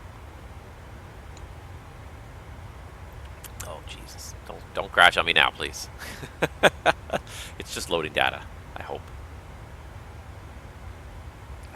It's such a large airline with so many flights in the database here. Literally hundreds of thousands of flights in the database here. Yeah, but that's definitely very possible because it's a 737 operator, so I could definitely do that. And the nice thing is Southwest is a mix. It's short, it's long, it's kind of a little bit of everything. It could be fun. Hubs, I do have Chicago Midway, which is one of their main hubs. Dallas Love is finally available. Bill Womack finally released his Dallas Love scenery, so that one's available. There's a few other hubs here as well. But the primary ones, you know, Midway and DAL. Atlanta, yes, I could do that. Austin, not so much. Nashville, they have a lot of hubs too because they have a lot of crews in different places. Austin, I think there is scenery for Austin. Nashville, I'm pretty sure no. Burbank, yes. BWI, I could get that one. Yeah, I believe there's scenery for that. Columbus, no. DAL, yes. DCA is a good hub. Denver's a good hub. Fort Lauderdale, yep. Houston Hobby, not so much. Indy, yeah, I could do Indy. Las Vegas, sure. Los Angeles, Long Beach. Like, there's a lot of hubs because it's a very decentralized airline. It's not a hub and spoke airline like most airlines. It really is much more of a point-to-point type of airline. So that being the case, it gives you tons of possible variety in the flying. But the one thing I want to do is I want to shy away from the heavy, intense, long routes. I want to go back into flying some shorter routes. So, yeah, as I look at this, it's starting to kind of pique my interest. And once I finish these couple of legs in Alaska, I think it might be time to go perhaps apply for a job at Southwest and maybe go fly Southwest because I think I can probably pretty easily put together some good schedules with some medium length routes, you know, 1,000 miles or less, something we can get done in 3 hours or less because these 4-hour streams are just starting to kill me here. And the rest of this month is not so bad because we got a little bit of a break on the next one. We've got a Jackson Hole turn, Seattle, Jackson Hole back. That's only 500 miles. That's an hour and a half flight. That'd be great. I'll be loving to do that. I could probably almost squeeze that in one sim session if I really tried, if I made it a little bit long, but I might even just break it up into 2 hour-and-a-half sim sessions. It's summer now, guys. I want to spend some time outside. But regardless, like it's a good operation. It's a good length flight. It's not too long, so I think, yeah, I'm leaning towards that a little bit. Maybe Southwest is the place for me next. A large variety of flights, but hopefully I can score a lot of shorter flights instead of being stuck on a lot of 4-hour flights, because this season has been mostly longer flights, and I'm really looking forward to this Jackson Hole turn as just a bit of a break from it. But yeah, I'm going to let that idea percolate in my brain for a little bit, but maybe Southwest would be the place to be for the next little while. Here comes our top of descent point.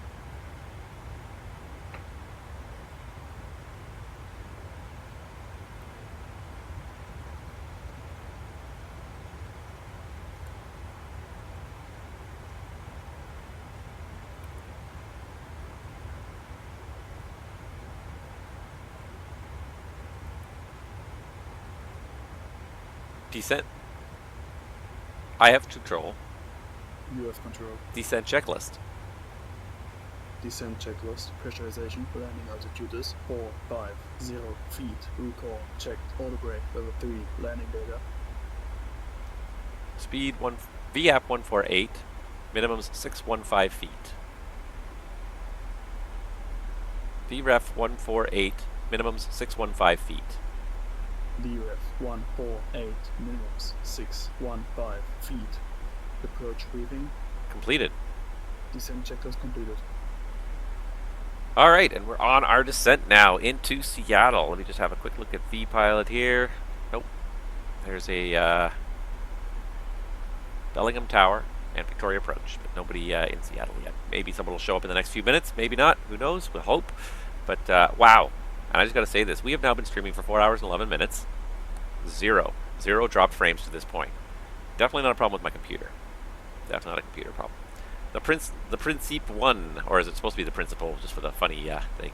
Welcome aboard. We have just gotten here in time to watch our approach into Seattle. It's actually a little bit below, it's not below minimums today, but it's a little bit lower minimums today. The ceiling's stuck at 1,100 feet, so we're not going to break out until we're about 2 miles final. So enjoy the view of the mountains right now, because we're about to lose that view.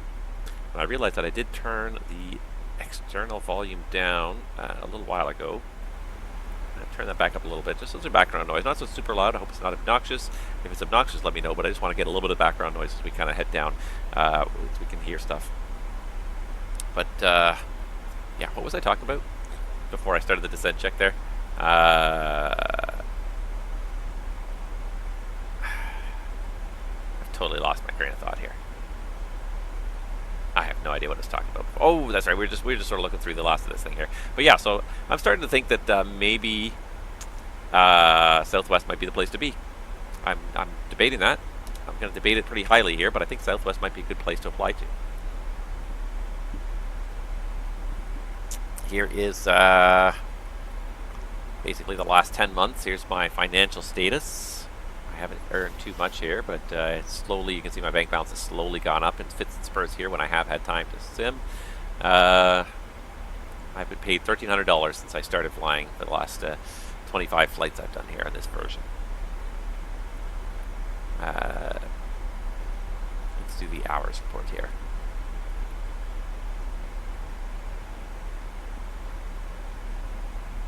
And 49.67 hours so far flown, so just about 51.78 block time for the selected period. I've done some longer flights lately. I was enjoying, this was the CRJ time, you're doing like 0.8, 1 point something, those were kind of, that was nice. This is too long. These flights, just too long. I've got to, whatever I do next, I've got to find a way to cut down on the length of these flights because they're just too long. The streams are wearing me down. They really are. And I've been thinking about this for a little while too. I might also just take like a, no, don't quit. I just wanted to just get you out of that page. And I've been thinking about this for a little while, and I might consider a little bit of a summer hiatus. So we'll finish this season because we've got 4 legs left to go. So we'll finish the season in the month of July, and then in August I was thinking of maybe kind of kicking up a little bit of a summer hiatus and just doing something a little different. So I did do this once before, and I was thinking about doing this again maybe in August. Is instead of going right back into the next career, I was thinking let's do a bush trip together, or let's do one of the other fun activities that Microsoft Flight Sim, because there's some fun activities in there. I'm not always huge on the activities. I like the kind of the airline flying in the world, flying through the world, kind of being part of the system. But sometimes it's fun to go out there, and there are some fun activities. So the one I actually started the other day, and maybe I'll come back and do this live stream. It's one of the 40th anniversary activities, but there is you do a flight starting off in Denver in a DC-3. You go to Salt Lake City, Denver to Salt Lake City, around the mountains, not over because you can't go over in the DC-3, but you go around the mountains up through one of the high passes over to Salt Lake City as a number of different legs. I thought that might be a fun one, or maybe one of the other bush trips. We'll get together and we'll just, over the course of 1 or 2 or 3 streams, we'll do some of these bush trips because those are fun. Those bush trips are tons of fun. I haven't done very many of them lately, and yeah, I would like to do that. I would like to do something a little bit different. As much as I enjoy this airline flying too, I think just changing it up a little bit would be really nice.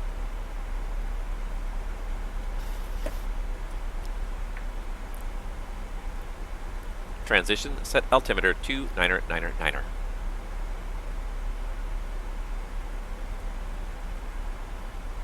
2999, set passing 16,500. now.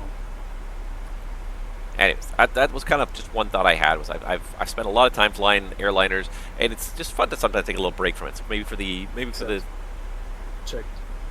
Sorry, I thought he was muted. Maybe for the second half of the summer, I thought maybe we'll do a bush trip instead live, just for something different. And it's got they're fun things to do. They're a lot of fun to do. Let's see here. So Seattle inbounds. We are the first inbound for a little while here. There's a United coming in from the southeast. It's gonna probably follow us in here. Not too much going on right now, but there's some stuff going on. There's one guy going into Painfield there, one guy departed from Seattle, so it's pretty quiet in Seattle right now. I might do one thing here, and I might regret this later, but just to add some life because there's no ATC right now, throw on the FSLTL for now. And if this really kills the frame rate, I'll close it at any point in time, but maybe just start this up right now, let it add some aircraft into Seattle so we actually have something to look at when we get there. Nope. Maintain vertical speed. All right. Autopilot's off. And that's what I get for turning on FSLTL. All right. Autopilot on 1,000 to level. And we got a level of 12,000 here. Then we got to lose our speed, get back to 250. So this guy's going to descend on top of us. All of a sudden, there's too many airplanes out here. Well, if we need to, we can always kill it at any point in time. And I believe there's even a button in the menu here. Is that the FSLTL button? Yeah. I can even bring this up, and I can literally, I can adjust stuff. Look at this. I can adjust stuff.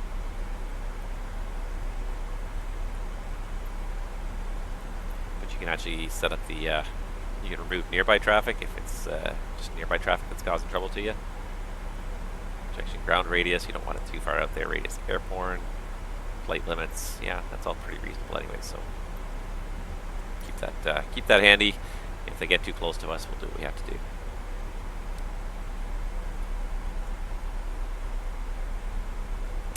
But just to see some airplanes on the ground when we get in there, because otherwise it's just going to be nothing exciting happening at all. Alright, rolling the speed back to Jackson at 12,000 at 250 knots, and then we'll head to the terminal unit like that. If we see ATC come online as well, we'll probably kill the traffic as well. But just to give us something to look at, set off our TCAS a little bit. Took a grand total of 2 seconds after I fired up the app for the TCAS to kick in here, but no, not that one. Let me just pull that over again. Still adding aircraft.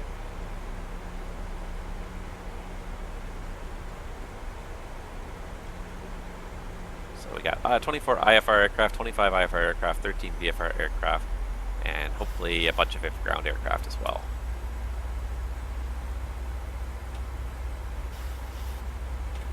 Alright, there goes Jackson at 12,000.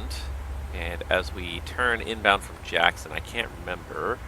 I don't think the MSA got us any lower until we got to the vicinity of the next fix, whatever it is there, Woody. I'm just going to pull it up here and see. Glacier 2 arrival. Yeah, see, I don't know that I can necessarily go any lower. It's got a 10,000 actually here, 6,900 for terrain, 10,000. Actually, yeah, we can go lower. Alright, so we can go down to, we'll call it 7,000 right now.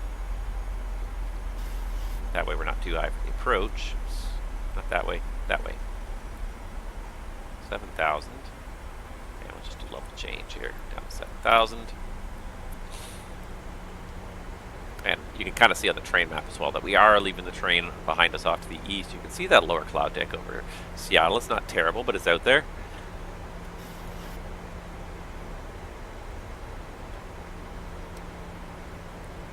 There we are. So pretty much at Woody, I'm going to take up a westbound heading and we'll intercept final that way. And let's do speed intervention. Let's keep the speed up a little bit higher for now. Get down the hill, 240 on the speed.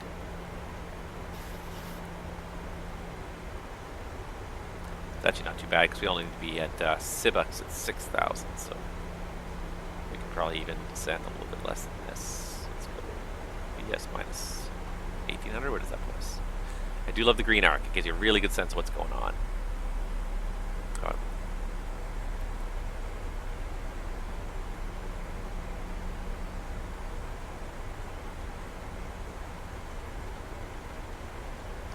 there's the heading 270 at Woody pre-selected. There's Woody, 0.9 miles. That's good enough. Heading 270. Approach checklist. Approach checklist, altimeters. 29er set. 2999 set. Approach checklist completed. Cabin crew, prepare for landing. Alright, so they're getting set up. Let's get our 10,000. aircraft set up here.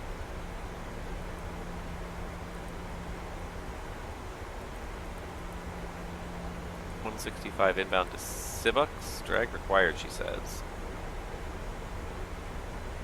I think we're gonna be fine. Definitely my frame rate has fallen off though. All these IFR aircraft, I think, are starting to penalize my frame rate here.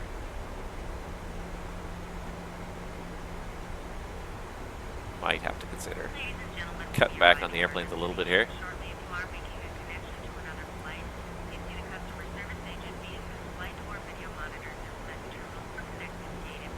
Don't even have all that many though.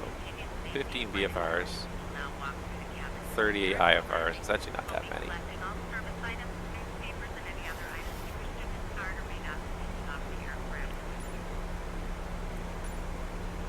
Let's cut down the ground ejection radius. I don't need to see airplanes on the ground more than 25 kilometers away. 9,000 to level.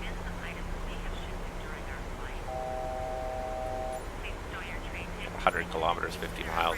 That's okay. Let's go 125.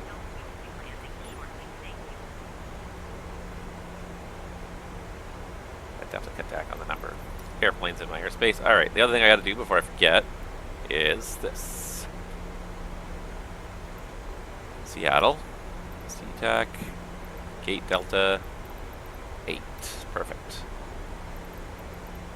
Alaska Airlines, please. That's what we are. That's what I want to see. So we got somebody sailing in on final, so we'll have to make sure we circle in behind them. That's 10, that's 5 miles. Yeah, it's going to work out just about right. So the self-vector in behind the traffic.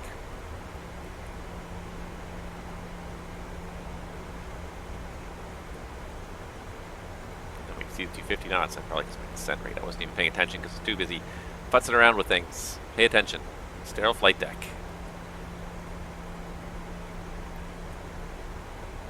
So this guy's just coming in. Yeah, it's going to work out quite well. Circling behind this traffic should work out nicely.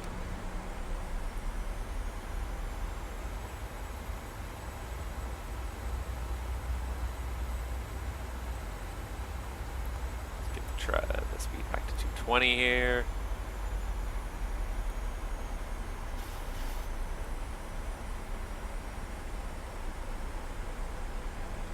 TAT now, TAT plus 18, so we don't even need the anti-ice to descend through this cloud deck. Beautiful. Love it.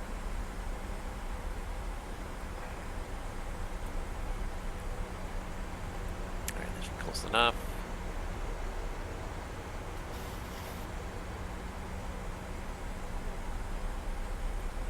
Alright, heading's 190. We got low glide path armed. We got final approach course. Glide path. Flaps 1. Speed checked.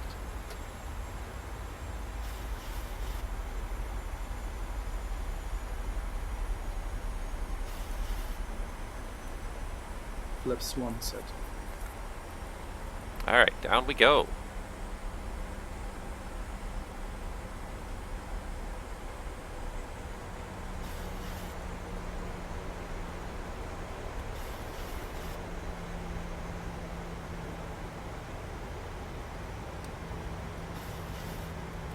Still about a 25-mile final, but anyways.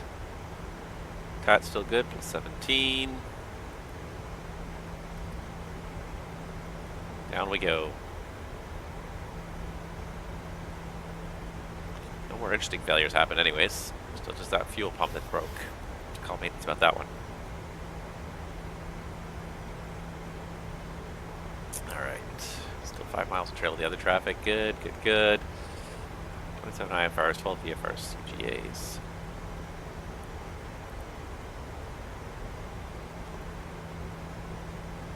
there is some stuff taxiing around Seattle, so hopefully it'll be a little bit interesting when we get down there. There'll actually be some traffic to look at for once.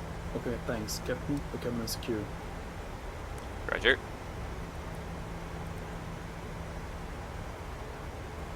Flaps 5. Speed checked.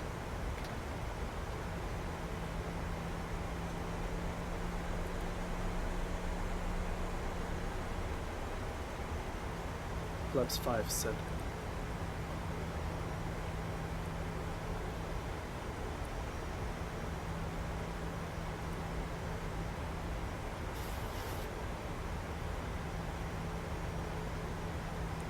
Don't want to slow down too much more here. We got another 13 miles to go. Gear down. Gear down. That'll throw some drag out there. Seattle traffic, Alaska 407, 12 miles, final runway 16 right. There, that threw the drag out there.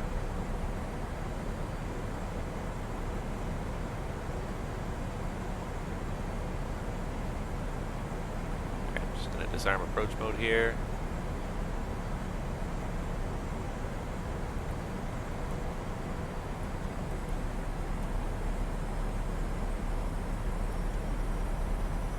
Is our approach mode? Okay. I see it's locked in fact glide path when it should in fact be a loc.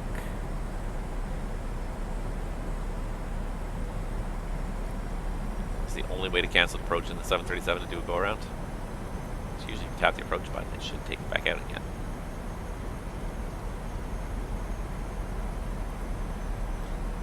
Aye.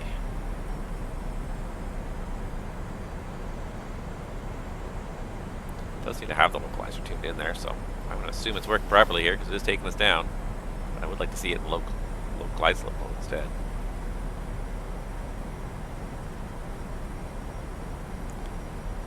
Flap 15. Speed checked.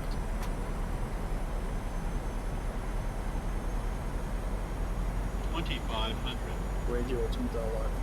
Cabin crew, take your seats.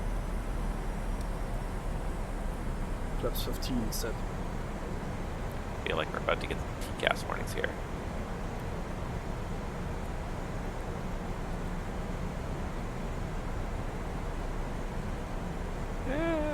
It's not terrible. You can see a little bit of gray out there right now. A little bit of something out there. There's BFI coming up underneath us there.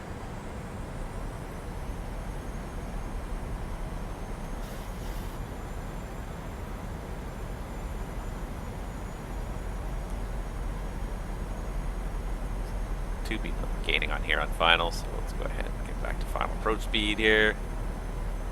So this is 148, so it's 153 will be our final approach speed.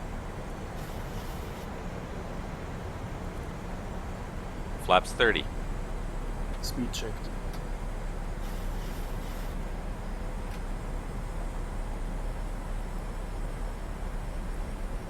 Landing checklist. Flaps 30 set.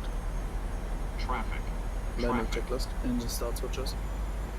Final approach fix. I checked. This approach altitude is not set. Continuous. Speed brake. Armed. Landing gear. Down. Flaps. Flaps 30, green light. Landing checklist completed. Yeah, this FSLTL.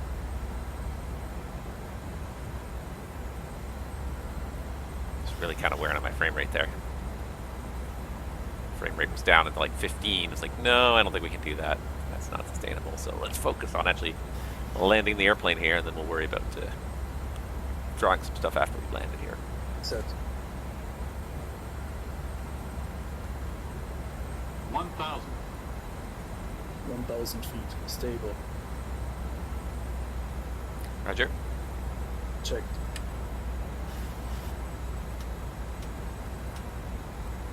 Cleared.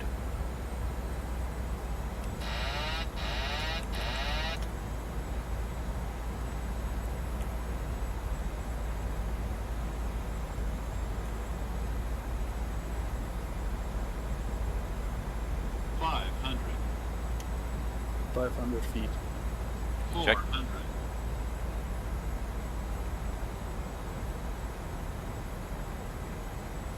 300. Approaching minimums. Approaching minimums. Checked. Minimums. Continue. Glide slope. Glide slope. Cleared. Glide slope. Glide slope. 100. 50. 30. 20. 10.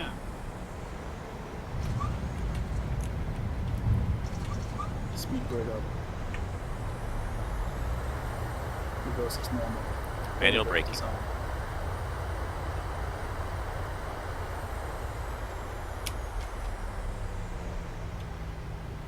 Probably didn't need to manual braking. 60 knots.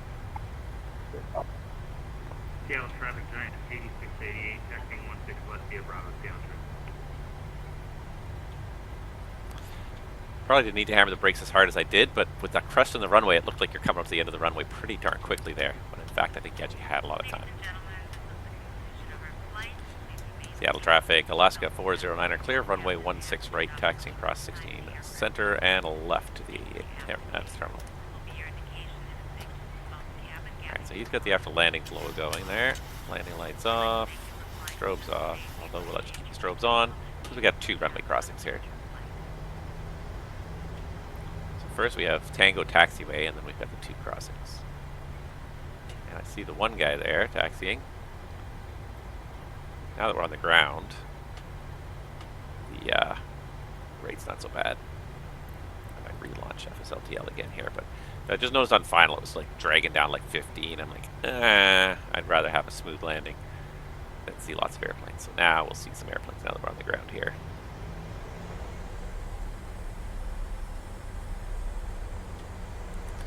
Seattle traffic, Alaska 409er crossing 16 center.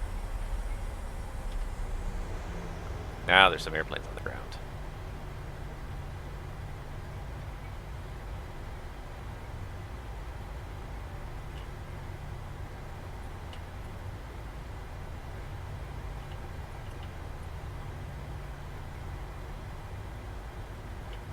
I think that's the VATSIM right there.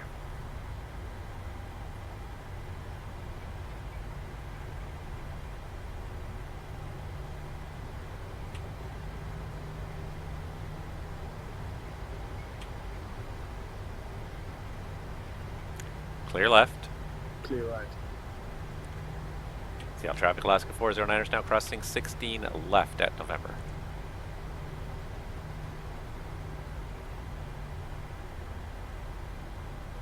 Wow. Get enough FSLTL airplanes loaded though, and it drags it down to down. Now I'm back into the teens on my frame rate here, just to try and make the airport look occupied. At least it looks like stuff is happening now that there's airplanes parked everywhere.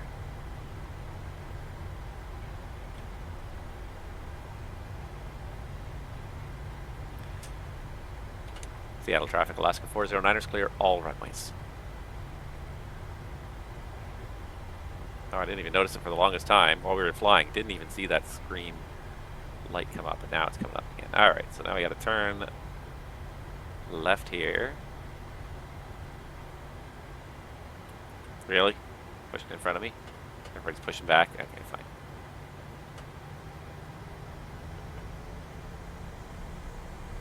We'll go around.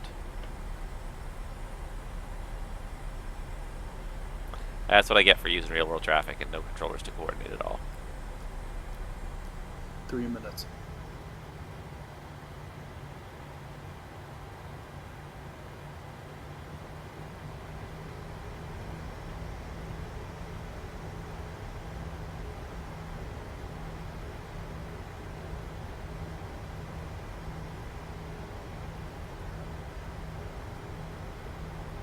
They really start taxiing in a hurry, don't they? When do you even have time to start engines? Don't run me over, please. I'm a little concerned. Okay. No, it just turns very aggressively to get on there.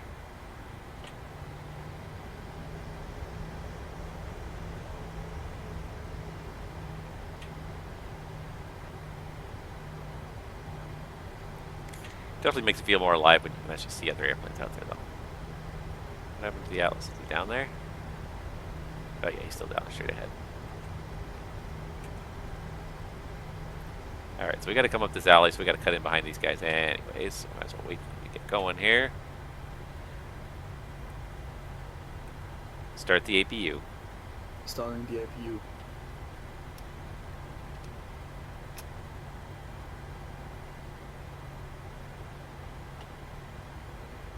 Is this guy waiting for me? Down traffic giant 8688, departing 161 from Hangar 9. Pretty sure there's 3 lanes. I'm pretty sure I can get around this guy.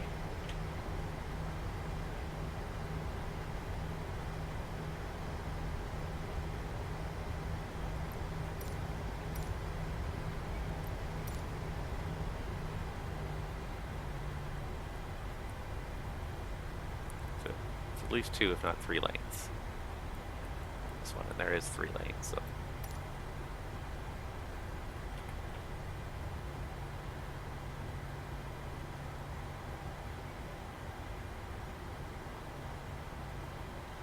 Lane around this guy. Delta 8's over there in the corner. Hopefully nobody's on it.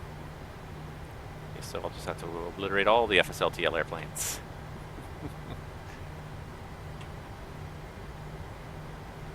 It is kind of nice to taxi around an airport with patches on the airplanes. Makes such a change from what we're normally doing.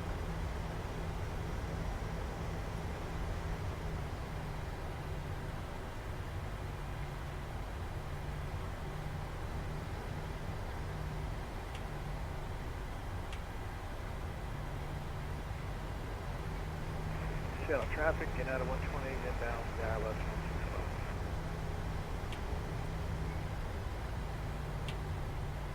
160. So Delta 8 should be the last one on the corner there. I think it's unoccupied actually now that I look at it.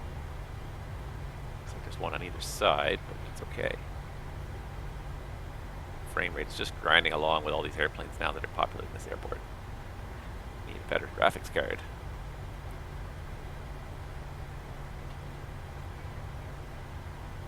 Lights and doors. Check.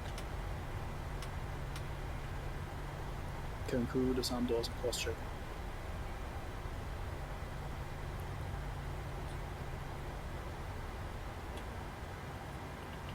This looks like it should be the one because he's got the stairs there waiting for me. The loaders are waiting. I just don't see the. Oh, there's the marshal. I see him now. Brakes a little aggressively there.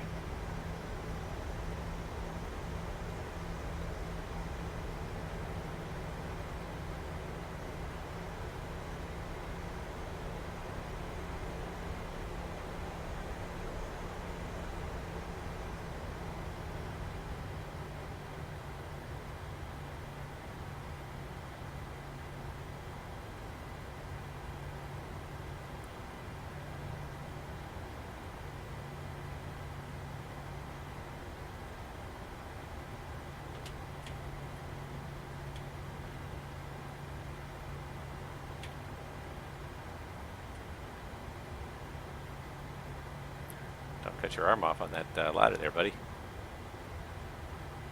Good enough. Alright.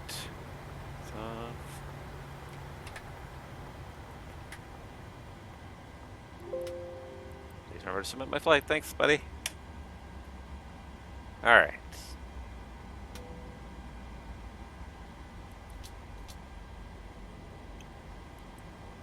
You are currently parked at the wrong parking position.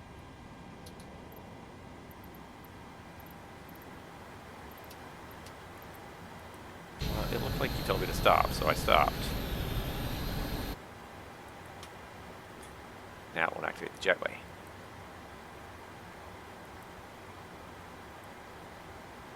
You are currently parked at the wrong parking position.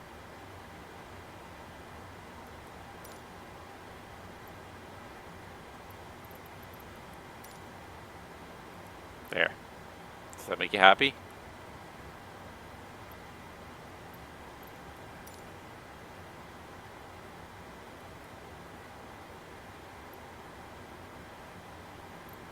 Oh, for crying out loud, some days. Come on. Waiting for other services to complete. What service? He's gone. He's walking away. He's done. Bring the bridge over. Come on. You're killing me here. Oh, for crying out loud.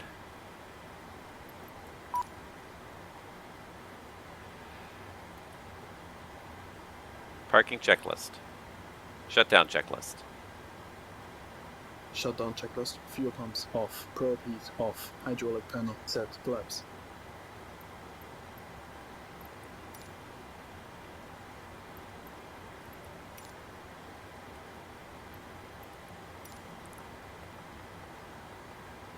Retracted. 0. Up. Park and brake. Set. Engine start levers. Cut off. Weather radar. Off. Off. Shutdown checklist completed. Alright, woohoo, we made it. It was a little bit arduous to try and get that whole last bit done there, but I think we figured it out in the end. Check.